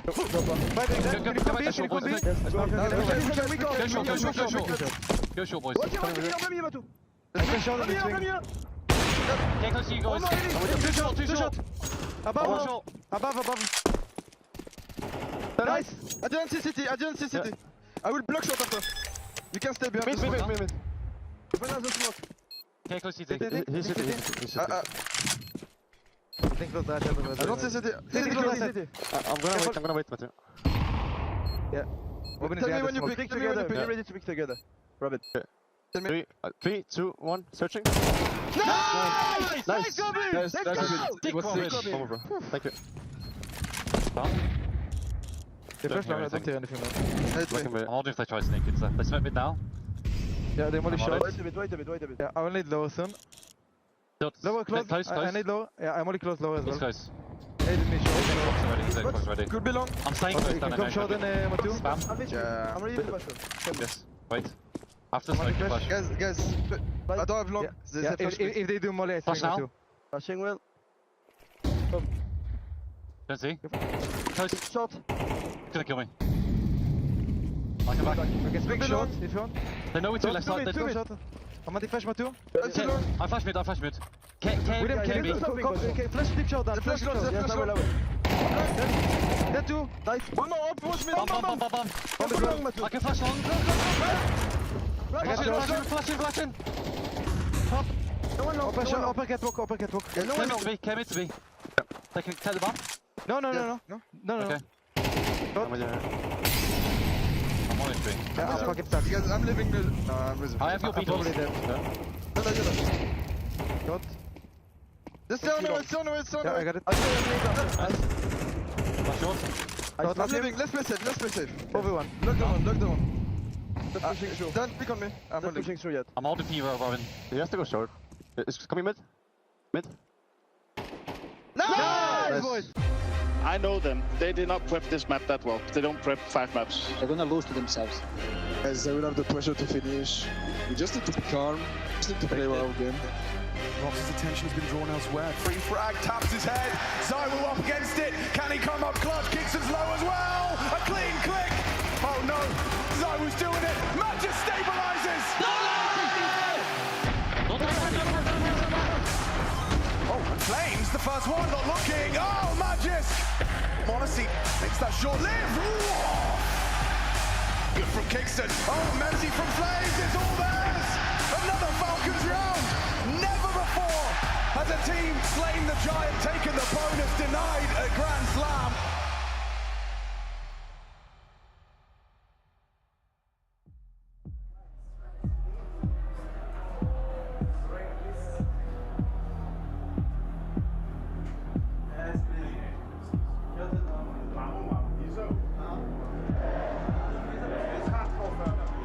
Coming into Melbourne, it was an opportunity that we never thought at the start of the season would be given to us. We come into a chance to be able to win the Grand Slam. I think when we won Cologne, it was like, okay, maybe we can win a couple of tournaments and get close to it, but you never think so far down the line, okay, now we bring in Rops and now is our chance, now is our time to be able to get things rolling, and now we're here at Melbourne, given the opportunity to be able to win the gold bar and put ourselves in the history books.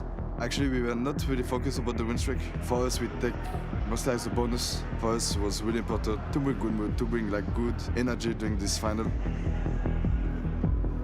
I'm very excited to be playing with Nico again. I mean, I haven't played in a lot of teams in my career, and the only team I played it was in Navi Junior Academy and in G2.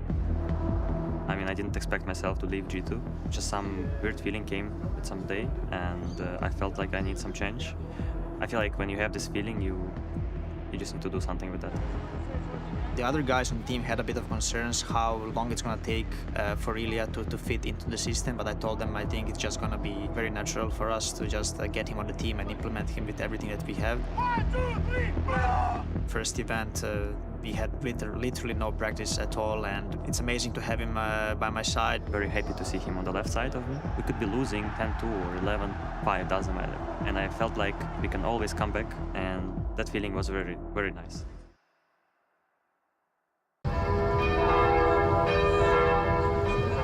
Father, I have a problem. An addiction. I can't stop myself.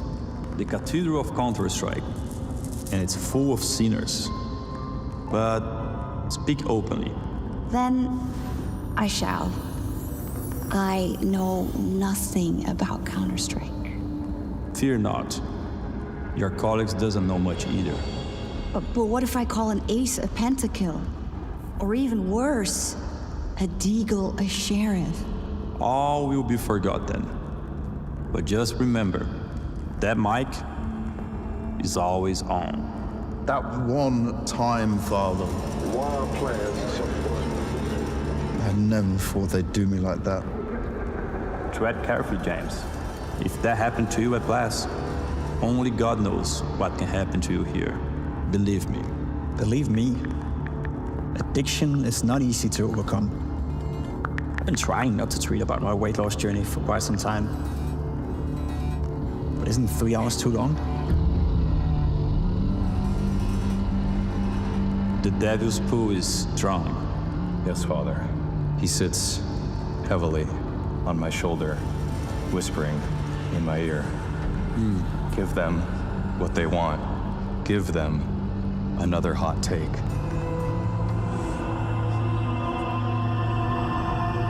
Gluttony. The worst of all my sins. I've taken the ESL bag.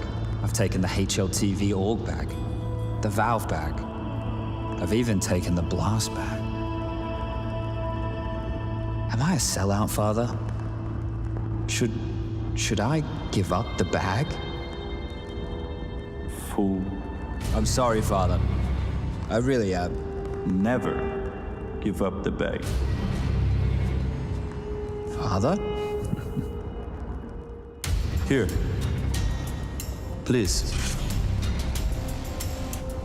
Thank you, Father.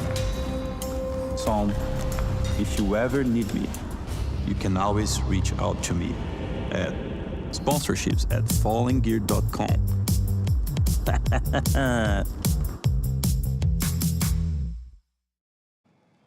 It's momentarily gotten a little more quiet, Hugo, so we can hear ourselves think. We're here on the ground in the FURIA Arena. It's ahead of that big FURIA Vitality semi-final. It's starting to pick up a little bit, as you guys can hear.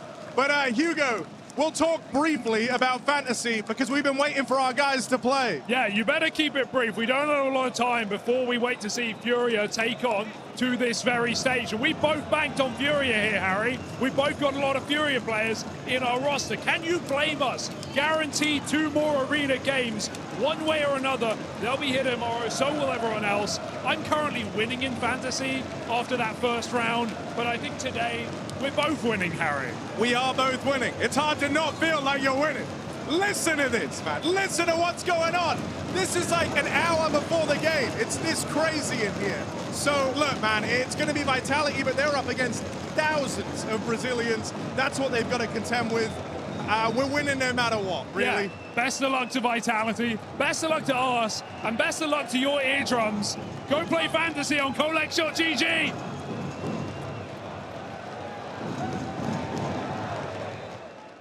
Sid, how's it going? Doing good. In group stage, I asked you if FURIA has something prepared for the arena. I did not expect this. No one expected this. What's up with that? I mean, I couldn't spoil it, but it was hard for me to give any hint on it. But yeah, we had it planned, and very emotional day for all of us. Very emotional day for all of Counter-Strike world, and yeah. How much have you known for? How long? 2 weeks, I think. But the announcement I heard only this week. What does this emotion do to you guys? Because obviously this was a very emotional moment on the stage. Everyone was crying. It was strong. Right now you have to play the best team in the world. Like, obviously everyone was sad, but right now, how do you channel that into something special? I mean, it adds an extra factor, not really an extra pressure, but an extra factor in terms of, I mean, we already have the home crowd here. We already have these crazy loud fans cheering for us, and knowing that this year will be the last opportunity for Falcons to win a tournament in Brazil, I mean, it adds us this extra factor that we need to do it for him, yeah. All right, let's make the first step. Semifinals on the way. Good luck and see you on the stage. Hopefully.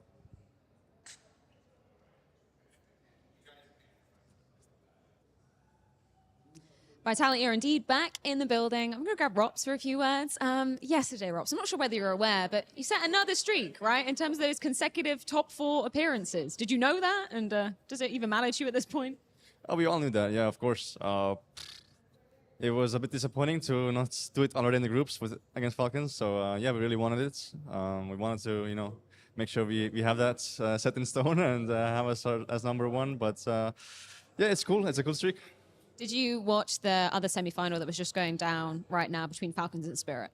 I caught some glimpses of it. Obviously, we were doing some preparation, but yeah, very, very interesting match. Obviously, Spirit showed up. Not much else to say, I think. Yeah. And a final question. Obviously, we all saw what was happening with Fallen on stage yesterday, announcing his retirement at the end of the year. I was just curious as to your emotions with that, because he's been a player that's been around for so long in Counter-Strike. Hey, it's always interesting. It's like a, you know, end of an era in a way. That's you have so much respect for these kinds of players, and now is the time many of them are stepping down or will be stepping down, and you know he's one of the greats. So it's a sad thing, but you know it's a very respectful thing to also have a career like that, and you know all your peers have that kind of respect. Either way, very excited for you to go head-to-head with them today. Thank you so much, Rops. Good luck. Intel Extreme Masters Rio 2026 is brought to you by ESL in partnership with Intel, Acer Predator, and DHL.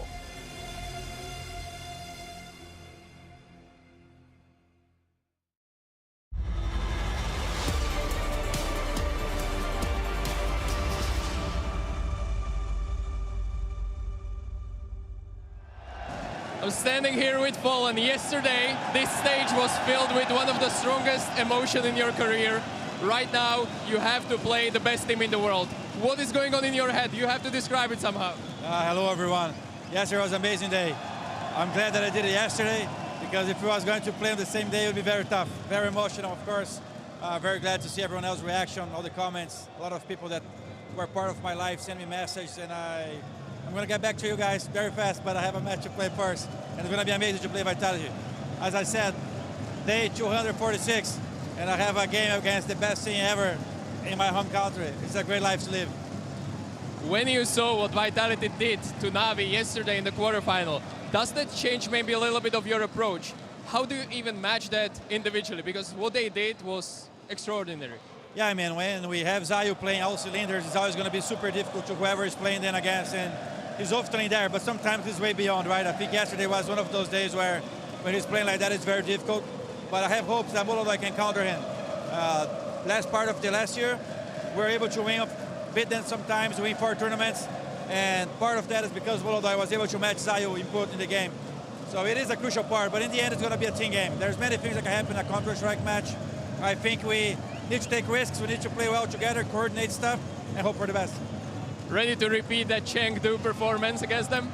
Hopefully, that would be a dream scenario. Everything will happen. Have everyone here cheering for us. Amazing arena, amazing atmosphere. All we can do is sit there, try to not be too pressured, even though it's impossible to not feel a little bit, and make sure we're listening to each other and try to complement each other as much as we can. That's the secret to beat anyone. It was really hard to do this interview with all the noise in the arena, but any fighting words towards Vitality that you want to just say? Fighting words? Fighting words. Apex is our main villain, right? I love playing against Apex. I have so much respect for what they have been doing. When it comes to the games, we are enemies for 2.5 hours, and then we get back to being colleagues and being great co-workers. You know, it's going to be a great game. I hope not going to give Apex to silence everyone here. That's my main goal here. We're going to make sure we take count of that. Thank you so much for this, and good luck in this semifinal.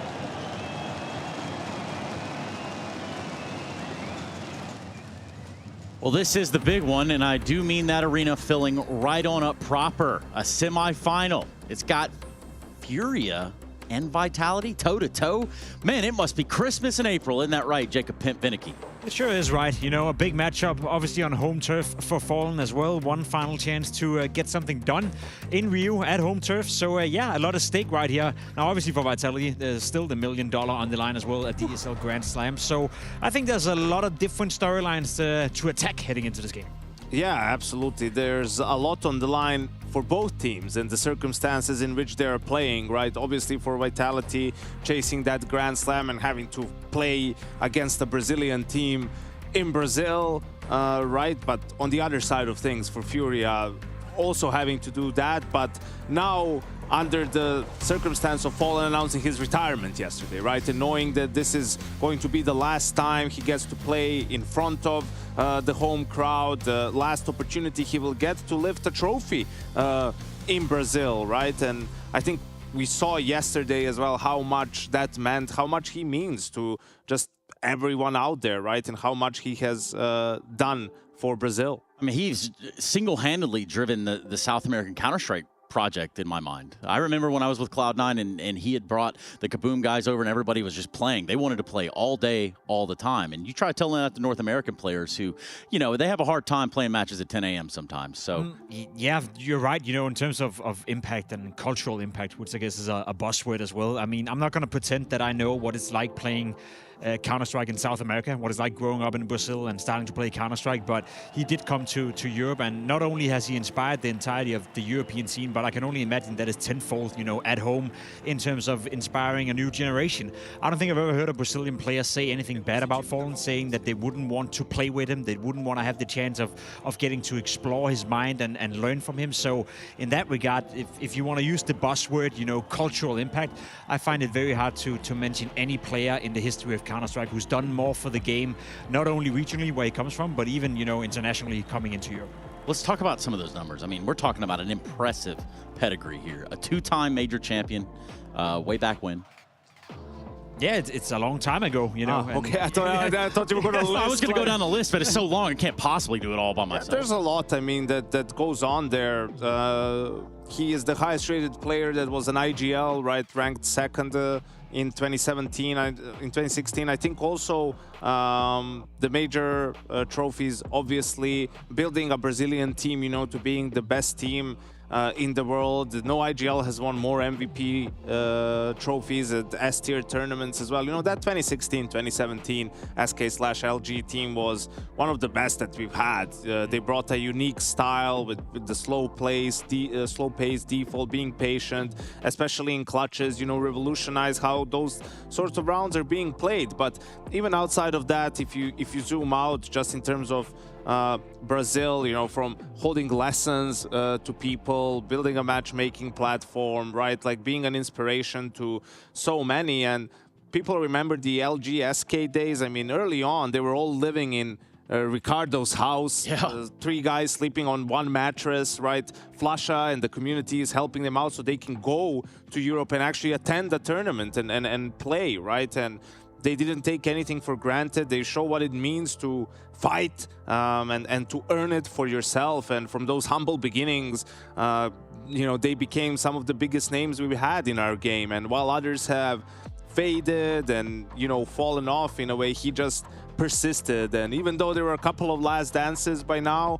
I think we're all happy that he's getting, you know, one last ride with a roster that's competitive and that he can actually win with and has an opportunity to end his career on a high. To me, that's the most impressive thing about all the impressive stuff about Fallen, the adversity as well, because you're right in saying that it wasn't always great. You know, him joining Team Liquid didn't really turn out the way everyone would have liked it to. The Last Stand projects as well weren't necessarily any impressive. His time in Imperial, what did he go 4 years without winning a trophy as well? And he still kept fighting, still kept believing. And as you said, now all of a sudden he finds himself in FURIA. They bring in Molodoi, they bring in Yakinda. People from the outside laugh at it, you know, say, yeah, that's not going to bring you back to relevance. And all of a sudden, as you said, he finds himself in a position where not only did he start to win trophies again, but he also kind of gave Kesarado the luxury of winning trophies with him. You know, another player that has had a long career where you know, trophy and the accolades never really attributed his name. So I think, you know, the ability to have such a long career from 1.6 to, he even played a CS,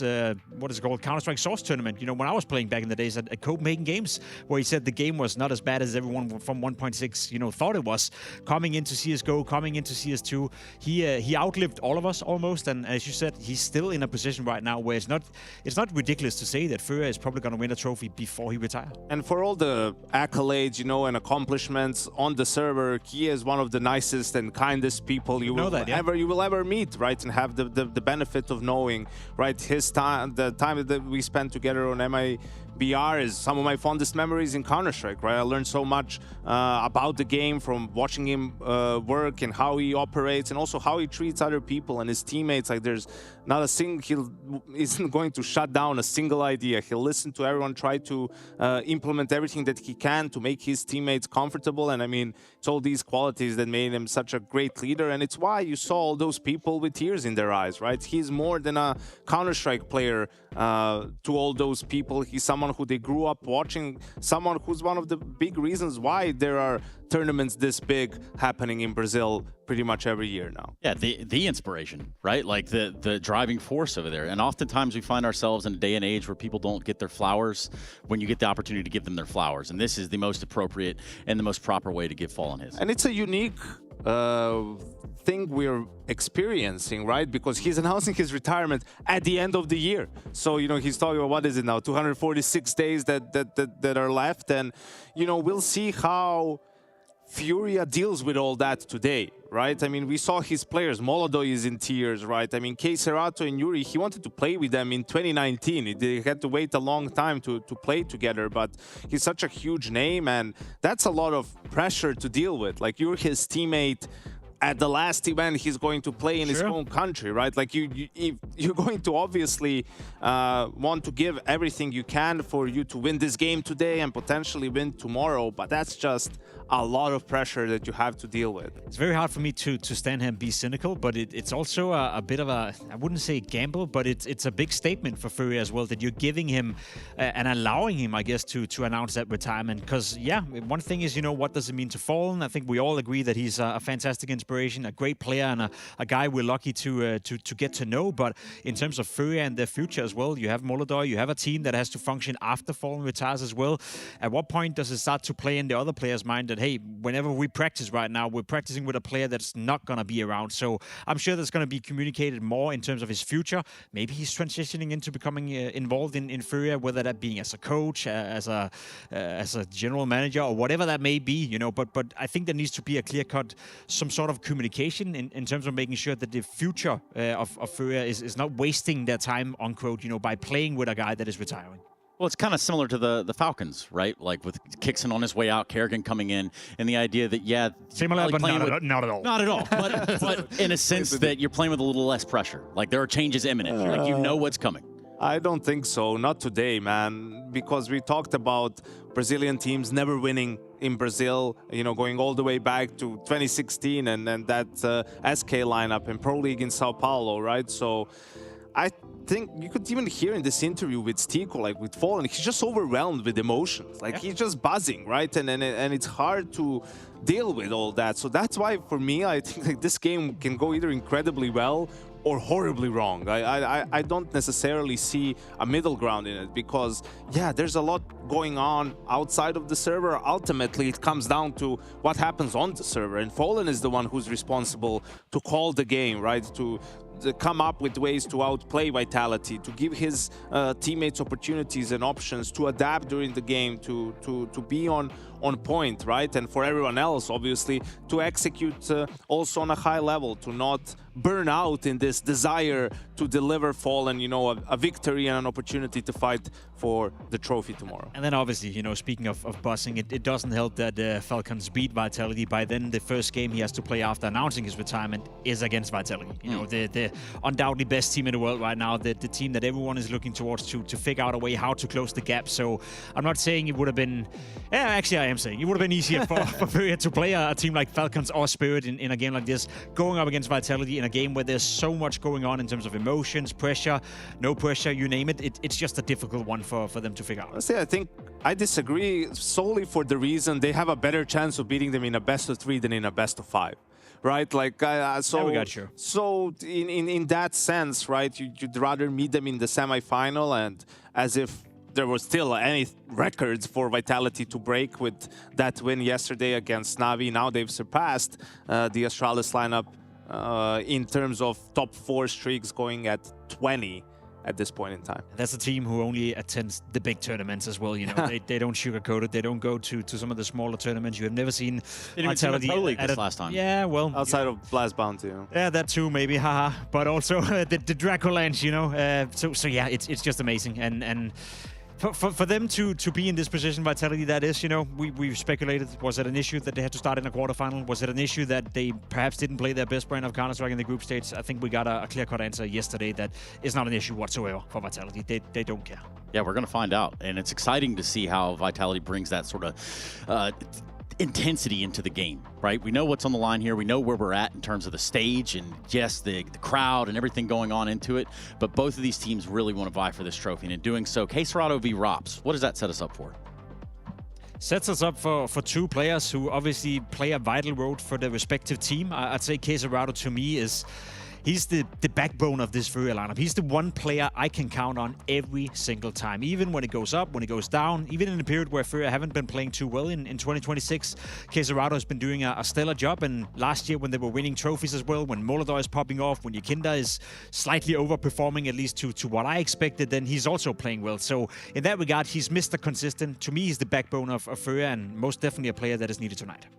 Yeah, absolutely. The cornerstone of that lineup. And on the other side, you have Robs, who did the unthinkable. He managed to win an MVP over Zaiwu at a tournament, right? And someone who also, at some of their tournament wins, he's like been average for his standards because there wasn't much for him to do. Like Flames, he was lights out, finding openings all the time. So he's just on cleanup duty, really not having to do all that much. And that's the luxury that Vitality has, right? Like, so many players that can step up at different times, such a good team in terms of tactical approach, right, utility usage and everything else that doesn't make them rely on the individuals. Like, oh, if these guys don't show up, we're done. But then you have games like yesterday when they do, and there's just nothing that the opponents can do. And Zaibu has 30 kills in 20 rounds. And the difference, and we've already highlighted the idea of a best of 3 versus a best of 5, what that looks like here. But in reality, their last confrontations went the way of what? You guys tell the story about that. Yeah, I think, the last couple of times that they met was obviously in Vitality's favor. The grand final in Krakow, FURIA won the opening map with a really strong CT side, and then the reverse sweep from that point on from Vitality. And in that final, FURIA struggled mostly on their T sides. Like, they couldn't really get anything going. Yeah, and it's a bit worrisome to me to see the maps as well being played out, knowing that FURIA as of recently have struggled a bit on Mirage, which was the one map, that you could go up against Vitality and say you have a realistic chance of beating them. Vitality have shown, at times a bit of weakness on Mirage, but I don't think that's the case when you go up against FURIA, who also have shown their own struggles. So it is, a matchup that was played in Chengdu as well. I think Stuku said it as well, what do you need to do in order to replicate that kind of performance? I'll be completely honest, that FURIA was the best playing FURIA that we probably have ever seen. That was a FURIA who, emerged into the scene and immediately became the favorite for the major. And that's not the FURIA we've seen in 2026 so far. There's been a couple of reasons for that, but Molodoi being one, not performing at the same level. Fallen even said it right here, he banks on him. He counts on Molodoi to be able to counter Zaibu or at least put up a match against him. But I will say the silver lining for me of this tournament is that Yuri has started to perform better and Yakinda has started to perform better. And those were the two players I would have highlighted who's dropped the most in individual output in 2026 so far. So maybe they're turning it around. Maybe they are. Maybe we find out what maps we're going to play in this best of 3 semi. Yeah, also the Chengdu final was the last time we saw Ancient let through, right? It's a permaban for both teams, but from that point on, Vitality was getting rid of it. And I think that's a good decision. Like, they don't need that risk, and here they go again, leaving it through, banning Mirage. FURIA don't veto Dust 2. Instead of that, they go for the Inferno ban. So do we just see the Dust 2 pick Overpass from Vitality? Okay. These are curveballs after curveballs after curveballs. And what is the pick for FURIA? Ancient. So they do go for that punish. I wonder, with the extra time, have they worked on it? Have they prepped it? This is absolute chaos. That's a crazy veto. You have Nuke Decider, of course. Dust, yeah, what? Yeah, they have to. Dust 2. FURIA is giving Dust 2 That's to crazy. This veto is the most... After the first two, I thought the beginning of this veto was the craziest part. Apparently, the end is even crazier. Are we sure that's correct? Like, are we... that is crazy. That is correct. I love the fact that FURIA are picking Ancient, but I also do think that it could be a potential trap. If I'm Vitality, allowing Ancient is a statement. Again, I know what you're saying, that they don't have to. It's a bit of a gamble, but they must have been working on it, and they're preparing it for the major, surely. First of all, I did not expect this. Second of all, let's roll it back to the last time this happened between these two teams, right? So there's a couple of things that go into this Ancient. For Vitality, they have not played it like ever. Zaibu and Apex never played Ancient. Like, they've been together for the entire time. They've been banning it, never played it professionally up until those games. Robs obviously played it on his teams. Flames, I think, a little bit. Mezzi as well, right? On the side of FURIA, you have all players that have played Ancient previously on their teams. Yakinda are very proficient on it. Liquid used to love it. I think some of the other Brazilians also before they've played it. So it's not the same on an individual level, right? First, there's the discrepancy there. And the biggest problem I had was, Vitality is the best team in the world. Like, why are they taking the risk? Why are you taking the chance? Like, what's the benefit of this for you in the long term, right? Like, I think it's such a huge risk for them. So maybe we can find out. Hold on a second, Jacob, because I'm understanding that we've got some words from Apex about this veto in particular. Let's check it out. Explain yourself.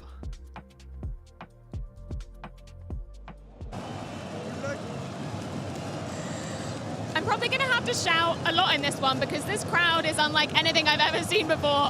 Apex, you've played FURIA in a lot of high-stakes matchups over the past 6 months. You won in Krakow, they won in Chengdu. Do you think FURIA right now is closer to the Krakow version or the Chengdu version? To be honest, I don't know, but the sure thing is this crowd will help them. They're already crazy right now. That's fun to hear such a good support from Brazil. I'm speechless. Those guys are crazy and really behind the team, so it's lovely to see. Speaking of crazy things, let's talk about the veto, shall we? I feel like we're getting a little bit of a throwback to Chengdu. Obviously, this is a best of 3, though. The fact that FURIA pick into that Ancient, you don't ban it out. Tell me about that logic from you guys. Well, we talked about it yesterday, and we knew it would be a possibility. So yeah, it's a bit surprising, I guess, for people, but it's not a surprise for us. So let's see how both teams gonna play on that one, and I think it's gonna be funny. How much work have you been putting in on Ancient? So what do you say? How much work have you been putting in on Ancient? Let's see. Only the server will answer. Of course, we can see just how much it means to the crowd, right? The fact that Fallen announced yesterday that he will retire at the end of this year. Can you just tell me some of your memories with him and what this means for the Counter-Strike community? I have a lot of respect for Fallen. We played each other for more than 10 years. I remember the first time we played each other was at EWC in 2014. And he's in legend of the game, and look what he did. It's thanks to him that those people are that crazy, so yeah, he's such a crazy career and crazy.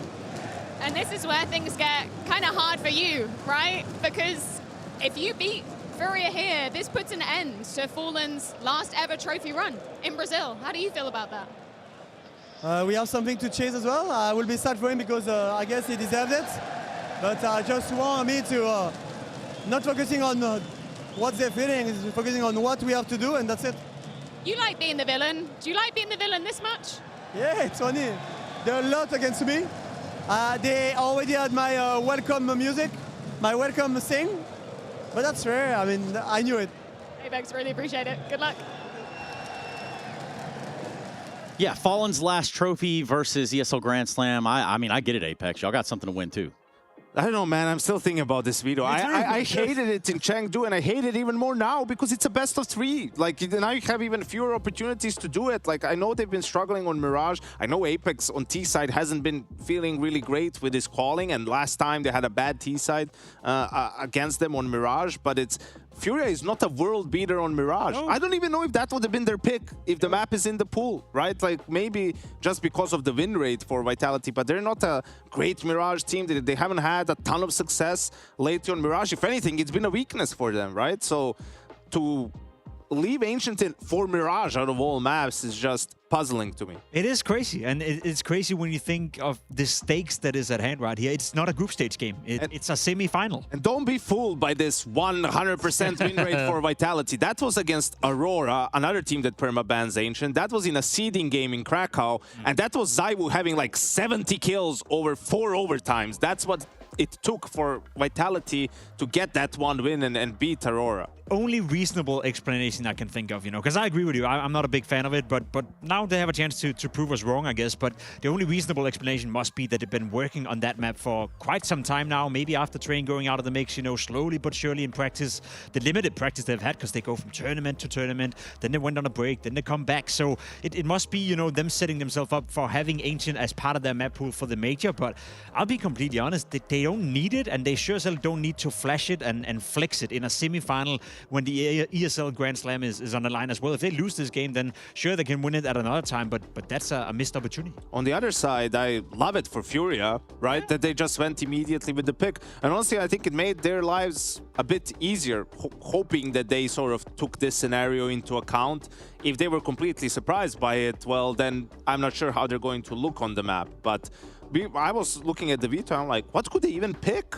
Yeah. You know, like if Vitality vetoes Ancient, like there's not much for them to go. Like sure, Mirage, right? But that wouldn't have been an ideal option from their side. Vitality has been struggling on it, but so have they. So for now, you get a sort of freebie. All right, they left Ancient. Let's go for the punish. It's a way of evening out the playing ground. Let's kind of focus on what you were talking about here, Jacob, and the idea that there are some players elevating themselves a little bit further here in Rio. And I'm talking about the likes of Yukinder and Uri for the FURIA side. Yeah, and they're vital. You know, I think they're much needed in a game like this, and much needed to bring FURIA back to the level that we saw late 2025. I kind of made the point when they were playing as well as they were to the beginning that they kind of slightly overperformed, at least to my understanding of where I'd expected Yukinder to be at. Yuri, the CT sides he had, the way he was playing anchor roles in late 2025 was seeing Yuri back at his absolute best.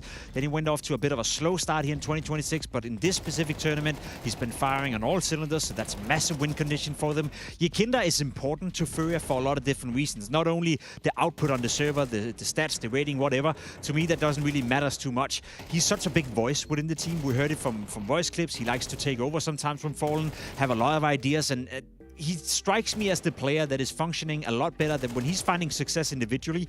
His ideas, his initiative, his calling is also significantly better. So to me, sure, you talk about Molodoj, you talk about Queserado, but having those two as your support cast, playing well and being the two highest rated player for your team so far, that's a massive win condition for FURIA. Yeah, and I think for Yakindar, looking at the Vito and Overpass being the first map, like that's where he will be instrumental. You know, he's so aggressive on that CT side, like going for fights. That's where FURIA is going to start. And then even on the T side, creating that space again on the rifle towards A. He has to have a good game if FURIA is going to have a chance of taking down Vitality. Yeah, Yakinder is poised to be that guy to find the holes in the defense, right? You know, he's trying to slip through the net, essentially, Jacob, is that right? Yeah, and Yuri on the other side of things, like, this is his best tournament by far, you know, in a long time, right? This year hasn't been great compared to the end of last year. He was so strong on those anchor positions, especially on a map like Inferno, playing Pit, also on Mirage towards the A bomb site, right? And it's been a bit of a struggle to kick off 2026, but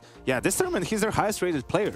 So an absolute resurgence from him, and if he can continue to have this sort of a performance, perhaps we can have a game on our hands. That leaves just Molodoj, you know, as the question mark to me, because we saw what he was able to do in late 2025, and by some maybe slightly overrated. You know, I know there were conversations saying that he was, you know, much better than m0NESY, and we should just wait and see. He's also had to figure out a way to elevate himself, and if people remember when Torsi came in as well, joining Mouse in the beginning, he also played lights out in the beginning, and then, you know, you slowly but surely you get figured out. You know, if people start to study you, people start to look at the way you play, and then you have to elevate yourself and transcend and maybe make it a little bit more difficult to reach you. And I think Molodoj is in that process right now. He's not playing bad, he's just not having as much impact as he used to, but he'll mature from this, he'll learn from it, and no one better than Fallen to be his sidekick in that regard. So hopefully Molodoj can also step it up a bit here, and then I think we can have a game where they can take on a team like Vitality. Yeah, and they're going to have to. Stepping it up is one thing. Playing against Vitality seems like even harder than that. And in playing against Vitality,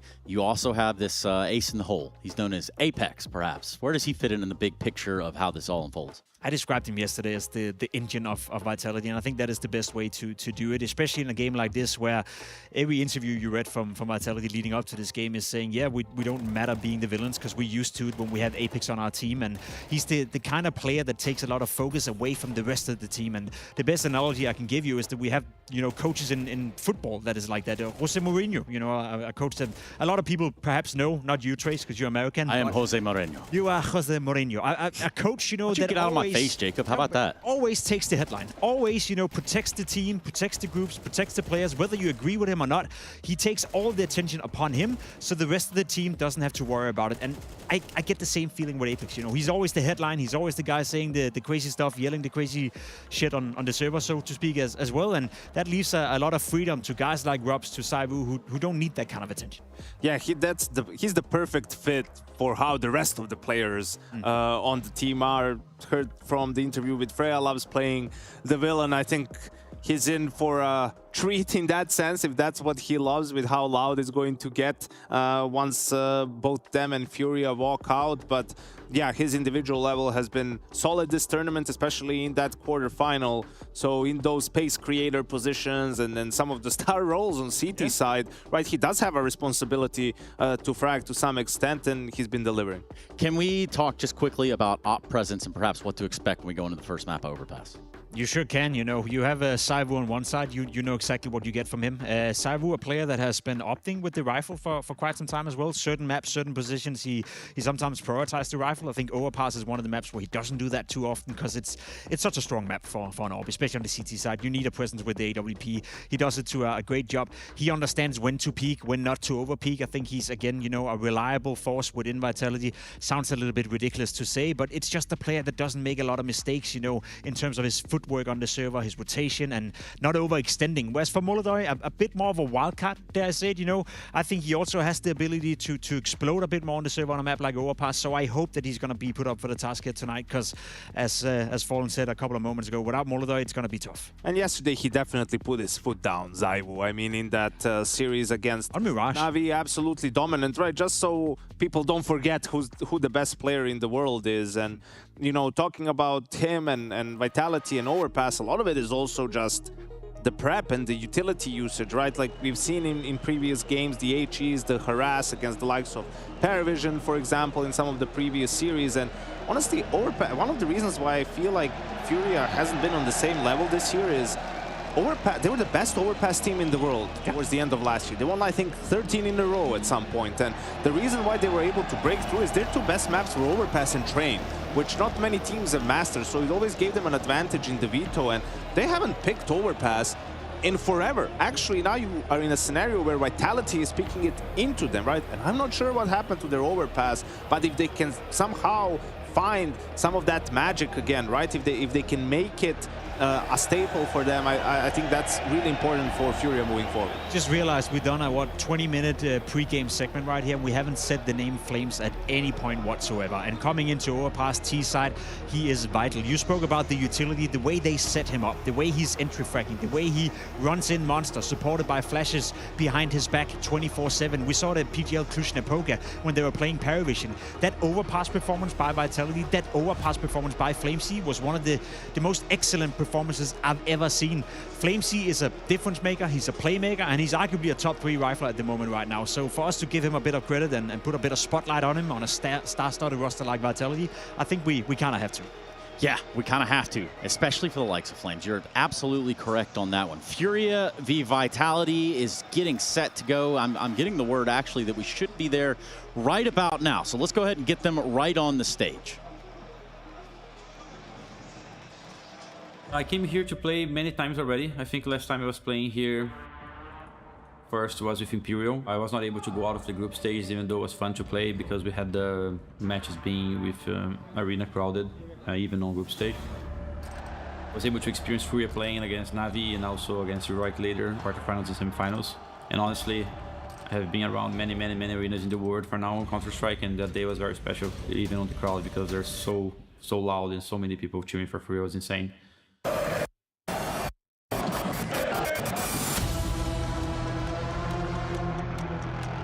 FURIA is always better in Rio, always better in Brazil, I would say, and I'm excited to feel how the crowd is going to be. What does it mean to be against all the crowd? It's one of those things when I look back at my career and having the chance to go up against someone like him, and maybe it's his last game here, it'll be a crazy opportunity, and I don't want to be the guy or the team to kind of take that away from him, but we're a team that want to win the Grand Slam and win the trophy here.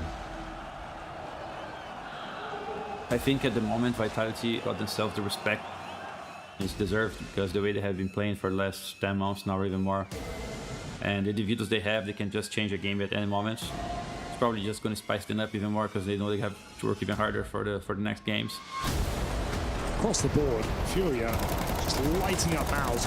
Charge through the B smoke, but Keserato. Now they're going into Zywoo's bomb site very quick on these dual Berettas. Not the guy you want to face, Zywoo! Galera, vamos com tudo na arena para esse grande desafio que vai ser a semifinal e possivelmente final do torneio. Agradecer a todos vocês por estarem aqui e quem está assistindo em casa. Espero que a gente faça um grande show, faça grandes jogos e vença essas partidas. Tamo junto, obrigado pelo apoio.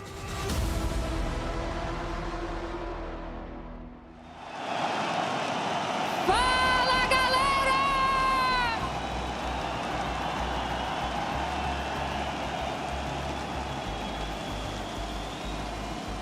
Que dia maravilhoso para ser do Brasil, para estar no Brasil e para torcer pro Brasil, galera!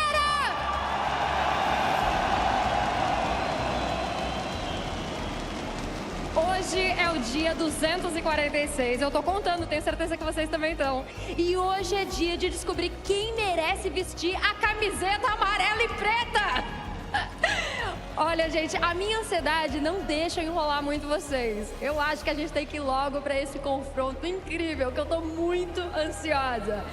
Vamos lá, fazer muito barulho para receber aqui no palco, primeiramente, eles. A equipe que venceu ontem com muita tranquilidade, a equipe da nave. Eles que seguem no top 1 mundial do CS, são o grande bicho papão da atualidade. Com vocês, a equipe da Vitality!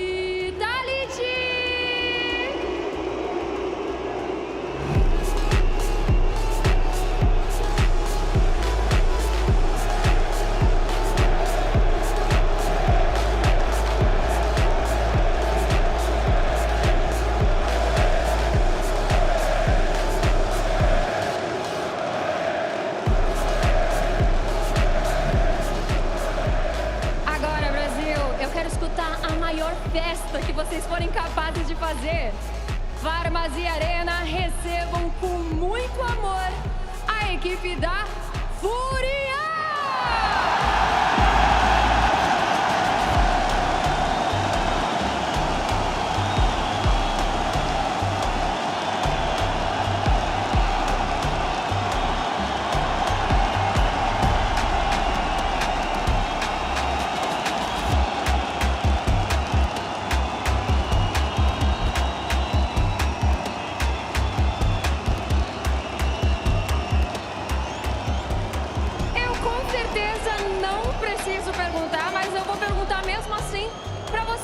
Mostrar todo o amor de vocês.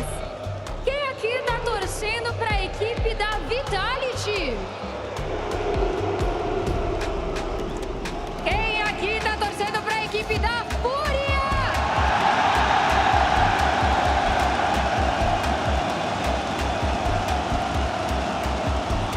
Acho que tá um pouco dividido, sabe? Tô um pouco na dúvida. Sem mais delongas, here comes the showdown.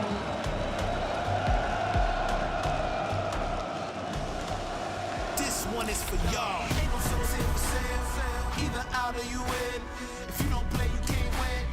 We gon' get in that business. Only reap what you sow. When it's time, let it go. Click, click, and go blow. Holla back if you win.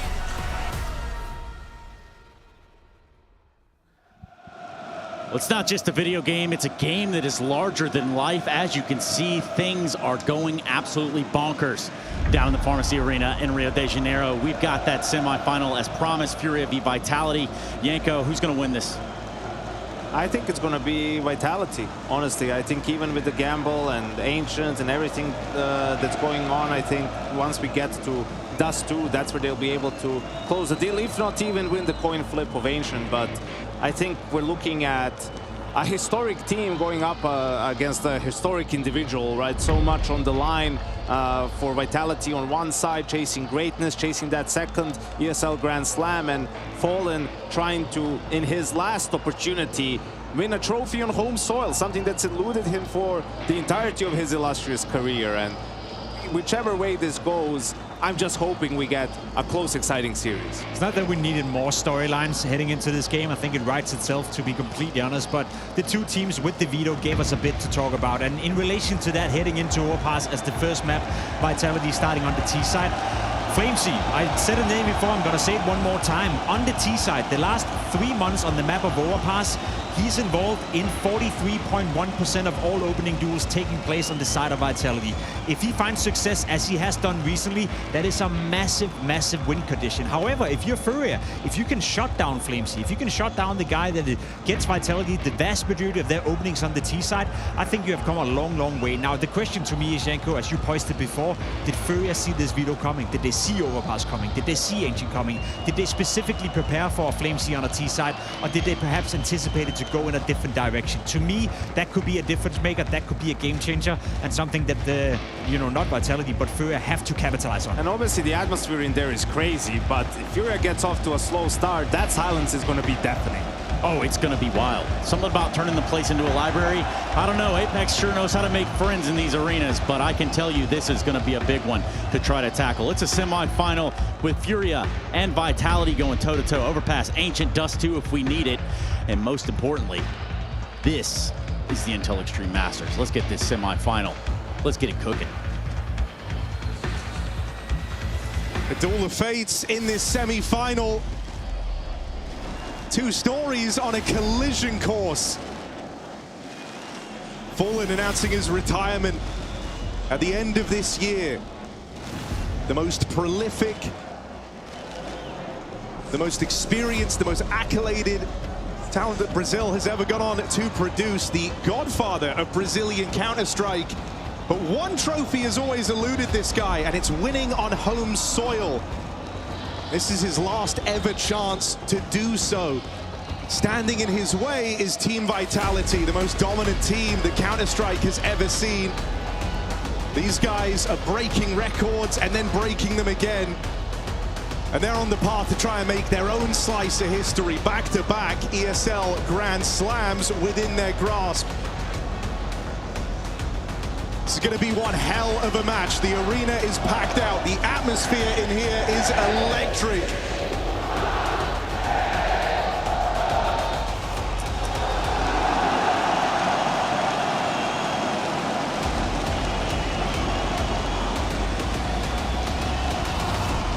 And how can you not feel the pressure? Vitality switching it up in the veto, getting crazy, letting Ancient come right back in. They regretted it last time, will they regret it again? It's not just about fighting FURIA today, it's about fighting 10,000 plus fans in this Farmasi arena. Yanko said it right, silence will be deafening. But that's if Vitality starts strong, and even on Overpass, their map pick, that T side, it can be difficult. Start strong, or don't start at all.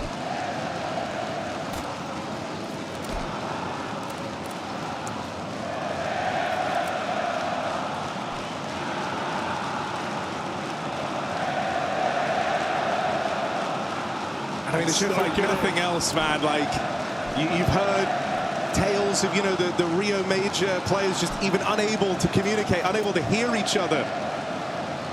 Up against this arena, you've got a B-pop to contend with here.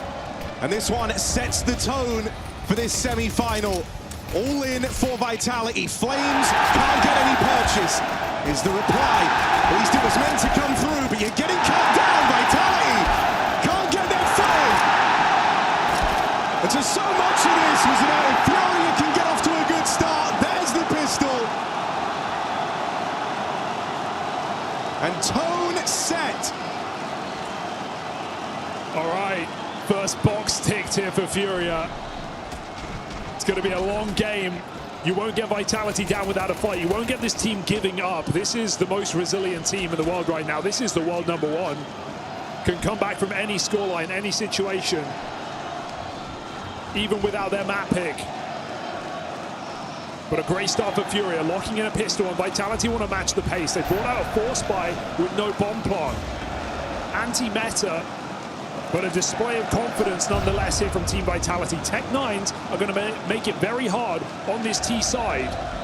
And FURIA are bringing a rambunctious pace, pushing straight through the Vitality smoke to clear out this B offensive. They know where this round is ending.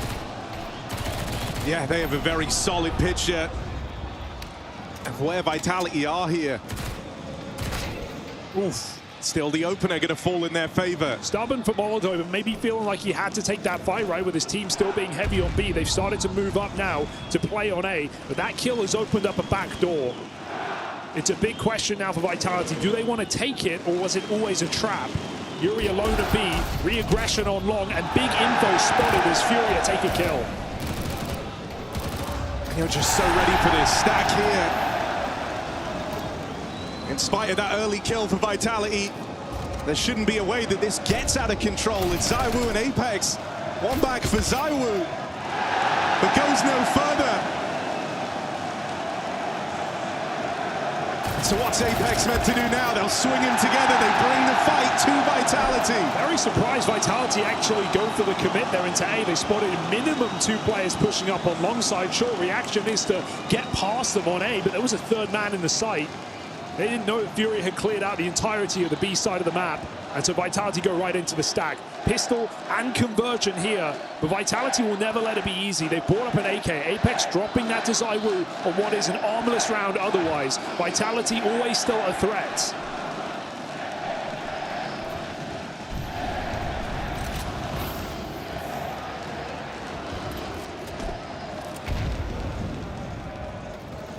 This is not what FURIA will expect. A hero rifle, look at their aggression. Tamed immediately. You've learned about it now, done a bit of damage to ZywOo on your way out as well. Robs is the backup. If ZywOo goes down or takes too much damage, he's going to hand that gun right over. Vitality looking to stay as competitive as they can in the early game.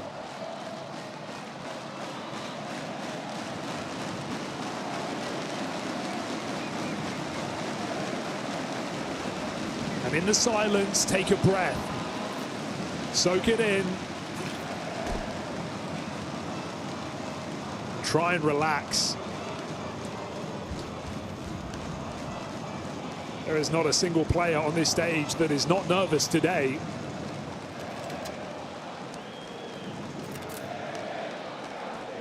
It's only human.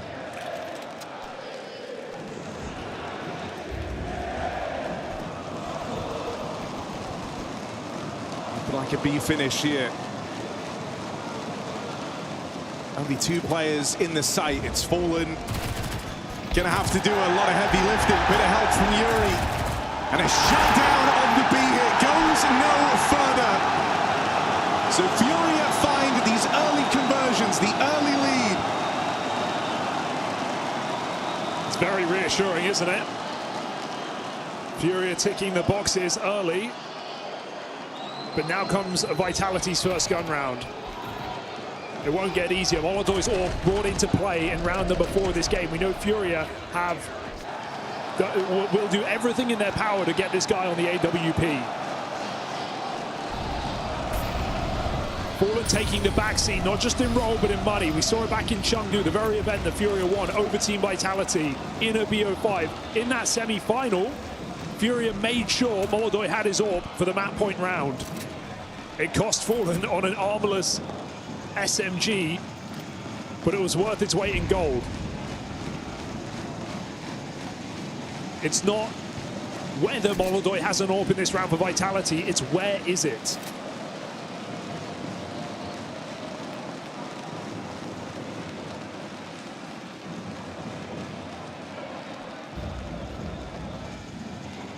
Gonna get dodged for the time being. See FURIA not content to sit back and give away too much of the map for free. Yuri in a very cheeky off angle out here in mid. Has that kill on a platter. And I mean, Yuri's in great form here in Rio. Been a huge boost to FURIA across this event. So promising that he's bringing that confidence into this semi-final. Okay, they're still not clear. 30 seconds on the clock, boys. Vitality getting strung out right now, and Yukindo still hanging in connector, is able to evade back towards B. There's not even water control. Vitality are in a lot of trouble in this round. They've got 3 AKs all going together towards his B site. Util just to slow this one down even more. It splits the push. Zaiwu and Robs don't believe they can do it. They write this one off. You've got Zaiwu and Rob saving it in the 2v4. It is a sign of the times here for FURIA. Apex is going to be demanding things here from Team Vitality, because these rounds have not gone to plan. A messy pistol, it can be forgiven. But since that point, pure domination from FURIA on this CT side.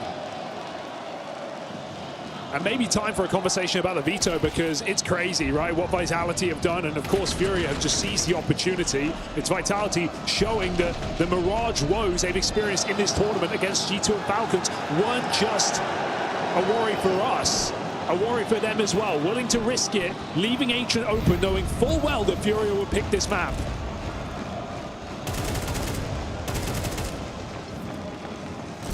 Have Vitality given FURIA opportunity is the question. We find out the answer today. You know, I think one of the things you've kind of seen throughout this Vitality dominance is there are still a few teams capable of striking a bit of fear into Vitality. Falcons being one of them, right? We already saw them end that win streak for Vitality back in the groups, but FURIA very much were in that conversation as well. Thinking back to Chengdu, thinking back to the rise of FURIA at the end of last year. Hell, they were even favored in a lot of people's eyes heading into the major. It wasn't Vitality. And so yeah, maybe that shows through in this veto. Oof. Looking for the A play now. FURIA set up 3 strong here, ready to receive. It's Molodoj's AWP. They're up and past him, but cover in. Yuri's got his back. Oh, no. Oh, and Yuri's got more than just that. 8-0. Yuri putting one hell of a foot forward into this semi-final. Slow down, sir. And still flawless for FURIA.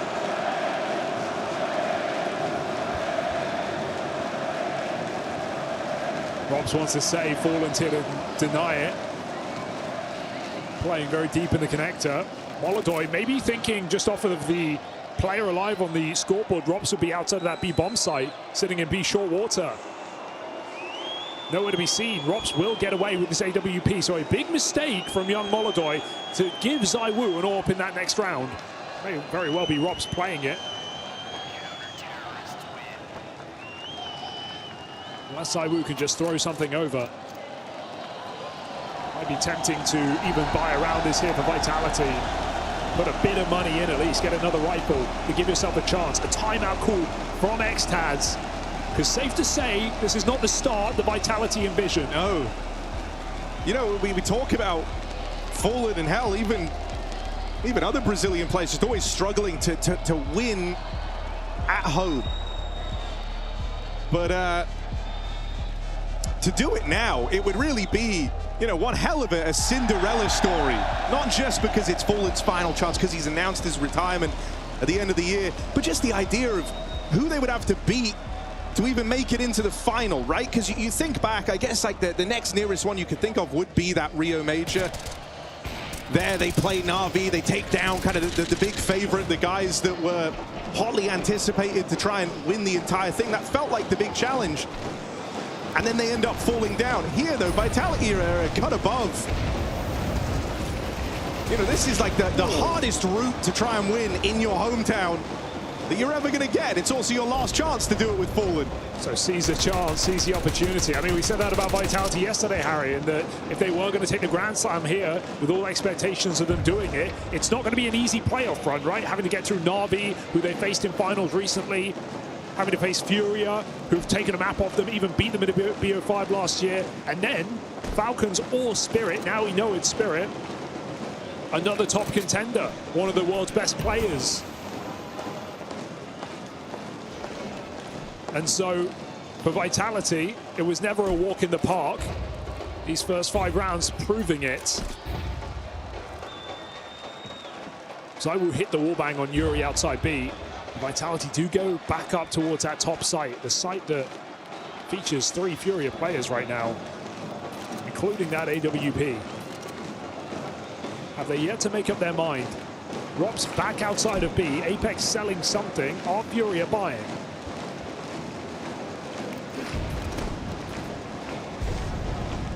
Util rolls out. What if I told you it's not keeping 3 players there? What if Yuri is one step ahead of this whole thing, rotating down towards this B site? Takes first contact out from heaven. Stack starting to get assembled here for FURIA, trying to stop the spillover of these Tech 9s. Keserato shuts him down. And no room left for ZywOo. He's in this all alone. Spam doesn't connect. He won't live long. Shut down from Molodoi. Seals the deal, 6-0. I mean, we have Keserato 7-0, Yuri 9-0. The 2 oldest FURIA players standing strong, standing tall. And Harry, you mentioned that Rio Na'Vi game. Would you believe me if I said that was the last time that FURIA won in this arena? This is their 4th attempt in the Formasi. They fell to Maus back in 24. Heroic 23. Last time this organization even picked up a series was against Na'Vi, and that was the front runner for the major in 2022. Shades of this game today. The standout favorite, we said FURIA had no chance.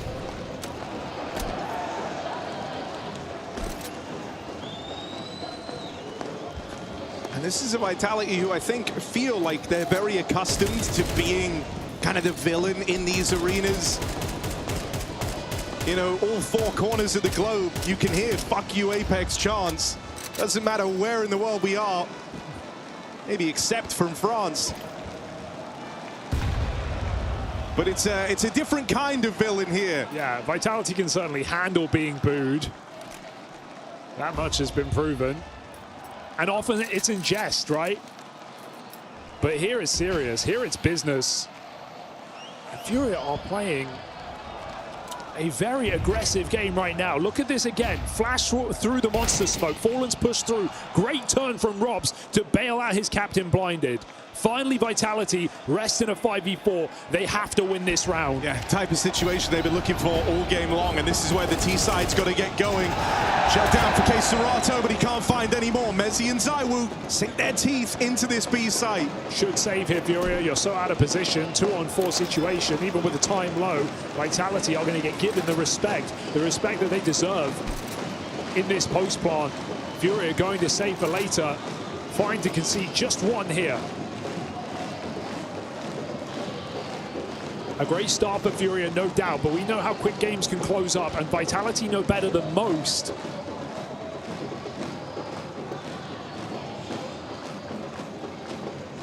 This very roster giving us some of the best comebacks of last year.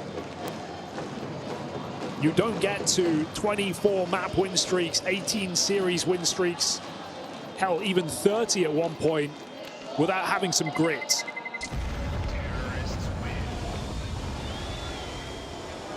Des mentioned Flamesy needing to start strong though, right? Pim talked about him being involved in over 40% of the opening fights on this very map. He's 0-6 right now. The only kill Vitality getting on the opener there, gifted to them through the monster push.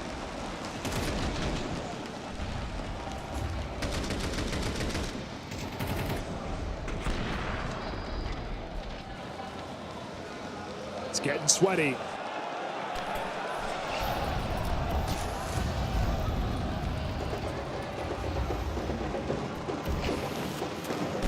Oh, that's nice. I think you good info there for it. Even Spot says no one pushed up yet in that lurk smoke. Able to cross with a run boost.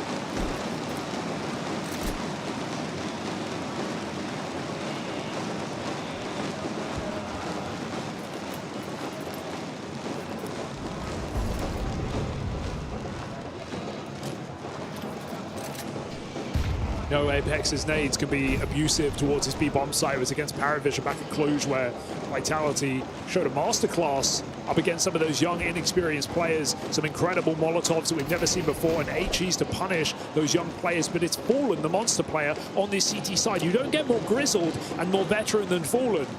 Is it going to be so easy for Apex to ruffle the feathers of his foe? Fallen avoids most damage. Goes back to the barrel. Furia hold 3 strong on this B site, and more nades get lined up. But there's nobody home here, boys. Vitality aren't getting any easy advantage. This hit they've got to earn. Yeah, gonna need the opener to come through. Vitality, they've got Apex at the front of the pack, searching for it. Rest of the team now in there alongside him. Still not a kill. Finally, one will come through. It's his double pit setup, holding some promise. Wrestled back by Rops. Hands it off to Molodoy in a 1v2. Round's gone by. They look to save last time he was out of position, but here, feeling tempted by what he sees. Swing out there, Rops brings the fight to him. Love to see that from Robs, taking matters into his own hands. I thought that was just going to be one off of staying alive here for Vitality. Pulled out on the short water, but Robs, unfinished business in that post plant. 4 kills from him. Credited really with both these round wins for Team Vitality. Found the 5v4 in their previous, and now back to back as they put Vitality on the board. Furia call a pause. It was a decent enough B-hold here for Furia, but you can see when you don't play those close monster positions, it does get claustrophobic in this B-bomb site, even with their own site smoked down. Vitality pushed right through. Furia are body blocking, they're shooting their teammates. There's not a lot of room in this B site.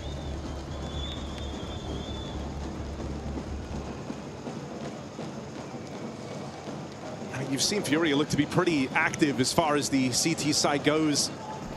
Always trying to find little ways to strike an advantage, whether that's the boosts down at lower, the mid-round reaggress. You've seen kind of both sides of it when it works and when it doesn't. They're left wondering if at the end of that last one, they left themselves feeling like they're flying a little blind. So try to come through with an early peek on Molodoy down through the connector, trying to force an advantage. It's not panned out. Love how aggressive Robs is being. He isn't going to commit with it, but the fact that he's going for such a early opening fight here for Team Vitality. Push all the way up on short side. Furia don't take the bait. He's able to fall back. Another wallbang. ZywOo just found Yuri again through the wood wall, and now the nades start to do damage. This is Vitality raring to go, warming into this game. You may have got caught up in the 6-0 lead for FURIA, but Vitality seem to have an answer. Boost failed. You can't do that again. So just a really tricky round to deal with. Even the slowdown from Vitality, it's causing a lot of nerves. And the round is just built on super shaky foundations for FURIA with all this damage done. Even more there. Zerato brought down low as well. Behold, entrusted to these two legacy FURIA players. And they are so wounded. Reblock now at the 22nd mark. Vitality feel like they have to come through into the meat grinder. Fallen with a double. Yuri at 1 HP. Wonder how much he has to get done to keep this round interesting. A shot, even a stray piece of util, and his round is over with it. The B site falls.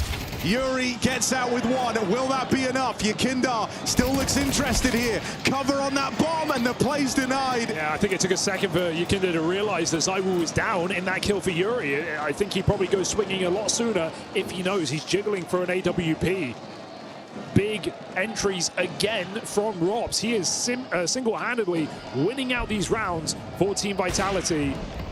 Wow, nice catch on the ZywOo speed to that connector angle.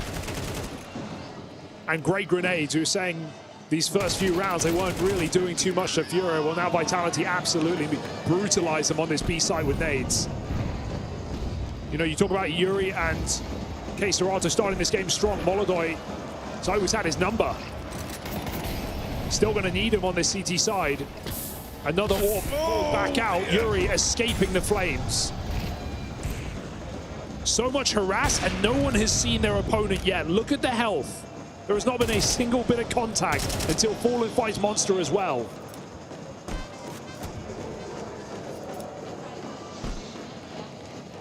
This is bruised. I don't know who's worse off. It's going to be very hard to find entry kills on this kind of health. But that will help. Yakindar alongside aggression, sees a player sneaking in close, flubs the spray, and now in a real rough spot. Yakindar dodges that first shot, survives the second, won't get out for a third. His time's up. Crazy enough to consider that ZywOo missed the first two, uncharacteristic, but eventually able to punish. Replaying Joker, dropped, made noise, but they didn't hear it. How could you? Still, it's a one and done. And FURIA on the wrong end of the map.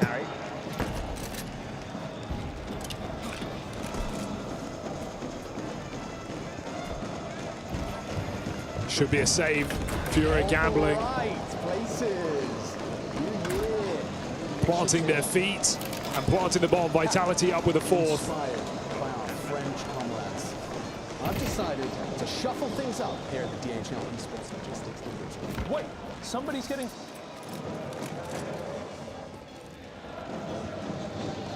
The AWP will be saved. We're going to need Molodoi to find some impact in the CT side right now for FURIA. He's been very, very slow. Early mistake, maybe ruffling him, running out mid with his knife out. Been caught by ZywOo twice in the head-to-head on the AWP. Hasn't really been throwing himself into the fights, with the exception of that con pick. And 6-0 to 6-4. Vitality doing what they must on this T side. I'd say their half is done at bare minimum, but they're here to sweeten the deal. With FURIA having very limited money, if you drop 2 guns over, you get another buy round. But you'll still be forcing in round number 12.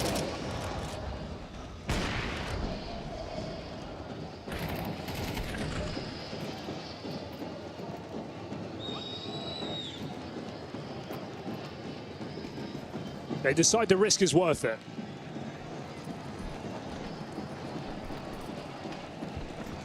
All right, so it's a swing for the fences. Missed util out here in mid. That's going to give ZywOo one hell of a path to run on this AWP. Robs has been able to sneak under this boost as well. It's a bit of a rough start to the round here. Robs in an unknown position. ready to spring into action a little bit later. And Molodoi locked in this head-to-head with ZywOo out in middle. Love a chance to find Flames first, but a missed opportunity. Boost will net something down on this B site. I think this could be a 5v3 right now for Furia. That would really set themselves up for a strong half. Flames 0 and 9 on this T side right now. Vitality are looking to end the round. They're going right out monster. 3 players here, ready to receive. Good timing on the nades. They brutalize Vitality. Apex looking to fight forward, lead the pack, but they're getting cut down around him. No chance at the plant, and a lineup there on the spam. Streak broken. We are getting a masterclass from K-Serata right now. A guy who said he never wanted to leave Brazil, who wanted to take his first trophies in a national team. A guy who was 3 times HLTV top 20 before he even won an international LAN, 4 times before he won a tier 1 LAN. He was the what-if question of Brazil, the quote wasted talent. Well, right now Furia are putting up a fight against world number 1, and K-Serata is leading that alongside his oldest teammate Yuri.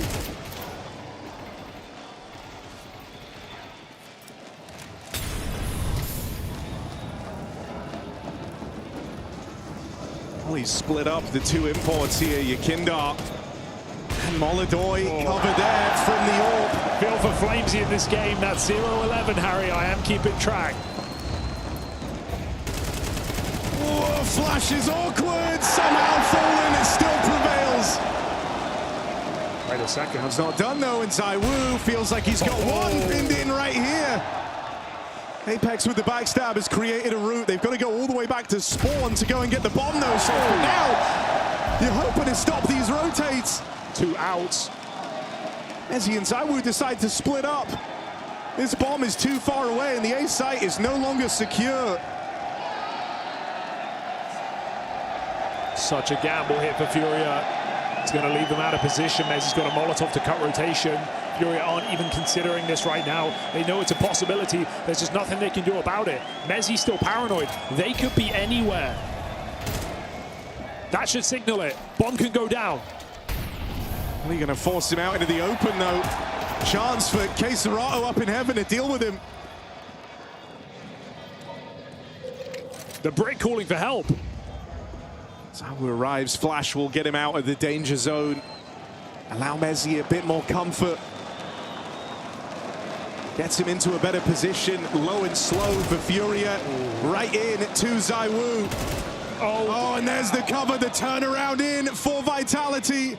You thought that bomb drop was a big problem, but getting their second win, that B-side play comes through. Vitality put up a fight in spite of that hot start from Furia. This semi-final is heating up.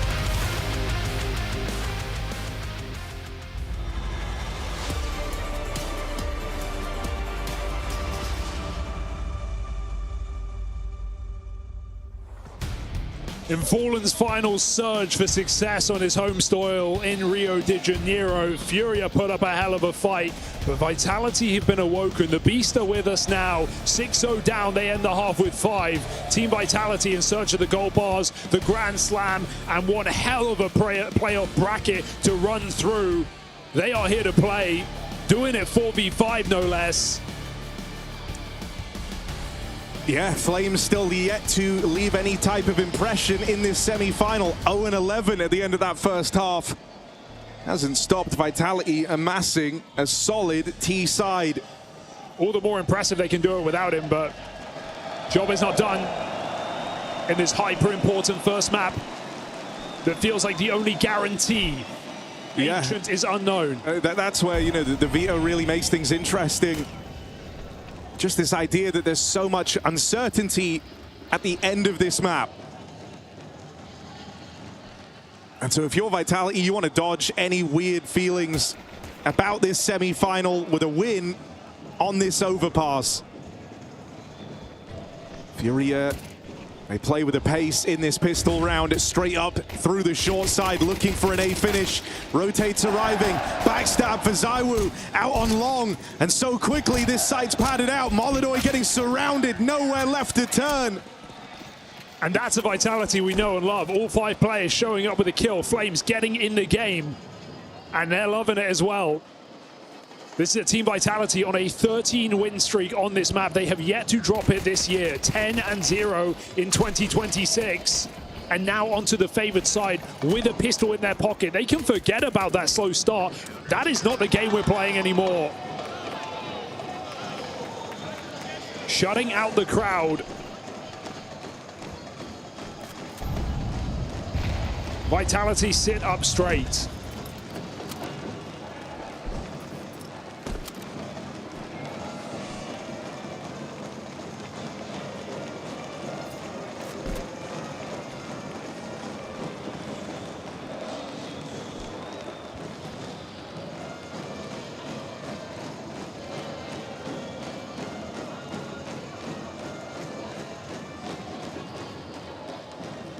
Fallen's going to have to be working overtime on this T side, because while FURIA hold the lead, it's temporary, and it feels like a game that is already getting out of control.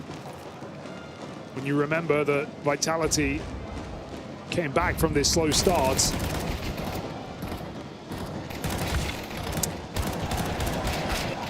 A couple of Glock kills, but shouldn't get much more exciting than that. Bit of damage there out of Yuri. Tie game, 7-all. And so that big lead that FURIA once flaunted, now called into question. Left with this feeling that, sure, it took Vitality a little while, but this war machine is coming to life.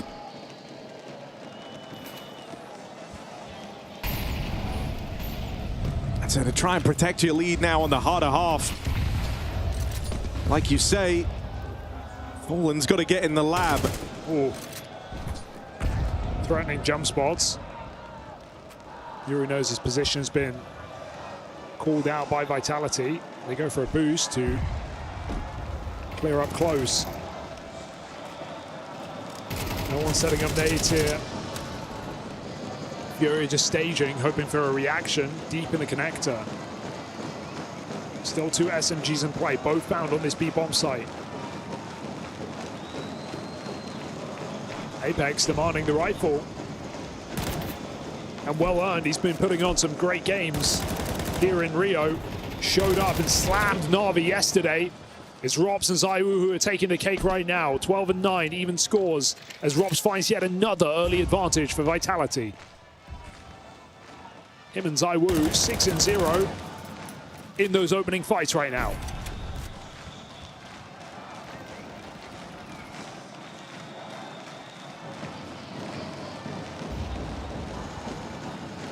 Likely not feeling like they've done a lot down here towards B, just to try and, you know, keep Vitality in place. They've actually gone for a bit of an info grab out towards short, and so one step ahead as to where this round is finishing up. ZywOo Out on an island there at short, gets his one. Nice crossfire. And a tricky finish for FURIA. There's the entries. Messi might arrive on the rotate. Backstab in for Flames. Time low, and Flames shuts it all down from bottom of the board. A big double. 3 in the round, absolute shutdown for Flames. He saves that. I thought that was done when Rob swings out wide. Had a nice crossfire there on the short side, but wanting to take the fight into his own hands. And it gives FURIA a couple of entries here, but there was no time on this clock. And you talk about that aggression back on short that Flames goes for. Vitality were already rotating Apex up before they got the info. They knew where that one was going. So I was going for a wallbang in spawn right now into T-spawn. Trying to catch FURIA coming out. Missed shot in middle. Rob's under scrutiny in connector. Will only take one. That's a gun given over to FURIA. Will they call the slowdown now? Looked like they were just storming towards that A site. These type of partial buys can sometimes feel like a bit of a tension breaker. You know, with the lead getting away from you, every gun round feels very sacred to FURIA, so they take it low and slow. But here's something a bit more poppy to open up. They find that 4v4. Even a spot for Yakindar. Chance to extend this advantage out on the long side. Has Apex boxed in. Gets around it, even with the team flash in there. And so advantage now resting with FURIA. Again, a huge gamble. Even though they have deep toilets, Flames is still pretty much pushed up. He's going to try and get that info to confirm whether this stack is worth keeping. Right now, it looks empty. It looks barren. 40 seconds. Where are FURIA? Right round the corner, and Flamesy's dropped the bomb as well. A worthy 1-for-1. Will that make FURIA doubt themselves? They've still got Keserato cordoning off this B connector. But FURIA aren't certain, and again, time might be their undoing. There are 25 seconds left. If they fall on this entry kill, this round falls by the wayside. Back to B they go. Desperate attempt, both players spotted. Smoke in heaven missed the mark as well, so Mezzi's got open sight lines. It's Yuri and Keserato brothers in arms. Catch for Keserato, blindsides Mezzi. And now you've just got to stop the big man. ZywOo closing in, leaves it to the pistol, caught out in no man's land. And the arena erupts. An unlikely round for FURIA. And they are right back in the conversation. Yuri is absolutely leaving nothing unsaid right now. 20-8, 3 kills in that round. That was a round they have no business winning with Tech-9s. And Robs' 1-for-1 didn't feel problematic. Even Flames got that info early, or late rather, for Vitality, and FURIA win it out in a post-spawn, their first round of the half. London FURIA double swing together when they don't know where ZywOo is. They are not scared of Vitality today. That much is clear, and they're going to go for the Hail Mary into this B bomb site. She's from Fallen, triggers the go-ahead for the rest of FURIA. Oh my. Apex laying down some covering fire. Backstab for Robs, but long range on the 5-7. Hoping his teammates can buy him time to be that much more threatening. Well, what if he's not needed? Flames shuts it down. Oh, this will be a historic recovery for Flamesy if Vitality take this map and he actually ends up going positive. He's on track to do so. 0-11 at one point in this game. Coming alive. And Vitality take that lead right back. Any celebrations from FURIA's first T-side round quickly forgotten about.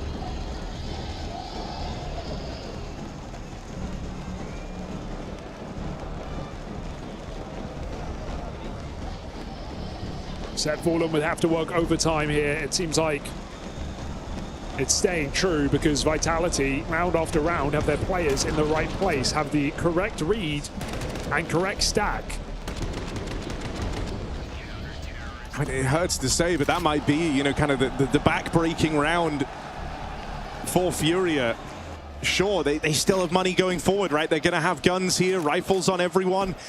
Only a couple of limitations to stomach. This is the wallbang I was talking about. ZywOo just trying to squeeze an early kill. No way they go back to the fast B. Why not? Ooh.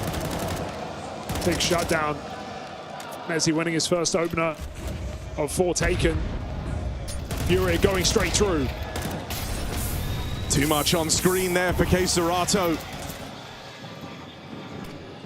Messi just playing a delay and great damage on these nades.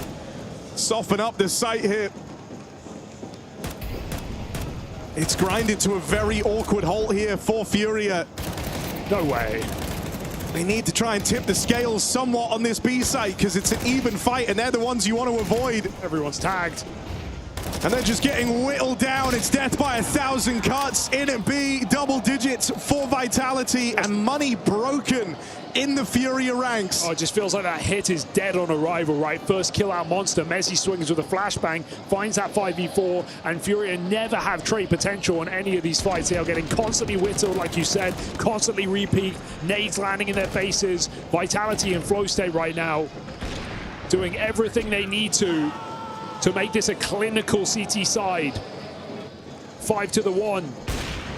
It feels like one of these rounds that's gonna hit. Firing it a little bit too late. And make no mistake about it, if you've not seen that wallbang before, that's a one-shot headshot.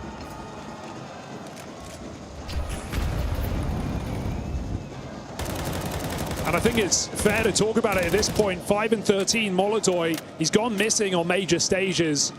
We wondered if that would be an anomaly despite some great performances in arenas, right? Think of Chengdu. Even in Astana at his first event, didn't seem to be shackled by the pressure. Well, right now we're getting shades of Austin. Yeah, Budapest 2.0. Feels rough because, you know, in times gone by for the Brazilian squads, it's usually kind of like the occasion almost swallows up some of the key individuals, guys like Keserato or Yuri. They are both in fantastic form. It's the imports that have been off to a rough start for FURIA. Oh, boost on boosts. This could be problematic. He spotted 2, but he drops the gun. No! Yuri rushes that shot with back turned, and that was an opening kill on a plate for FURIA, squandered. Would have been a 5v4, would have been the reason just to follow through with this B hit. Would have only had one defender between you and a bomb plant. No flash, just got to hit it. Vitality's still adamant this is ending on upper. They've got 3 players up there, so this B hold is just Messi and Flames, and that's all you need. Rapidly getting away from FURIA now. They've been waiting to bring the guns out. Molodoi all making another appearance, but this is it, the last hurrah for FURIA on Overpass. Just an absolutely shocking crumble when you consider the games that Yuri and Keserato have put in today for FURIA. It feels hopeless at this point. 11-8 down. We get Molodoi's orb, we get a 4-buy, we get everything FURIA could want, but make no mistake about it, Vitality are still surging. They have not slowed down, and ZywOo again by centimeters misses that shot.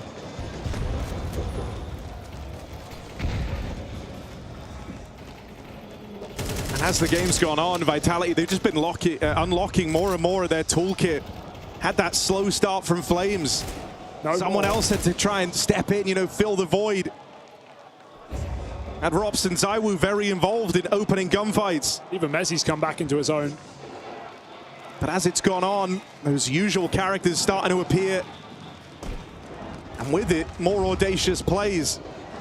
Early info snatched away down towards lower. There's no attention towards this half of the map for FURIA. So Vitality are in a very commanding position in this round. Oh, big. Okay. Well, that one goes a long way. Rops has been a big problem. Getting rid of him early. Here's the reaction. Maybe earlier you had Vitality scared and not willing to make an aggressive move, but right now they have the room to move. They have the lead to play with, and so Flames is continuing to push. And the timing couldn't be better. And he just blocks, pushing FURIA further forward into this A stack. ZywOo's very alone out here on short. Oh. Gets them back turned. Molodoi dead, and ZywOo! It all falls into place. That AWP tears through the hopes of FURIA. He's out on an island, an aggressive push over on shore, all alone. And ZywOo just hunting every single fight. That is a terrifying sight indeed. And it may not be what the FUMASI came to see, but the rest of the Counter-Strike world expected at this point. ZywOo on the big stage, big moment, and a 4K that will absolutely topple FURIA. If it wasn't already hopeless, that might just make it so. Final timeout called, final ditch attempt, no AWP, barely an AK. And Overpass, Vitality's pick right there for the taking.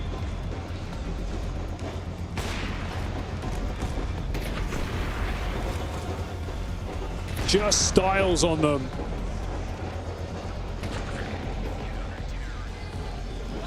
Would he dare to finish it with that T-spawn wallbang? Just to rub salt in the wound. Attempting it every damn round, but doesn't try it this time. Has a good spawn, so maybe something aggressive from ZywOo, but a spice into this final round.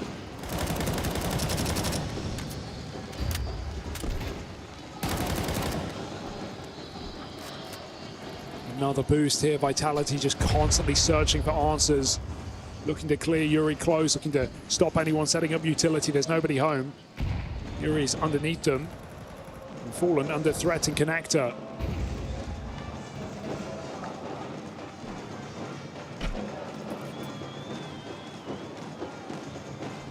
Furia's fire being stamped out here on home soil.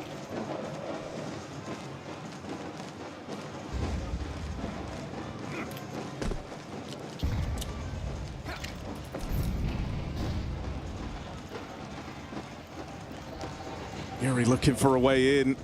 He's got K Serato alongside him.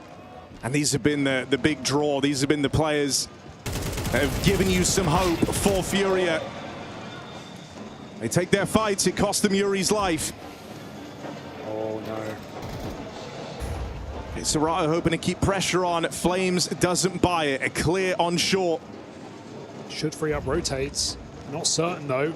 Trusting in Rops and ZywOo on this top site is more than fair for Vitality as FURIA make their final surge. Rops with the cover. Missed shot doesn't cost you a thing with these two in tandem. ZywOo heading away. So on the top site, it's only Rops. All alone here as FURIA look to move in. He's dealt with straight away by Fallen, no less. Down to a retake and one that you didn't envision for Vitality. Will this be a way in for FURIA? This is how Flames got a kick started on the comeback. He might just close, but no. Huge pickup. Pressure still on. ZywOo cuts through it. Playing it forward now. They've got the spot. They know where he is. It's K Serato. It's Fallen. FURIA still in this. Oh, by the skin of their teeth. The first misread of the game, it feels like here from Team Vitality, rotating ZywOo down. But they saw, I think it was Yuri, entry in, or rather Yakinda, thinking it was a fake out as the rest of FURIA going for the B hit, but he was just on his own. And ZywOo goes back for it one more time to send a message. Oh, not meant to be today, but not needed. 3 chances here for Team Vitality.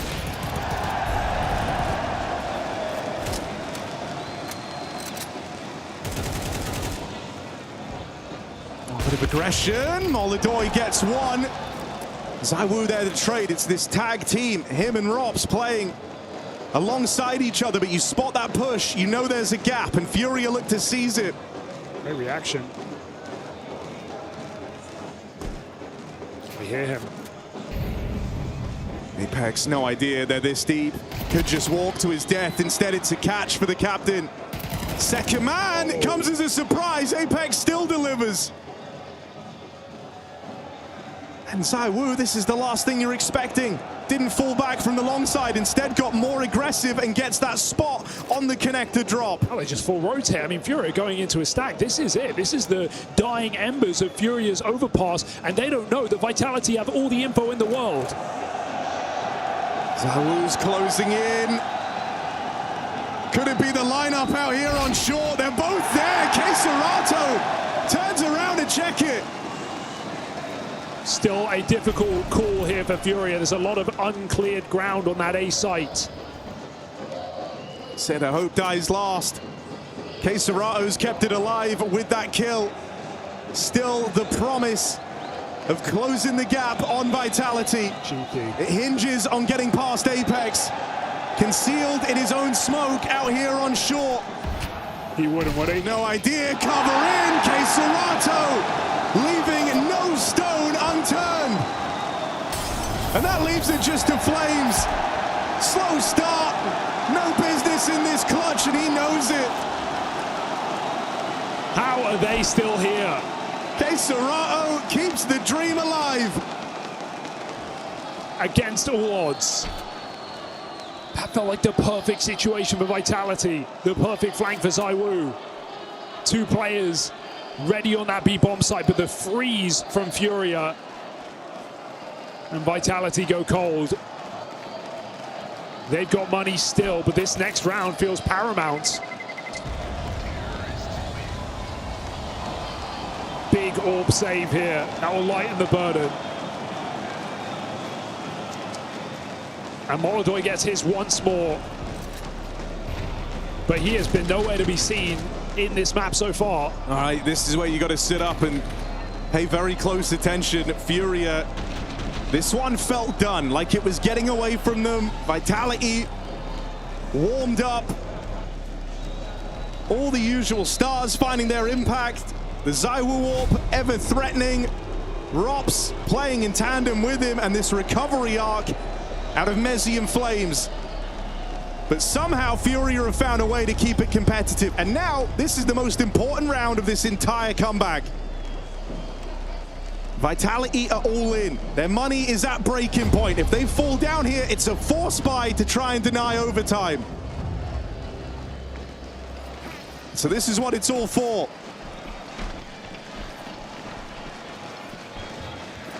Heavy B start.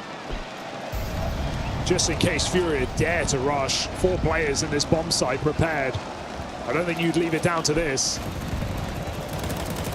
You can't hold this setup forever. It does mean that Vitality can see a lot of space on that A site. Rob starts from the site after throwing standard utility. Keeping FURIA guessing. They get that water control. They know to care about the boosts. Apex jump. FURIA doing nothing untoward. Slow clears across the map, and orb revealed by that flash. There's big info here for Vitality. Frees up other positions. Molodoi's got to get moving. And so reset back around the world. FURIA take toilets with a minute on the clock. Par for the course right now. It's another one of those rounds where Vitality flying blind have to make the right call, and more often than not, Apex has been able to do so. Uncertainty in the air for Vitality as FURIA look for a very clear finish. Finally, that third player moves up. Rob's even trying to play ahead of this util. And this fight feels like a defining one. Been a real nuisance when it comes to getting these openers. They know it's coming. Rob's has been a constant focal point of the Vitality success. He doesn't hang around, falls back into the setup. They've got these crossfires. There's Robs breaking the silence. 10 seconds on this for FURIA. Have they left it too late? Yes. Trying to move in now in a last-ditch effort to get this bomb down, and it's denied. Robs will not let them in. And that's how it comes unraveled. Vitality walk away at the end of Overpass, their first of many gambles in this VO, take a huge stride towards those finals. There's so many maps you can't touch this team on. Overpass, one of them. FURIA gave it a good go, but that T side comes up short. 14 win streak on this map as Team Vitality search for success, search for a final, and look for those gold bars. That Grand Slam is right around the corner, but they have to enter into unknown territory. Ancient up next, and anything is possible.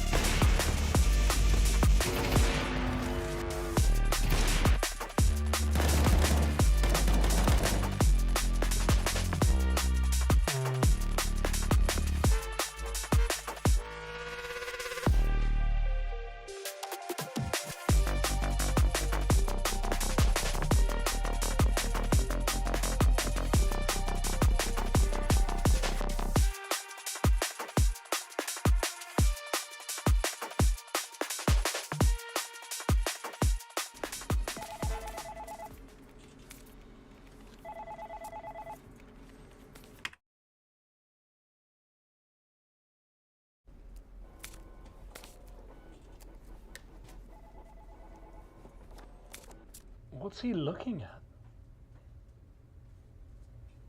I don't know. He's inspecting your desk, Harry.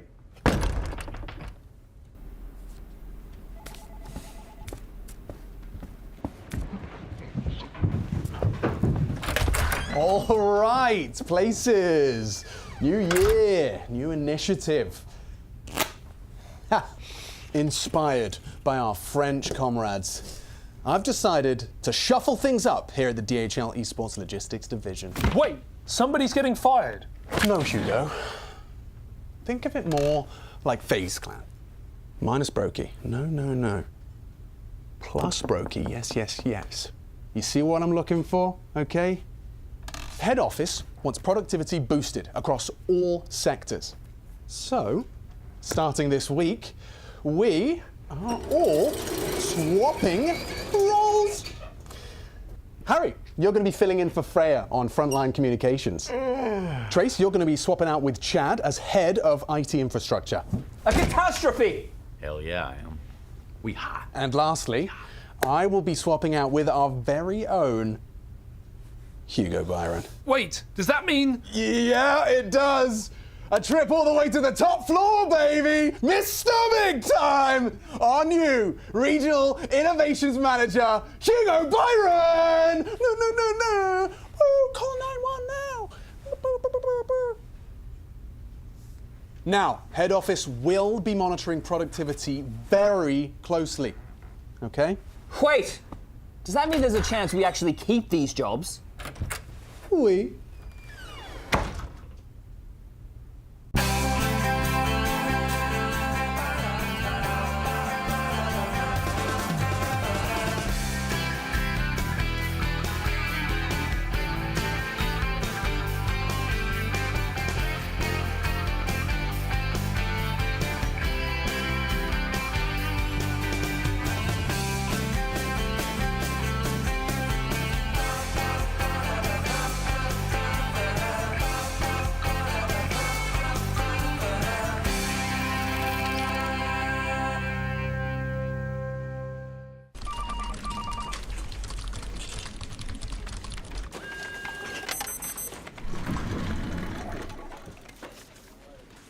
What does this button do?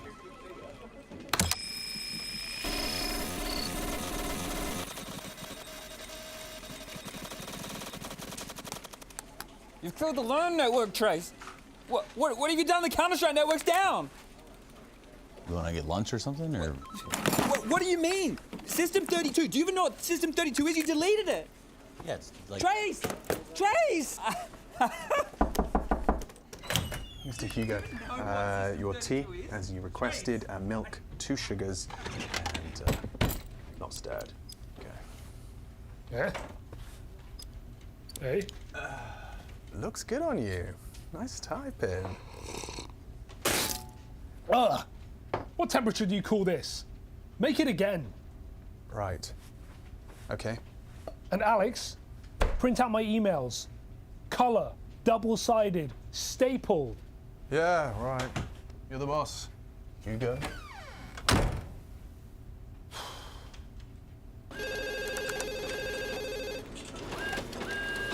All right, my boy, Danny boy, Danny Alex, B. the machine. Danny Madison. Mr. Richardson. Ouais, je sais. Tell me, how are you? How is the shuffling? Yeah, the shuffle. Are the pieces falling into place? Yeah, well, you did it with Robs, right? Ah, oui, Monsieur Robs, the greatest chance of all time. Yeah. Oh, man. Listen, Alex. Yes, mate. You must have confidence in the shuffle. Right. You must believe in it. Yeah. Live the shuffle. Yeah. Breathe the shuffle. Yeah. And if things get tough, we shuffle again. Thank you. Merci. Merci, my guy. Merci beaucoup. Bye-bye, Alex. Oh.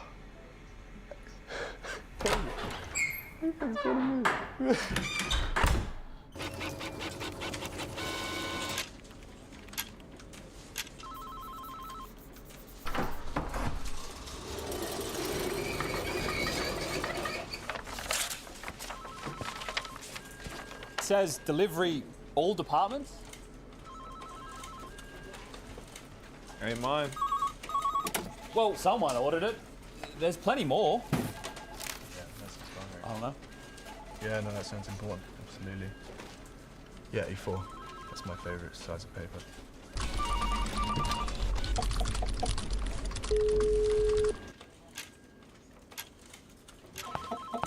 That was Thursday.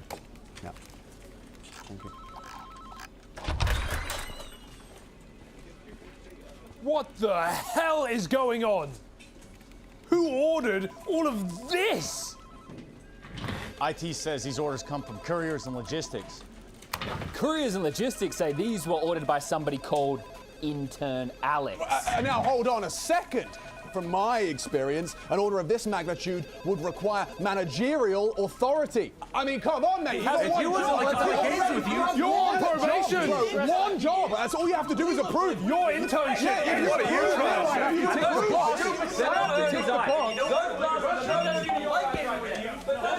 Alex, I'm seeing zero improvement. What's happening in there? Yeah, no, absolutely. Yeah, leave it with me. Leave it with me. Leave it with me. I'm on it.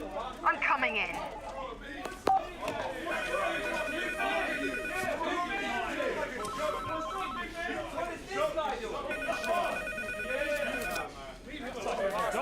The fact that you guys do a better job.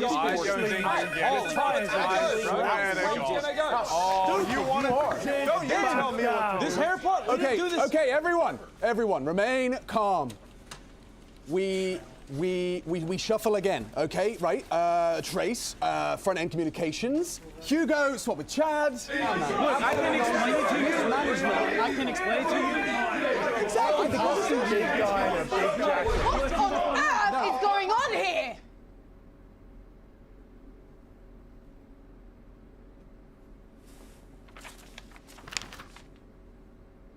Playing cards?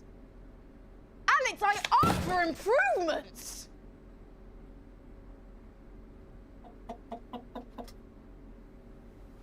Okay. No more shuffling.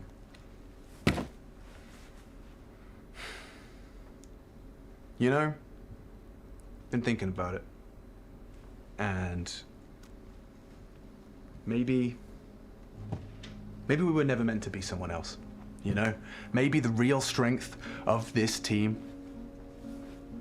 isn't in shuffling the deck. Maybe the real strength is playing our own cards, right? I see it on all of your faces. Right now, you're not yourselves. But when we arrive on the day, being who we are, that is when we truly deliver.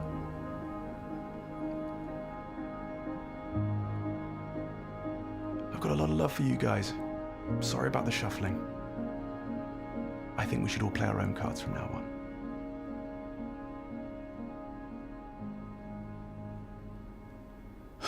All right. That was actually pretty good. For the love of CS, clean this up!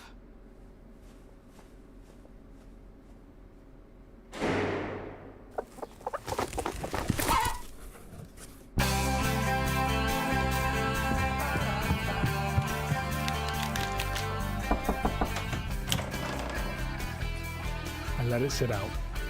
Just a little. Just like old times, huh?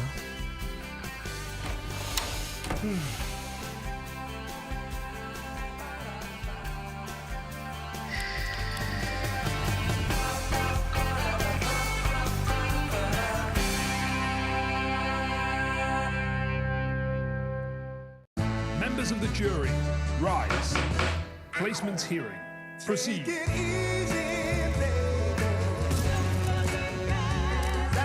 But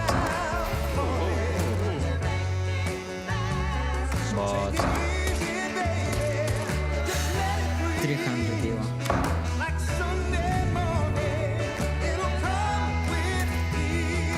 Now this is talent. 5k euro. Good thing Donk isn't deciding your reload. Your placement games do. Season 8 starts April 22nd.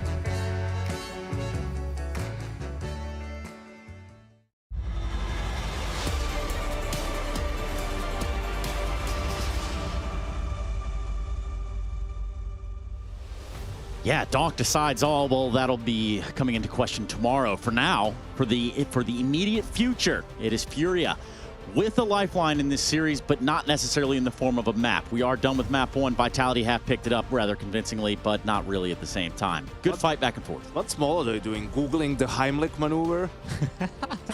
Like, come on, something. Please. Yeah, he was needed, and he was nowhere to be found. To be fair, first half for FURIA, get off to a good start. You can't really fault him for not contributing too much. Yuri doing what Yuri has been doing all tournament long, giving FURIA a lifeline from the scoreline 6-1. That was the last time that game was competitive. Vitality took over, got control over the T side. FlameC, I highlighted him a couple of times, saying he was the most important player on the T side and has been historically the most important player on the T side for Vitality in the past 3 months. He went 0-11 on the T side, yet they still got 5 rounds and won this game with ease. So there you have it, Vitality, the best team in the world. Yeah, and props to him, because you see that he ended with 12-15, going 12-4 in that second half. Yeah, here we have the comparison as well. So really managed to keep his head in the game, because his team was absolutely going to need him. Stepta had a huge round early on in the second half on the flank, shutting down the A hit. And yeah, for FURIA, just after such a strong start, you have to remember every single round that Vitality won in the first half was a gun round. Like, at no point did FURIA have to eco or anything like that. Sure, there were a couple of buys where there's an MP9 in there or something along those lines, or a FAMAS, but still, they had to grind that game. And yeah, it sneaks up on you that the last time Vitality lost Overpass was in the Chengdu Grand Final to FURIA. It's 14 games in a row, Trace. 14 wins in a row on Overpass now for Vitality. Man. And to claw it back, too. I mean, you're right. 6 down in the start. We're talking about a game that was starting to take shape. And then how does it just so clear-cut switch the opposite direction? I think it's also... I mean, Rob stepped up. In some of those early rounds, he was able to find multi-kills. He was the calming presence, because, there's the round where him and Zai will save guns, then Vitality buys again because of the economy, right? And there's not really great ideas early on in that first half. But from that point on, you see him here, punishing the info play from Fallen and some of these trade kills on the B bomb site in these early hits. Like, he was absolutely monumental in stabilizing the game for Vitality. Yeah, both him and Ankezerado, for that matter, as well. On the side of FURIA, had a good showing. Robs were a big part in what kickstarted Vitality. The big disparity to me, and I hate to do it, but kind of highlighted it coming into the game as well. Molodoj in 2026 hasn't been the Molodoj of 2025. On one side, you have Saivu, the highest rated player on the server, having another great showing, not flashy, but just getting the job done, just getting a couple of multi-kills here and there, just winning a couple of rounds by himself, always involved, always in the right place. Molodoj, nowhere to be found, lowest rated player on the server. So when you have, the best player, I guess, in the world, and on one side of it, in Saivu performing at his best, and then Molodoj, who Fallen called out, saying he needs to have a presence, he needs to show up for us to win, not being anywhere to be found, to me, we can cook it down to pretty much that. I think the problem is he couldn't, get the feel for the game early on in the half. He's going for some aggressive peaks. He's getting shut down, by the hero AK, by the pistol, and so on and so forth, right? And just couldn't get into the swing of things, and a bit overly aggressive in his positioning a few of the other times. And it definitely felt like Vitality was the more composed team, because in some of these rounds on CT side, FURIA has 3 or 4 players on B as the hit is coming in, but they cannot play off of each other. They cannot sort of figure out how to coordinate themselves. And then also on the T side, a bit messy, it's not flowing. So we'll see if that was perhaps the jitters of the first map, or their Overpass really has taken a turn for the worse. But that's it now, right? Like, you're going into Ancient, you went for this punish pick, Vitality left it through. You better have something in store, because, you will be out of contention for the trophy if you lose another map. Jacob, let's talk about Ancient. Let's see. I mean, now that we've seen a awakened version of Vitality ready to bust heads, is there a chance here for FURIA to run it back? There's definitely a chance. As Janko said, right, Ancient is the big surprise of this matchup. I don't think anyone saw it coming. I'm not even sure FURIA themselves, a couple of hours ago, before they did the veto, saw it coming. They were presented an opportunity to punish it, dare I say it, against Vitality, and there must be a reason why Vitality have left it in. There must be a reason why they're willing, in a semi-final at IEM Rio, with the ESL Grand Slam on the line as well, they're willing to leave it open. You said it last time they played it against Aurora. It took Saivu to go absolutely nuclear in a couple of overtimes in order to win it. I must assume that Vitality have been working on the map, and I'm curious whether or not FURIA have as well, because it's not really a staple for them either. It's not a map that they normally go to or tend to. So I'm open to be surprised here, and I'll be honest, I'm not gonna sugarcoat it, I'm not gonna lie. I'm not sure what to expect this time around. So that's pretty easy to follow on, the whole idea of not knowing what to expect. Genko, where's your hat? 30 seconds. I don't know. Maybe because they let through. Apex is a madman. He likes to flip the coin. He likes to have fun. Maybe they're just struggling with their Mirage at the moment and didn't want to see it in the pool. But we're running out of teams that can benefit from, you know, Vitality leaving Ancient in, right? Like, it's not necessarily a gamble they need to take considering the field of teams, and we'll see if perhaps this comes back to bite them. Well, that's the scary thing. If they play Ancient at a high level and add another map to that already strengthened map pool for Vitality, it seems like they, you know, become closer to be an unbeatable force. Yeah, and again, we have to sit back. We have to see how this one goes. We're going to roll the dice proverbially here in this game itself. We look at Ancient. We're going to see if Vitality can close it out. We've got our commentators. We're ready to go. So let's do it. Back in 2022, we saw a divine intervention on this very stage. But now, FURIA find themselves 0-1 down against the world's best team.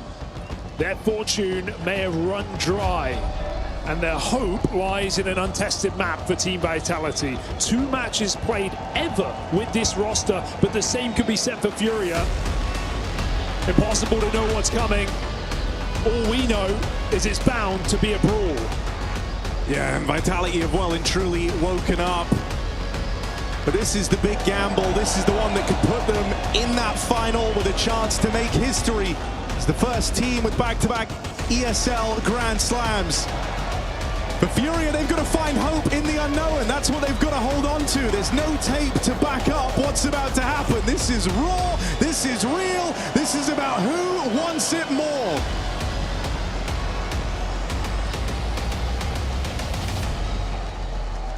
It's a perfect map for this series. It's one we've seen before, right? This is not the first time the Vitality have taken risks. Back in Chengdu at the end of last year in a BO5 final, they floated this very map, banning Train out, a map that FURIA were feasting on recently.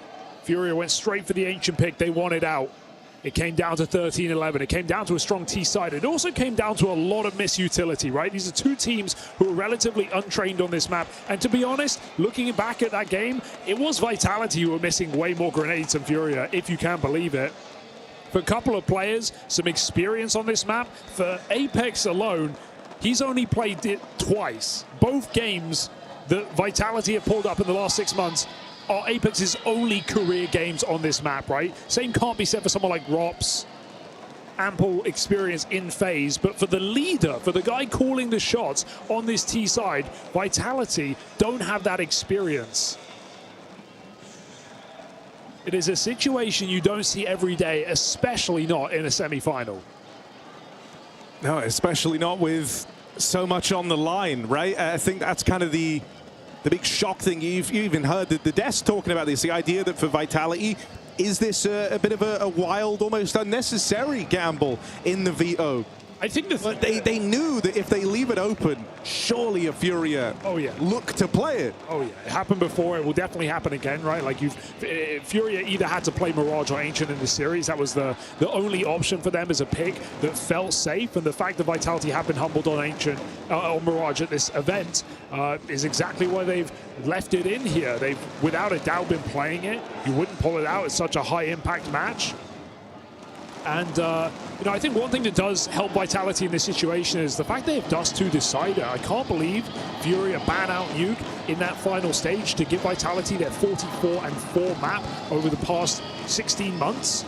That is their go-to. That is their home map. FURIA maybe having some understanding of how they can play and some confidence in their own game on Dust 2 right now.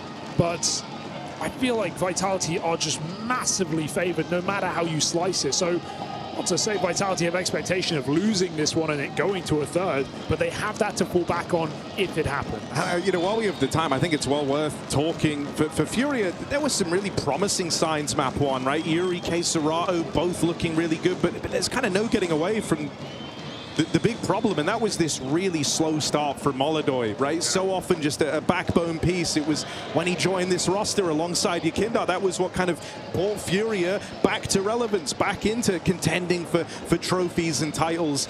Not a player you can do this without, and I think at multiple times in his career, you've seen him kind of get swallowed up in the emotions. You've got to remember, this is a young guy, someone that was kind of handpicked by Fallen to come in and look to replace him, and these two have one hell of a bond. You know, Fallen's even said he's kind of the son I never had, right? Yeah.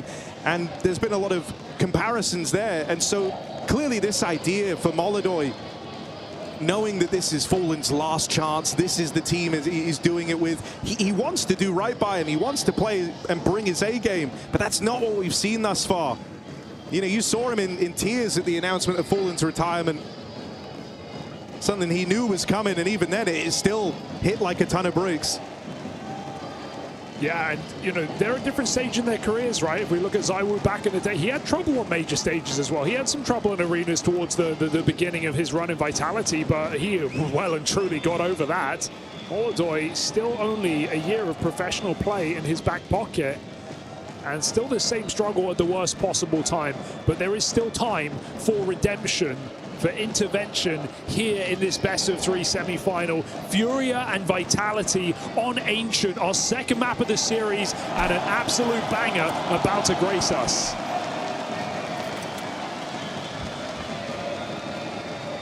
It goes without saying, for FURIA, putting your best foot forward. That was what brought so much excitement to Overpass, that 6-0 streak they were able to get off to. You want to see more of that now, but it's not the ideal start. Flames there, in with an opening. Great first shot here for Flames. That's far better than 0-11 beginning. You don't need this guy starting hot right now. Apex will get caught off. Molodoi joining. And Flamesy pushes all the way down the ramp. Meanwhile, Bomb over on the A side. This is something Vitality will be ready for. They've cleared a lot of the map, and Flamesy is not done.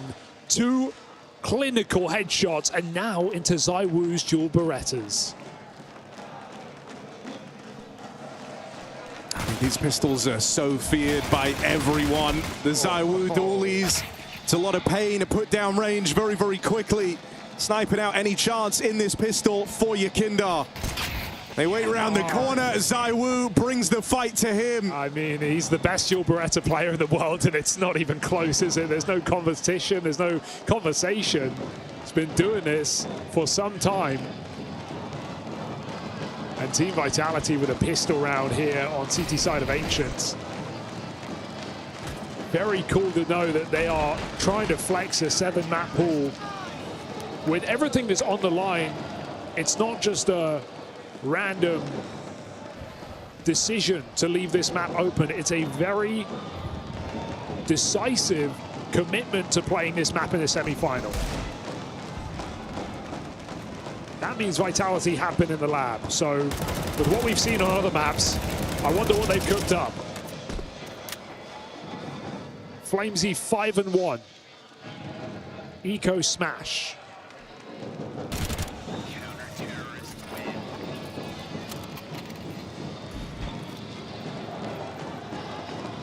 It was a very brawly game when we saw this last time back in that Chengdu final, and it was 8 T-side rounds for FURIA, so to even replicate that, going to need a hot start here. Can't go down in the hole. And with everything on the line for Fallen and FURIA's legacy in Brazil, don't want to go out of this semi with a whimper.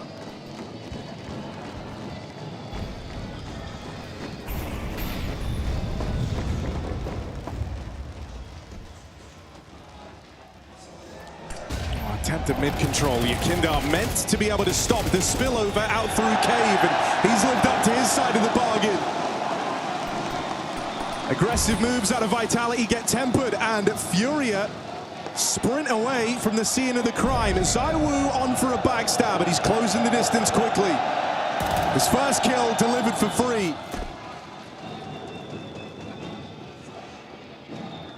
With Apex also on a backstab, but this one far from over. Big. Looking for a 2-on-4. Right now, ZywOo just making a lot of noise, drawing attention away from this backstab. It lets Apex come through with the first. Now ZywOo's turn to play.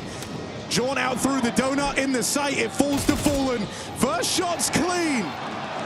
Does the old guy have it in him? Fallen makes that look easy. And he's casual with it. A big 1v2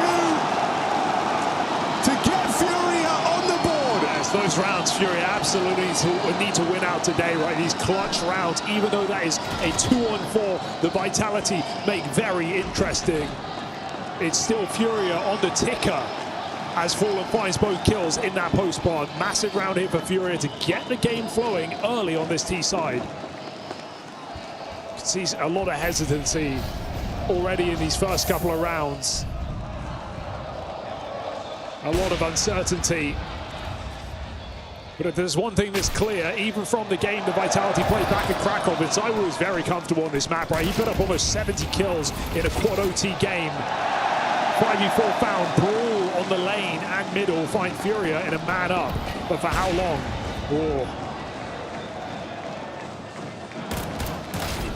Oh, well, there's Robs brushed aside. Bomb's going to make up its mind, though. Where do you want to go with this? It's a 3v1, but you've not won the round yet. ZywOo gets involved, and that bomb now begins the long rotation all the way back to A. You can't lose Molodoy in this fight, or else the round's in jeopardy. He'll hold on. That is a huge fight for him to be closing on. 3 points of health as he squares off against ZywOo. Yeah, that's the ZywOo who read his move as well, right? Not only pre-scoped his position, but even knew he wouldn't fall back there too far to run in CT. Molodoy on just 3 points of health finds his third kill. And even picks up that AWP as well. So FURIA get an economic boom here coming into this anti-eco. In a very potent position now, FURIA, to get some rounds together. Despite that initially converted pistol.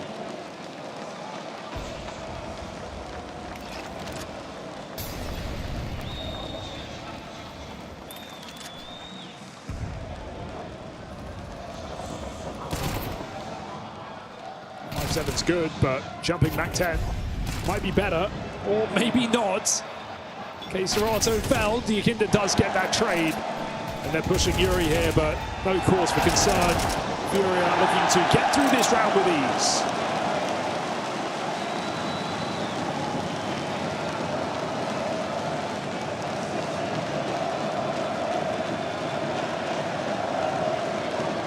Just a good early run of form, right? Brings a bit of energy, a bit of life back into the team. Also, some of these guys that were quiet to open things up in the semi, finding their footing in time for Ancient. Diakinda, the one that's springing to mind right now, been a real nuisance over towards the lane. Wasn't really much of a factor on map 1. Yeah, it's a very, not just brawly map, but individual map, right? There's going to be a lot of positions where you can get multi-kills. FURIA have got the guys for the job right now. Big 4K for Yuri. Molodoy with one to his name. Diakinda's done well, as you say. It's not like Overpass where you're going to spend the majority of your game on your bomb sites blind and just feel like you have to get your one kill in certain positions. FURIA are going to try and get rolling. Nice to see Vitality already come in with moves though, right? That aggressive play on lane, flash through the cave a couple of rounds ago. They've got things like that up their pocket to try and force advantages. Not playing for heavy mid yet in this CT side. A missed elbow smoke, not a problem as FURIA speed up on A. Rob's big opener and no trade for Diakinda. Oh, Messi just going to get to long in time, offers up a bit of resistance. ZywOo's through that util. Ahead of the take. Bomb will still make it in. Chance at the plant, and it's Apex right now that you've got to lend an ear to. This backstab arriving quickly. Serato low health in the sight, and nice and easy for Apex. Diakinda so far removed. There's no win in this one for FURIA. They get cut in half. Yeah, it's those moments you get scared for either of these teams on the CT side, right? Getting pattern called against them, getting faked out. A fake A rush here. But Rob's getting that opening kill grants a lot of presence to Vitality. They realize they make the adaptation. Mezzi runs back into B in time. That was almost an entirely empty B bomb site for FURIA to plant on. Very quick flanks here for Team Vitality. And Apex is taking matters into his own hands right now. As a guy who's putting on some incredible individual maps in this tournament. No time like now to show your team how it's done. And in these early rounds, you got to be looking at Molodoi just to see if he can recover, right? A good start would make a world of difference. They get challenged out here in mid. Flames puts him in the dirt. Oh my! Oh, full blind! We saw him all over the map for FURIA fall. And it is not an AWP's paradise on this T side. Vitality looking very comfortable. The retake flash in middle, still not enough for FURIA to get a kill. They're in a 2v5. Molotov for Fallen will kill Flames. But the AWP will not. And we're looking at 5 alive in this gun round. That's already a big problem, right as you're starting to kind of run out of money. They come through with a clean rifle round on the side of Vitality. That only opens up the playbook more. They've liked these early aggressive moves, and you're keen to keep doing them. Now with a little bit of staying power on this CT side. It's just, you know, you go from last game where Flamesy was absolutely missing. And now he's not only 4-0 in opening duels, he's got 3 multi-kill rounds. 9-4.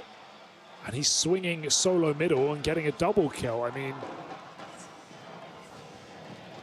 it's a bad omen for FURIA right now. And it can get worse.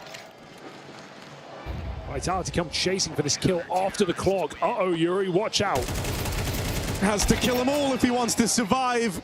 Just brute force to rip that gun away. It's just worth it for Vitality, right? 2 for 1. Yeah, it's annoying. You lose some guns, you lose some AKs, but who cares? You've just ruffled FURIA's feathers again. You put them in an uncomfortable position where instead of thinking about the next round and what they're going to do, they have to discuss the money. They have to figure out how to make Yuri effective. He's playing Glock with 650.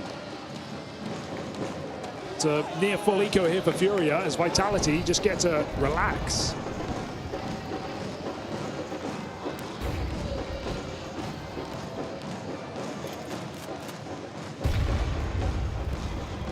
These 2 flashes on your Kindar, you might be hoping for some close players over here in mid or maybe up at the cave.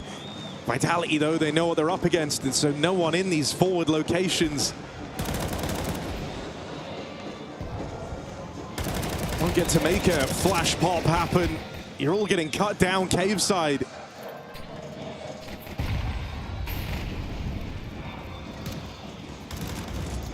Zai was trying to give him the AWP. Please take it. Now he's got no gun. Zaiwu's had enough. And Apex is playing pistol while Zaiwu looks to finish the job. One back for Yuri on this Deagle. But how much more exciting can this really get? I'll leave it to a swing. 2 players bearing down on this position. Low health on Apex, sure, but with the cover in on the rifles, there's no getting out of the cave here. Right, retake is really strong right now. There's no nades.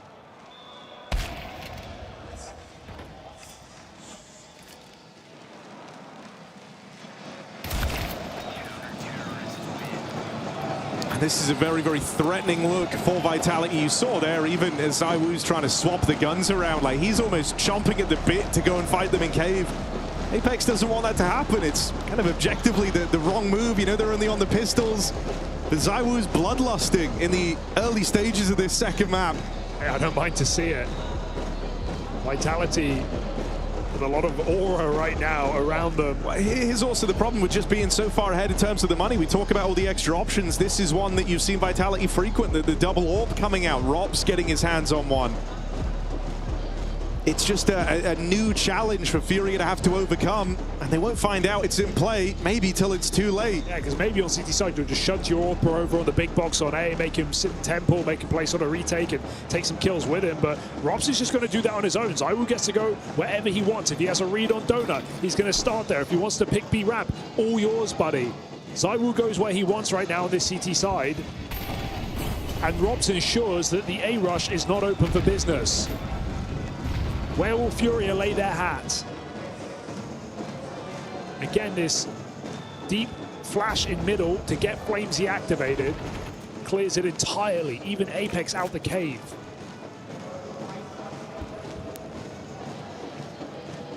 They can reset B. Apex wants to fight.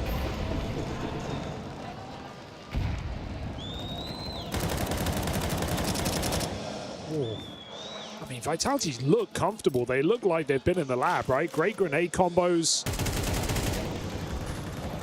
FURIA yet to have the answer. Some good spam damage back, but this is a round that was always just going to be a B execute.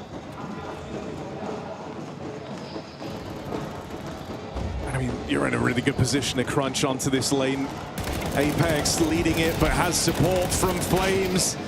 They'll swing out together, and this hit gets turned to dust.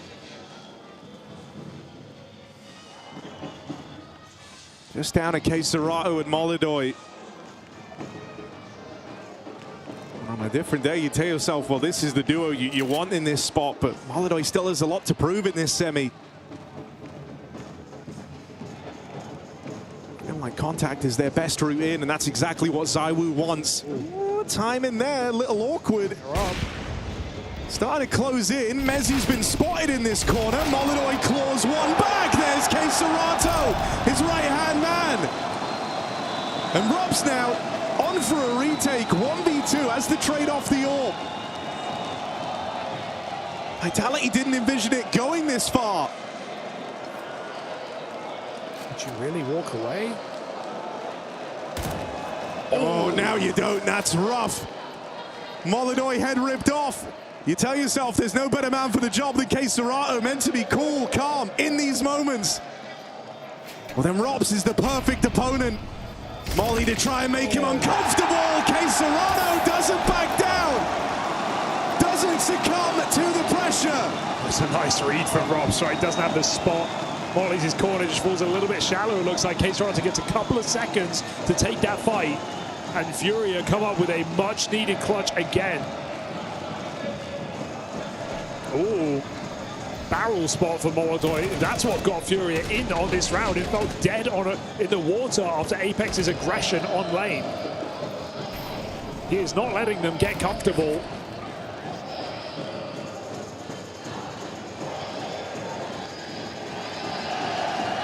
And legends in and out of the server. The pharmacy is full of them.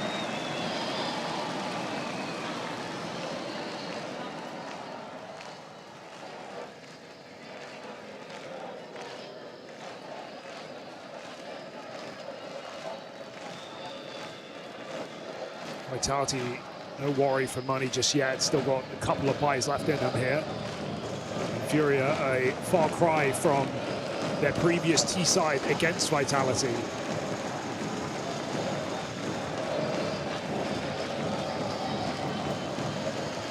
Another gung-ho buy here for FURIA. Mac 10, oh sorry, MP7 and Orb in the same round. And so again, some pace up towards caves. It looks like FURIA vie for mid-control.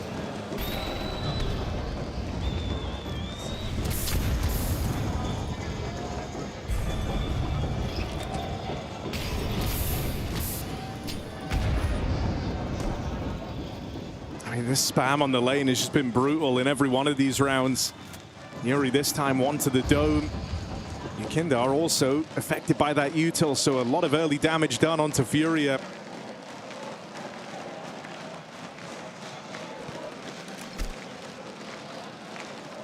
They've got the lane control though. And unlike in previous rounds, Vitality not in a position to go and fight for the lane. Instead, it'll be a mid re-clear. 3 players out in the red room. Serato biding his time in bottom mid. Gets that info. Has players nearby to help him in heaven if they wanted to take these fights, but it just ends in a stalemate.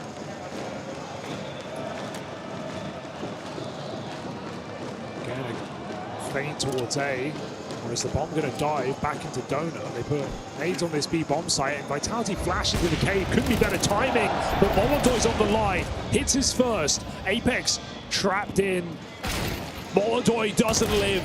And now the bomb must escape, but they've got the A site to plant. And Serato's just opened up the back door. Yakindar waiting out here in mid. 2 players on his screen, and he'll deal with them both. Hell of a backstage, but it's not over. No with Taiwu still in the picture. Bomber to get juggled across. That plant's going down late, and so Zaiwu sees an opportunity. Oh, trade had to be found. The thinnest of margins on that round, but FURIA get it. Oh my, Zaiwu playing with his food. Fake flash back to CT and Fallen in the open. Thank goodness for Serato.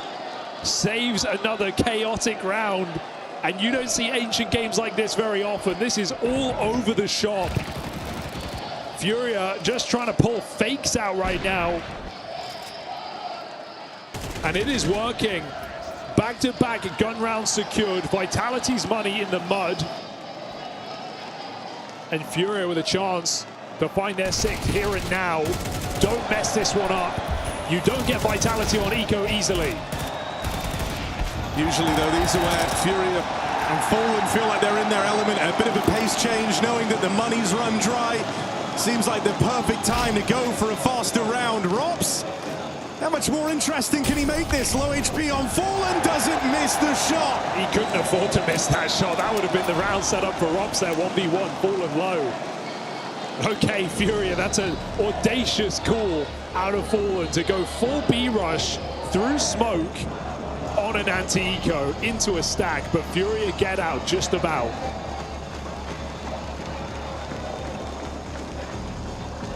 And now it's all riding on this last round of the half. Dude, a timeout for Vitality. You've made them feel pressure. Right, it's a string of rounds. Out of FURIA, 3 in a row. This to me tells you that Vitality want to do something coordinated, right? Think about some of these lane takes. There's been layers to the nades. Molly's to clear out Cubby. HE on top of it. Apex up heaven. Are Vitality going to fight for this control again? It's going to require some cohesion. A timeout lets them breathe. Last round of the half here. FURIA looking to win it out.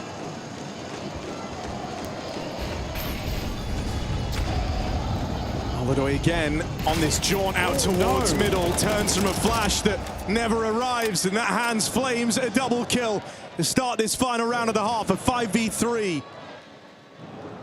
Eerie hoping for a reply, but mid is treacherous ground here with 2 players with Vitality set up. Ready for a heaven spillover. This boost getting thrown in. Might catch Yuri by surprise. Flames dominating in this final round of the half. And now they get sent into Robs. The line up there. Vitality will course correct. And we were expecting some mayhem, some mischief on this gamble of Ancient. It's living up to that. FURIA and Vitality neck and neck.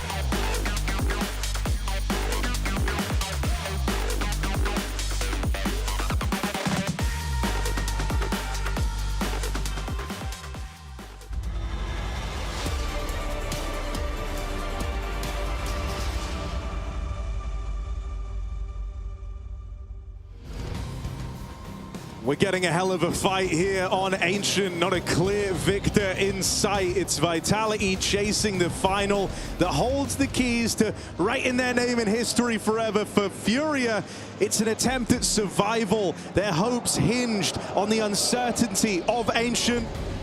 Well, right now, they've got a level playing field against Vitality. A strong recovery out of Yakindar, holding some promise if you can get Serato and Yuri hitting as hard as they did at the start of this semi-final. Still questions swirling around the AWP prodigy in Molodoi for the FURIA squad.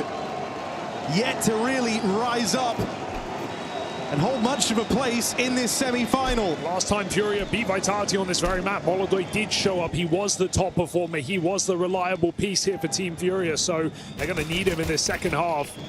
ZywOo with the entry kill. Vitality looking to split the pistols in this series, and it's ZywOo at the front, putting up the brunt of the work. Reload comes in, and ZywOo's got his knife out, but the bomb eventually makes a trade. 2v2, smokes down, FURIA pull back. Chaos in this pistol now gives rise to a tense 2v2. Reload. And on that reload, Apex right in behind enemy lines. Pistol secured. Game, set, and match. It's Vitality hoping to start strong in this second half. All right, we've split pistols in this series, and we've yet to see a single force buy victory in the follow-up. It has been some full ecos as well here for both teams, so looking for more of the same, as Vitality might just start this half strong. Serato, silly to think he could get away with that. Apex will not allow it. He has been an extremely high-impact player in this playoff here. And so pistol locked in. It's an uphill battle for FURIA. They are pushed to the back foot. Not just on an unknown map, but with Dust 2, our decider. Very few have come close to Vitality. 44-4.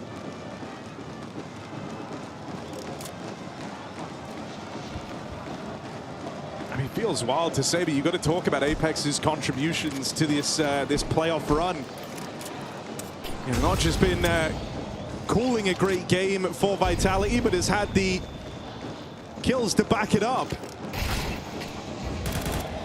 Hard carried on Dust 2 yesterday. Not that it felt like it was required, but it certainly sweetened the deal.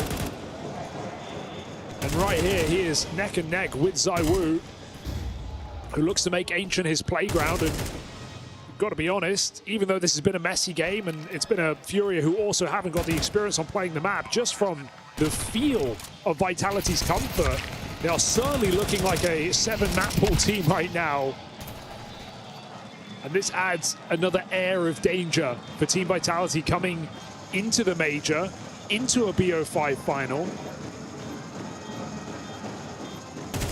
Yeah, I think, you know, they're always quite tactical with when they bring this map out. It's always, you know, as we're trying to build up towards those majors, just to drop a bit of uncertainty out there. You know, it's a team that everyone in Counter-Strike is looking at. Every squad in the world is studying Vitality. What do they do? What makes them tick? How are they winning so much? And so every now and again, you just drip feed in this promise, this idea that Ancient might be in the repertoire of Vitality. And I think it's changed, because the first time they brought it out, it's because they weren't confident. It's because they weren't sure they could take down FURIA in great form in Chengdu. That was true, right? Even with Ancient loss, they lost that series 3-0. So it was still Vitality not in their final form. I think this time it's different today. I think this is Vitality who are flexing a 7th map, who are baiting FURIA into the pick. Will this T-side hold promise for Vitality and back up what we've seen, which is a hyper-prepared first half? But back when we saw it in Chengdu, it was missed T-side utility that at times let Vitality down. Cave smoke, red smoke, basic map utility that wasn't connecting. Haven't seen any of that today from either of these teams. The stakes are higher and the form is better. All right. That's a huge nudge in a good direction for FURIA. There was one guy you could find on the spam, if you could take your pick on any member of Vitality, that's the guy you're picking. ZywOo out of the round. Looking like an A finish, but you've done well to hold on to your util this long, right? It's the first gun round of the game. Didn't know the pace that Vitality were going to bring to the T side. Smoke goes down in Donut. It leaves them with an uncomfortable decision to make. They look like they want to play through. Saw him. I think he saw him there. Molodoi caught a whiff as the smoke bloomed. He needs to perform in this round. This AWP in the right place. Click the mouse, get the kill. Nice and easy for Molodoi on the first. Ooh. And there's the follow-up. Nice little multi-kill sequence seals the deal on this first rifle round. Just a huge smoke for Fallen at 40 seconds as well. Absolutely shuts the door. And Vitality not only can't go through, they can't go back either. They just have to wait it out. With the map being silent for 20 seconds and one smoke down, that tells you where Vitality are. Well-placed shots here for Molodoi. This fadeaway as well. Onto Rops. And FURIA, a nice and clean round to keep them in it. It's Vitality who go all the way, looking to put a bit of a fake of their own. This one AK walking up ramp and the bomb into B, into A. Has kept FURIA a bit out of position. You're starting to have Molodoi try and plug the hole over towards that A side. That's because the lane clears come in. Linking up with Fallen for this defense. It's going to get blocked off over towards the spawn. Molodoi plays it forward with a smoke break. Cover there for Yuri. And no road left to run for Rops. He's getting sandwiched. All right, that's a nice kill to open, but it'll go no further. A tie game. FURIA showing resilience. Absolutely a game worth believing in now for FURIA, even without that second pistol, coming straight in off the gun rounds. And you can tell yourself, guys, we have Vitality right where we want them. Full eco, 4 Glocks. And FURIA, the lead, destined.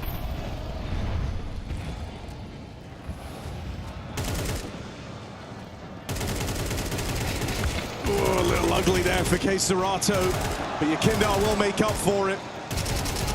No worries up against the pistols, it's a put down. But finally, FURIA back in a winning position. This is where Apex is tested, right? And maybe even Xtaz if Vitality wants to take a breather, because third map of his career on Ancient right now, with an entire arena shouting you down, and the promise of $1 million waiting in that grand final. That's before you talk about the prize pool. That is what's on the line. Vitality, the pressure has never let up on this run. And it certainly will not now. Apex puts his pieces in their place. Full A attack with 5 players. Maybe feeling like you haven't had the reps to do something a bit more complicated. Just get on the board with a nice, simple round. Roll in as a pack, play together. Flames gets the opening. Rotates will arrive, but you really need some spam to connect here. Keserato just off the mark. Oh, Yuri, though. That'll get the ball rolling. He attempted. Is it a poison chalice? Yakindar's still waiting for a flank that's not coming in, and he can't wait forever. Eventually looks to rejoin the rest of the pack. ZywOo forced wide and into a fight at CT Yuri wasn't ready for. Can't quite follow up, will get caught out in the open. Here's a follow-up for Yakindar. Low health on him and Molodoi, and time is so low, they'll write this one off. Vitality back in form. A simple A-hit called by Apex. They run it down as a pack. Flamesy's firepower as well, right? To win that round, you need that clean entry, and you need it untraded. So Flamesy comes straight in and finds that 5v4. Without that opening kill right here, it's a very difficult round for Vitality.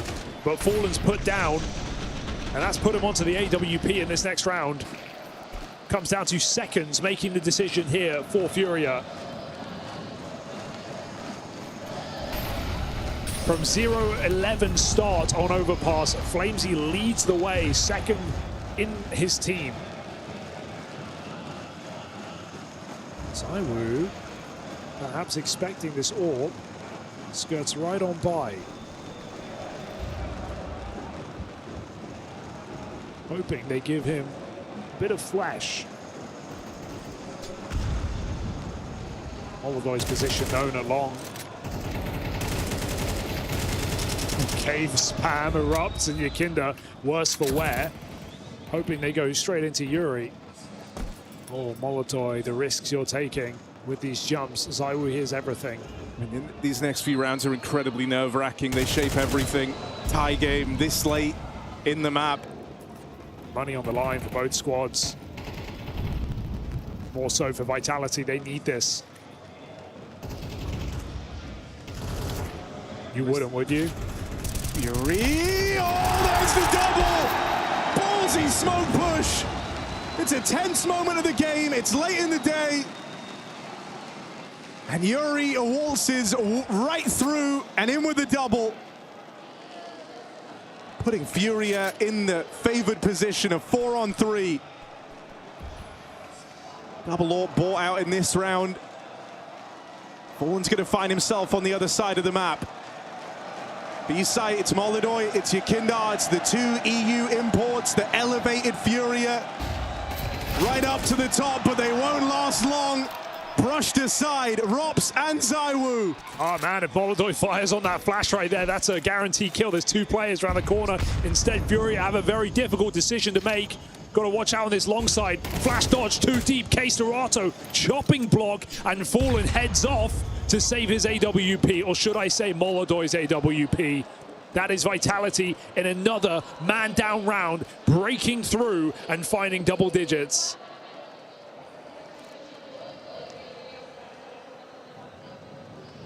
I mean, that one's going to hurt no matter which way you slice it, right? Yuri's kind of giving you the ultimate leg up on a ballsy smoke push, a play that I think many would be terrified to make. And it isn't enough. And not only that, you know, the round isn't close past that point. It is a clean sweep out of Vitality.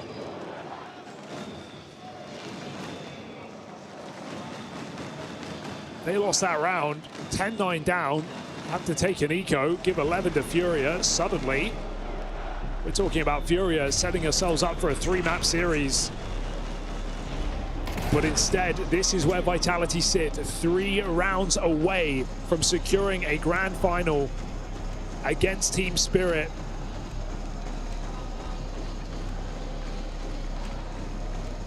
A team they've not played this year.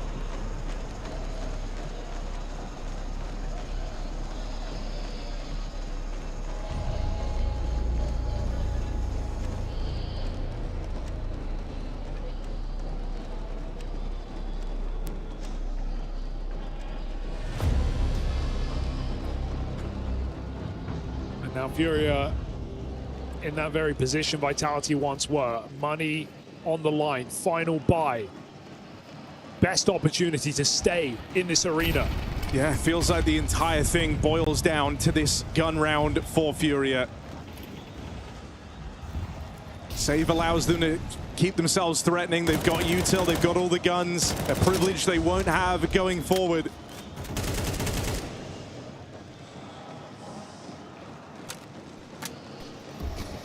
It's nothing crazy, nothing out there for Vitality to start this one off. They know that FURIA are working with less in this round. They know that they're the guys feeling all the pressure, feeling all the strain. And so you just kind of let them sit in it, let them burn some of this util. Wait and see if they bring the fight to you. And while Molodoy was the top performer of Ancient last time when FURIA won out, Mezzi was for Vitality. He's 3-13 right now. He has gone missing in this second map. But with Vitality still holding a lead, it may just be recoverable. Not too late to find your round. Fallen push, a scary turn, and Robs just about converts that spray. A 5v4. Donut taken, Vitality posturing for a round win. Molodoy hits his. needs to do even more. It's him, it's Keserato over on this end of the map. Molodoi, can he be the lifeline? Can he be the thing that keeps Furia very much in the conversation? Mezzi's cut him down. And now it's all eyes on Yuri. Late to the party, late to arrive. Teammates on A couldn't withstand the hit. It's low health on Mezzi. Even if you get this kill for free, then you've got to worry about the big man. The heart of Team Vitality resting back in the donut. ZywOo sitting pretty on this orb. Yuri goes hunting, gets his one. Mezzi found out towards the spawn, but this is the tricky one. This is the rough spot. Trying to force the fight. One chance was all Yuri had. You get one opportunity at a fight like that. It demanded perfection. It felt like Mezzi had dug deep enough to save Vitality, but Yuri, the most unlikely clutch. And the best ZywOo in the perfect post plant. Bomb for him, weapon of choice. Fantastic map for ZywOo, and Yuri still comes up clutch. Molodoi's numbers may not be there, but he has delivered a couple of crucial multi-kills down the stretch in this CT side. And Furia are still here fighting on. No AWP for Team Vitality. Must do more with less. The B stack. Furia far less interested in the middle than Vitality were on their CT side. They just play it for info. Falling jiggles.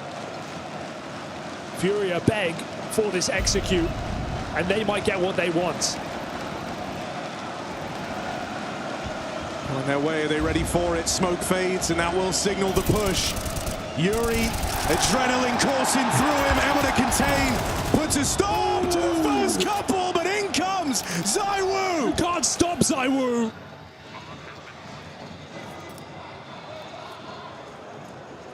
And that's the round. ZywOo's 3K is enough. Furia in no state to give this one a try. And that's what's so frustrating about ZywOo. He can do it with anything. Give him a rifle.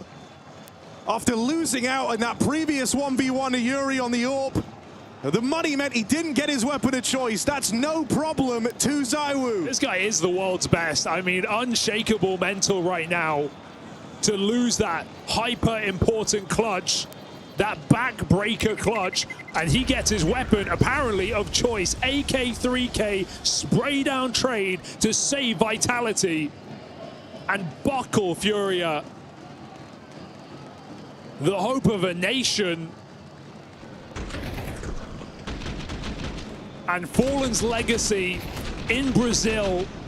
ZywOo does not give a damn. He has his own goals. And Vitality 2 rounds now.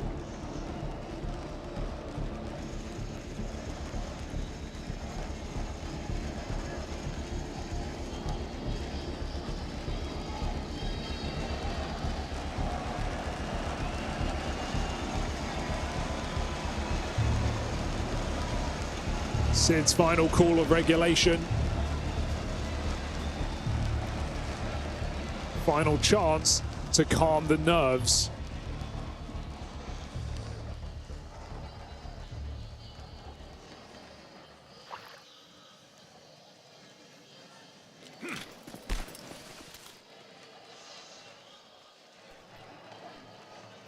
As Vitality aim for the final blow. Well, they've stacked their chips accordingly. You got Keserato, best gun of the round, meant to be a star, meant to be the Brazilian to fear. And Molodoi with his weapon of choice, likewise, in this all-important round.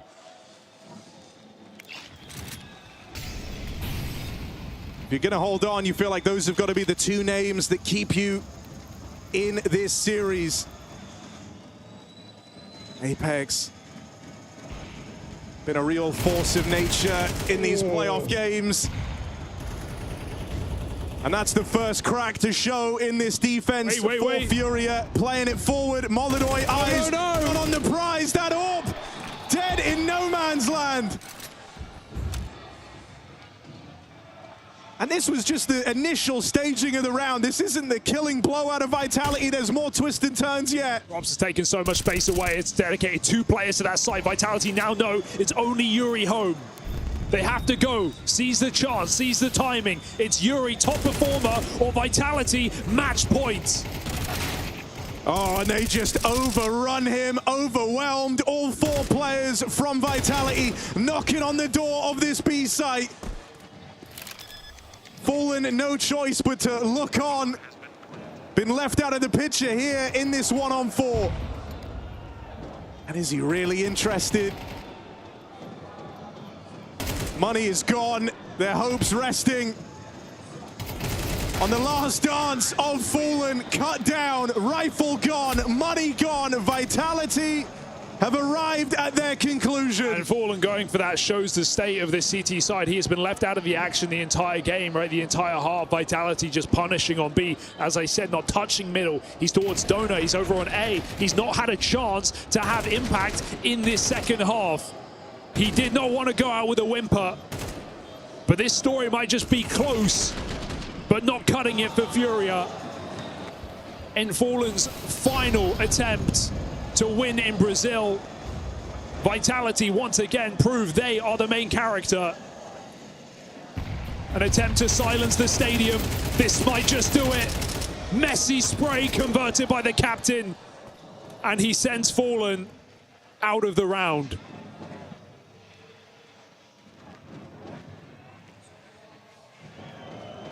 And in these dire moments, Vitality are very considered about these final couple of seconds.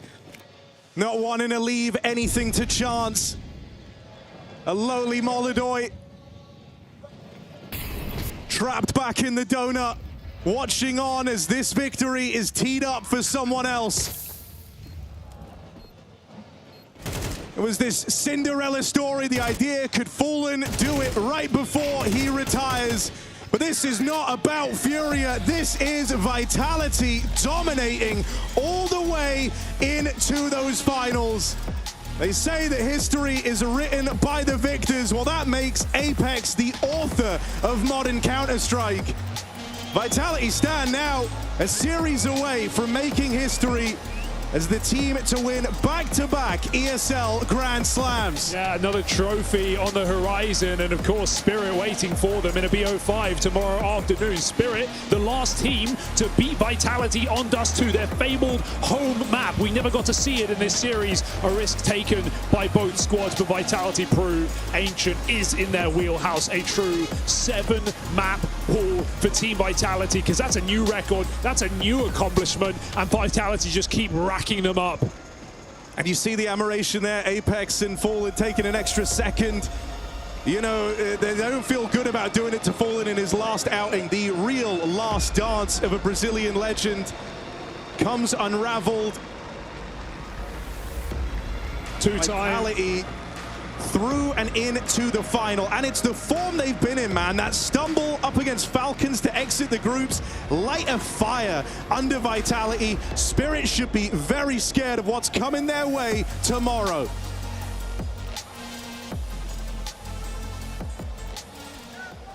Thank you again, Fallen. Let me ask you a few words for the audience. Portuguese or English? In English. English. Okay, English first, guys, but I'll be back. Very tough game. It was very nice to play this game. Both matches could have gone our way. Some rounds here and there, we could have made it. But we're playing one of the best teams all time, and if you give them a chance, it's going to be difficult. But I'm proud of the team. We took the risk. We decided to go Ancient, and I felt like we could have won both maps, definitely. So it feels frustrating. Wanted to win so much in front of my home ground, my country, but I'm very happy that this is happening here. I'm proud of what we're achieving. Yeah, but now you're going to play the tiebreaker against Falcons tomorrow. Are we going to win? Day 2, 4, 5, right? Yeah, exactly. Day 4 or 5, playing Falcons, playing Nico. It's going to be great. Playing third match sucks, but you know, this one is going to be very special. We're going to be playing here in front of you guys. So yeah, let's take Falcons down tomorrow. Thanks again, Fallen. Vamos fazer muito barulho para o professor!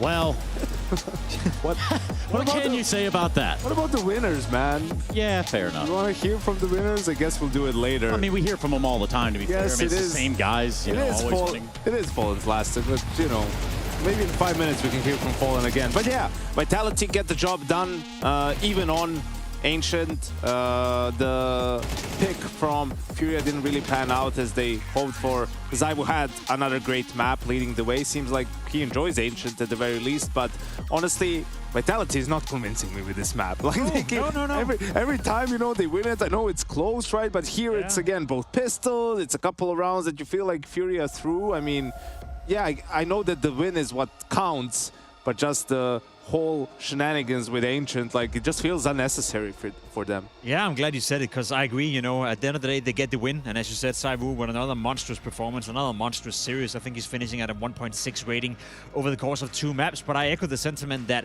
I wasn't really convinced with the performance on Ancient. I think it was very simple the way they approached it. Where they had the most success in the second half as well was Apex out of spawn calls, you know, going fast into bomb sites or placing ZywOo on a boost, holding an angle for a minute, hoping to get something out of it. So it's not that they don't play Ancient at a high level, and I guess what's good for Vitality right now, if they really want to have that 7-map pool, is that it's hard for me to mention, you know, 3 teams where I feel like they're Ancient specialists. It does feel like a map right now where not a lot of teams are playing it at a very high level, so if there ever was a time to integrate the map into your pool, maybe Vitality onto something, but I very much agree with you. It seems unnecessary. It's like their contenders are also good Ancient teams. Like, they're not teams that permaban Ancient, so that you need to do that, right? Like, it's for those reasons that it feels, again, a little bit unnecessary, but hey, they went with it, it worked, they won 2-0 and are into the grand final, so I guess not too much room for criticism on this one. Maybe they're bored, you know, maybe they're just bored of winning and want to make it a bit harder, you know. Yeah. Running out of challenges. Yeah. I was going to say, Jacob, I don't think you've ever had that problem, so I understand.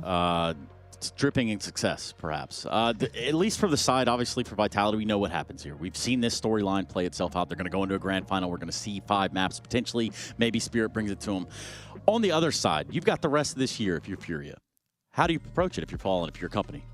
Well, I think obviously you're going to give it your all if you're Fallen, and also if you're his teammates, right? I'm hoping and I'm fairly convinced that they have a plan in place, right? I mean, they know who they want to take over captain/leadership duties once he's gone, or they'll start looking into it, you know, in the off season and try to make preparations, right? And also that gives an opportunity for someone to get adjusted to the role, right? And then for the players, but yeah, we'll see how they do. Unfortunately today, yeah, they could have won both of these maps, but still I don't feel like I saw today FURIA from the end of last year. No, I agree with that, but I think it was a step in the right direction when you look at the entirety of the tournament. I think what they did here in Rio was better than what we've seen so far in 26.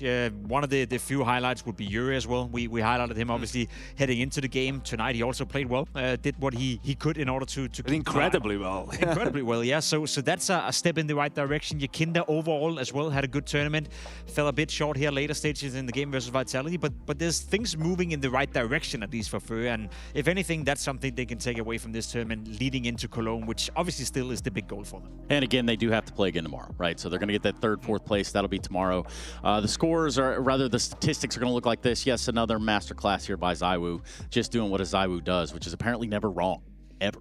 No, and I have to say it once more. You have the scoreboard again. You know, the exact same thing happened as an Overpass. You have ZywOo on one side, you know, doing God's work with both the AWP, but even more so the rifle in the second half, really saving Vitality at a crucial moment with a triple kill up towards the A bomb side. And then you have Molodoi on the other side, who seemingly is, not sure if crisis is too big a word, probably is, but he's not finding his footing right now. He's not finding the same amount of impact. He seems a little bit out of it, and that's a bad timing now that Yuri and Yakinda are starting to step up. Hopefully we can hear about it a little bit tomorrow in the pre-game interviews, you know, because he was caught in the middle of nowhere a couple of times where it feels like he should have had the information where the opponents are.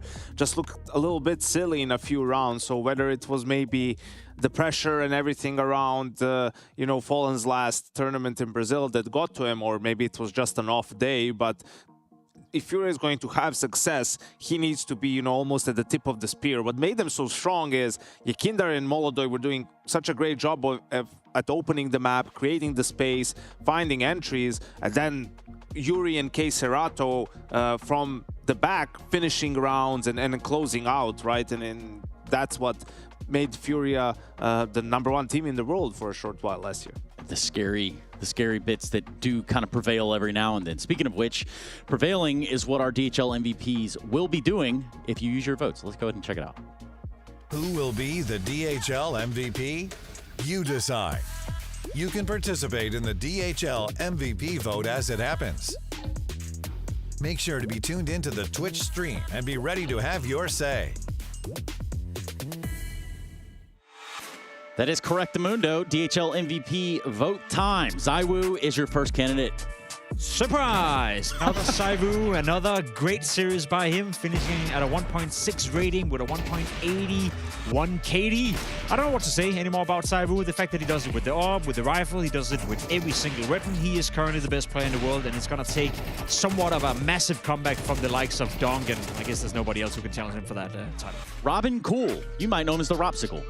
Yeah, he didn't have to do too much on this one, but was instrumental on the first map, right? FURIA got off to a 6-0 start, and then it was drops. A couple of rounds back-to-back with multi-kills, stabilizing Vitality, giving them some room to breathe, and they were able to cruise to victory from that point on.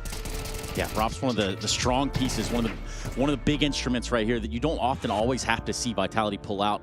But the secret weapon is him. It's Apex. Why, Jacob? I don't know, because he's been playing very well so far in the playoff. We saw it yesterday as well, you know, having almost like a breakout performance from Apex by his standards, going crazy and nuclear on Mirage. Today, again, finding a lot of impact, very aggressive with the rifle, almost like his old self, even in the pistol round right here.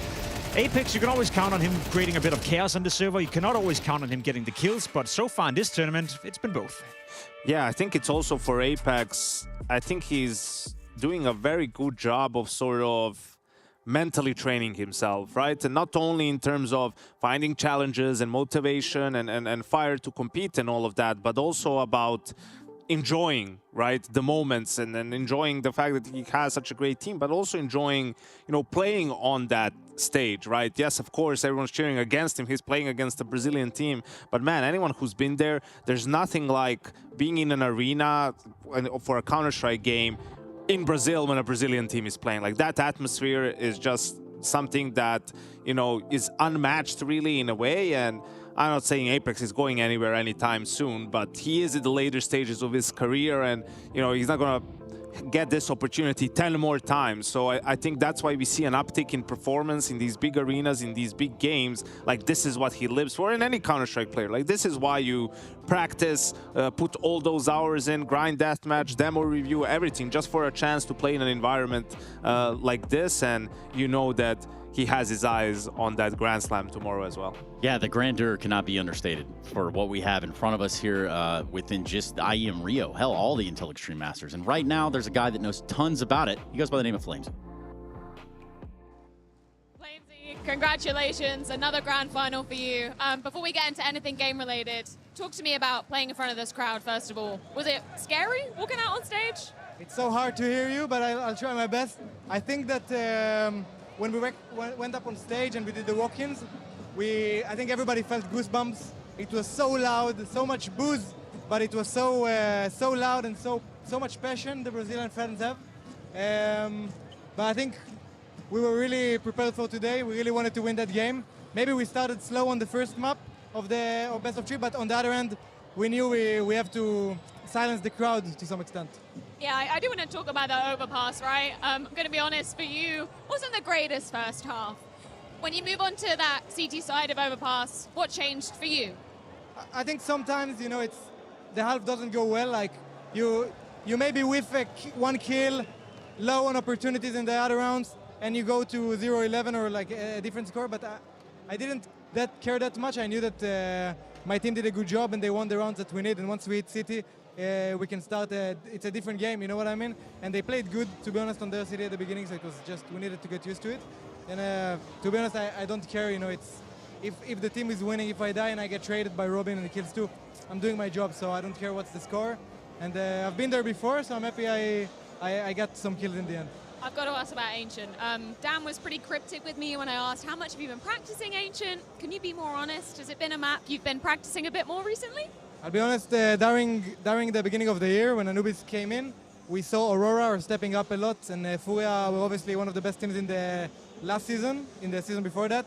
And we knew that against them, the only thing we have lacking is the Ancient. So we came with answers at the beginning of the season. We won Krakow, and we said to each other, guys, we need to get back into cracking Ancient, and we're ready on it. So whenever those people come, we're always gonna have it at the back of the book against those kind of teams, and I think it's really important. Obviously, FURIA haven't been that good this year, so we didn't need to use it that much. But it is something that exists, and we're gonna keep it in our book in case they want to play it. And yeah. Very clever. Final question. Obviously, it's going to be Spirit tomorrow in that grand final. Haven't faced them since the semi-finals of the Budapest Major. Best of 3. Now, obviously, it's a best of 5 tomorrow. How are you feeling about them and their shape here in Rio? Well, I think Nir is playing really good. I think they're all having they kind of figuring out how to play with each other, which took them some time. New roster. I think they also have a different coach, so maybe there's a little less pressure. Like they can do what they can do more things that they maybe want, and it works out for them. But look, we're very confident. We're very comfortable against most of the teams.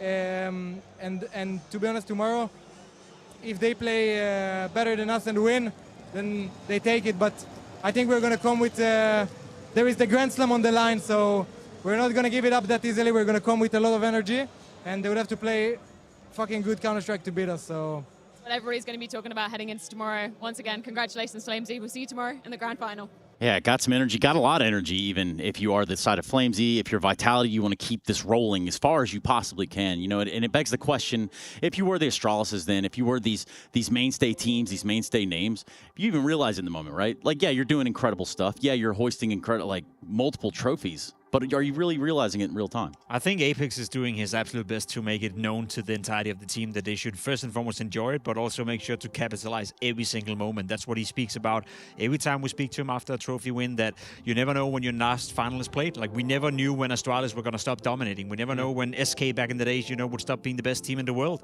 FURIA had a period of, 3 months where you could argue they were the best team in the world, and that stopped pretty quickly as well. So you got to capitalize on all the moments. One thing I found really interesting with this interview is the flex that it is to prepare a map just for 2 specific teams, heading into the season. Yeah, maybe we can use it against FURIA and Aurora specifically. Apart from that, we don't really need it, but that's where Vitality is at right now. We're talking about the gap between the best team in the world and everyone else, and it's just growing bigger and bigger and bigger. And it seemingly is going to stay that way at the rate we're going. But again, we'll find out tomorrow. We do have a grand final. Speaking of which, what does tomorrow look like? For scheduling fans all over the world, this is what it looks like. It's going to be that of the Falcons and FURIA going toe-to-toe for that 3rd, 4th place decider. Then we look at the Spirit Vitality Best of 5 grand final in Rio. Is there anywhere better to be? Definitely not. You get Donk versus Ivu yet again, right? Freya mentioned in the interview they haven't played since the semi-final of the Major.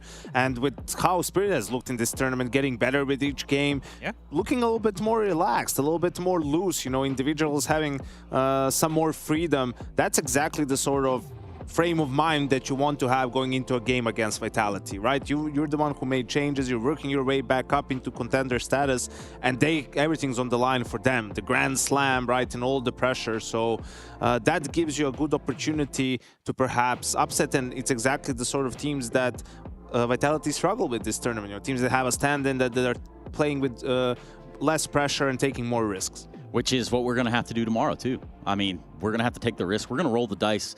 Proverbially. Damn, that's the second time I've ruined that word. Anyway, thank you all so much for watching the Intel Extreme Masters today.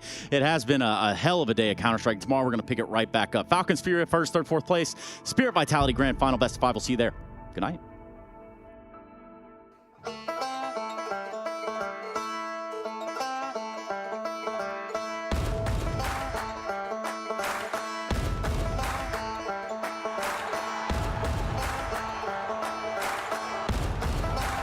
Gets his gun out just in time. Oh no! Santos doesn't hit it!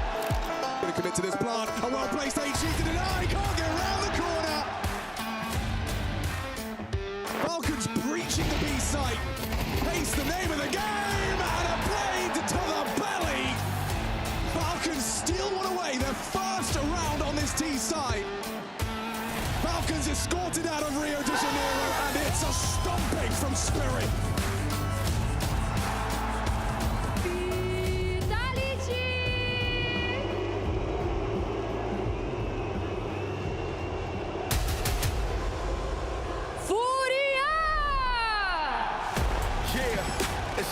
Jump. Told them before, enough is enough. It's never just luck I erupt. They came up this out of the slump. Me, why they keep eyeing me up? FURIA set up, 3 strong here, ready to receive. It's Molinoy's up, they're up and past him, but cover in. Yuri's got his back. Oh, no. Oh, and Yuri's got more than just that. Spam doesn't connect. Oh. He won't live long. Shut down from Molinoy. Seals the deal. 6-0. Fatality. Apex looking to fight forward, lead the pack, but they're getting cut down around him. No chance at the plant, and a lineup there on the Spam. Streak broken. We are getting a masterclass from K-Serata right now. Ditch effort to get this bomb down, and it's denied. Rops will not let them in.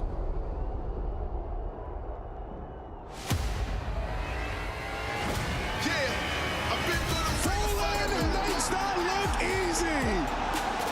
But he's casual with it, a big 1v2. I've been through the ring of fire, man, I'm up against. Yeah, they told me keep it quiet, I just ran. Chaos in this pistol now gives rise to a tense 2v2. On that reload, slide in behind enemy lines. Fucking go out, good job. Nice boys. Puts a stone to first couple, but in comes Zaiwu. Can't stop Zaiwu. Look at me, man, I'm still relentless.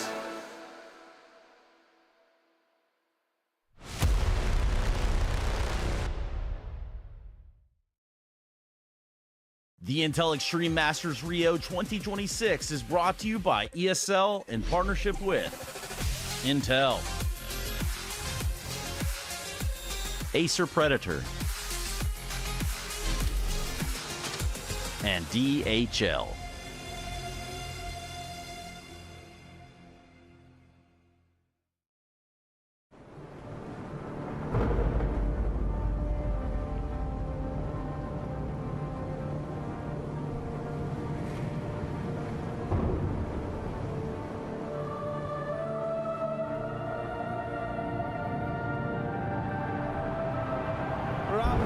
Really making history. Absolutely phenomenal. And Ace is the champion of the Intel Extreme Masters World Finals. Storm's still not quite done. MC is going to take this fight, though. 3 seconds left. Last 2 rounds of match, it's got to start it well for ESC. And this is a massive move for Zez, but he's not content with just a Nexus kill. He wants to win out. And it's all done. I'm Charlotte's winning. Unbelievable Rogue with a 4-0 victory over Classic. And they did it again in the grand finals. It's no Give it up for your Intel Extreme Masters World Champion.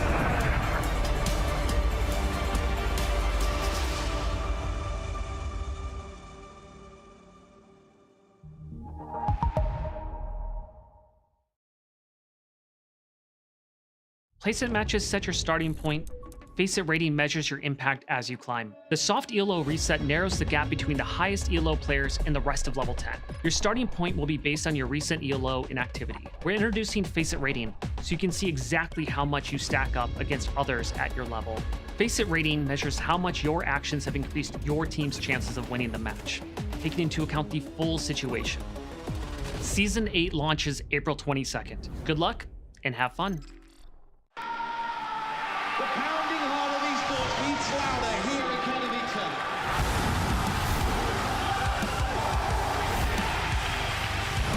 They have to double peek, he's getting his shot. Unbelievable! Something special to throw this decoy, and that's exactly what happens. Katowice! We are back!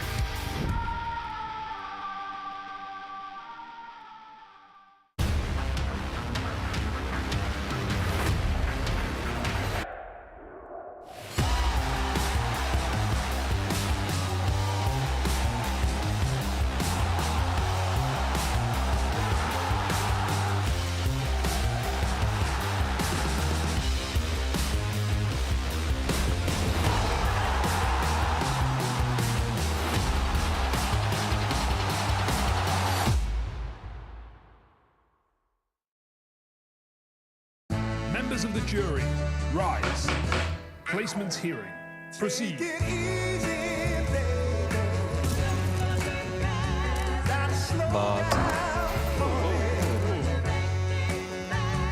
Smart. 300 euro.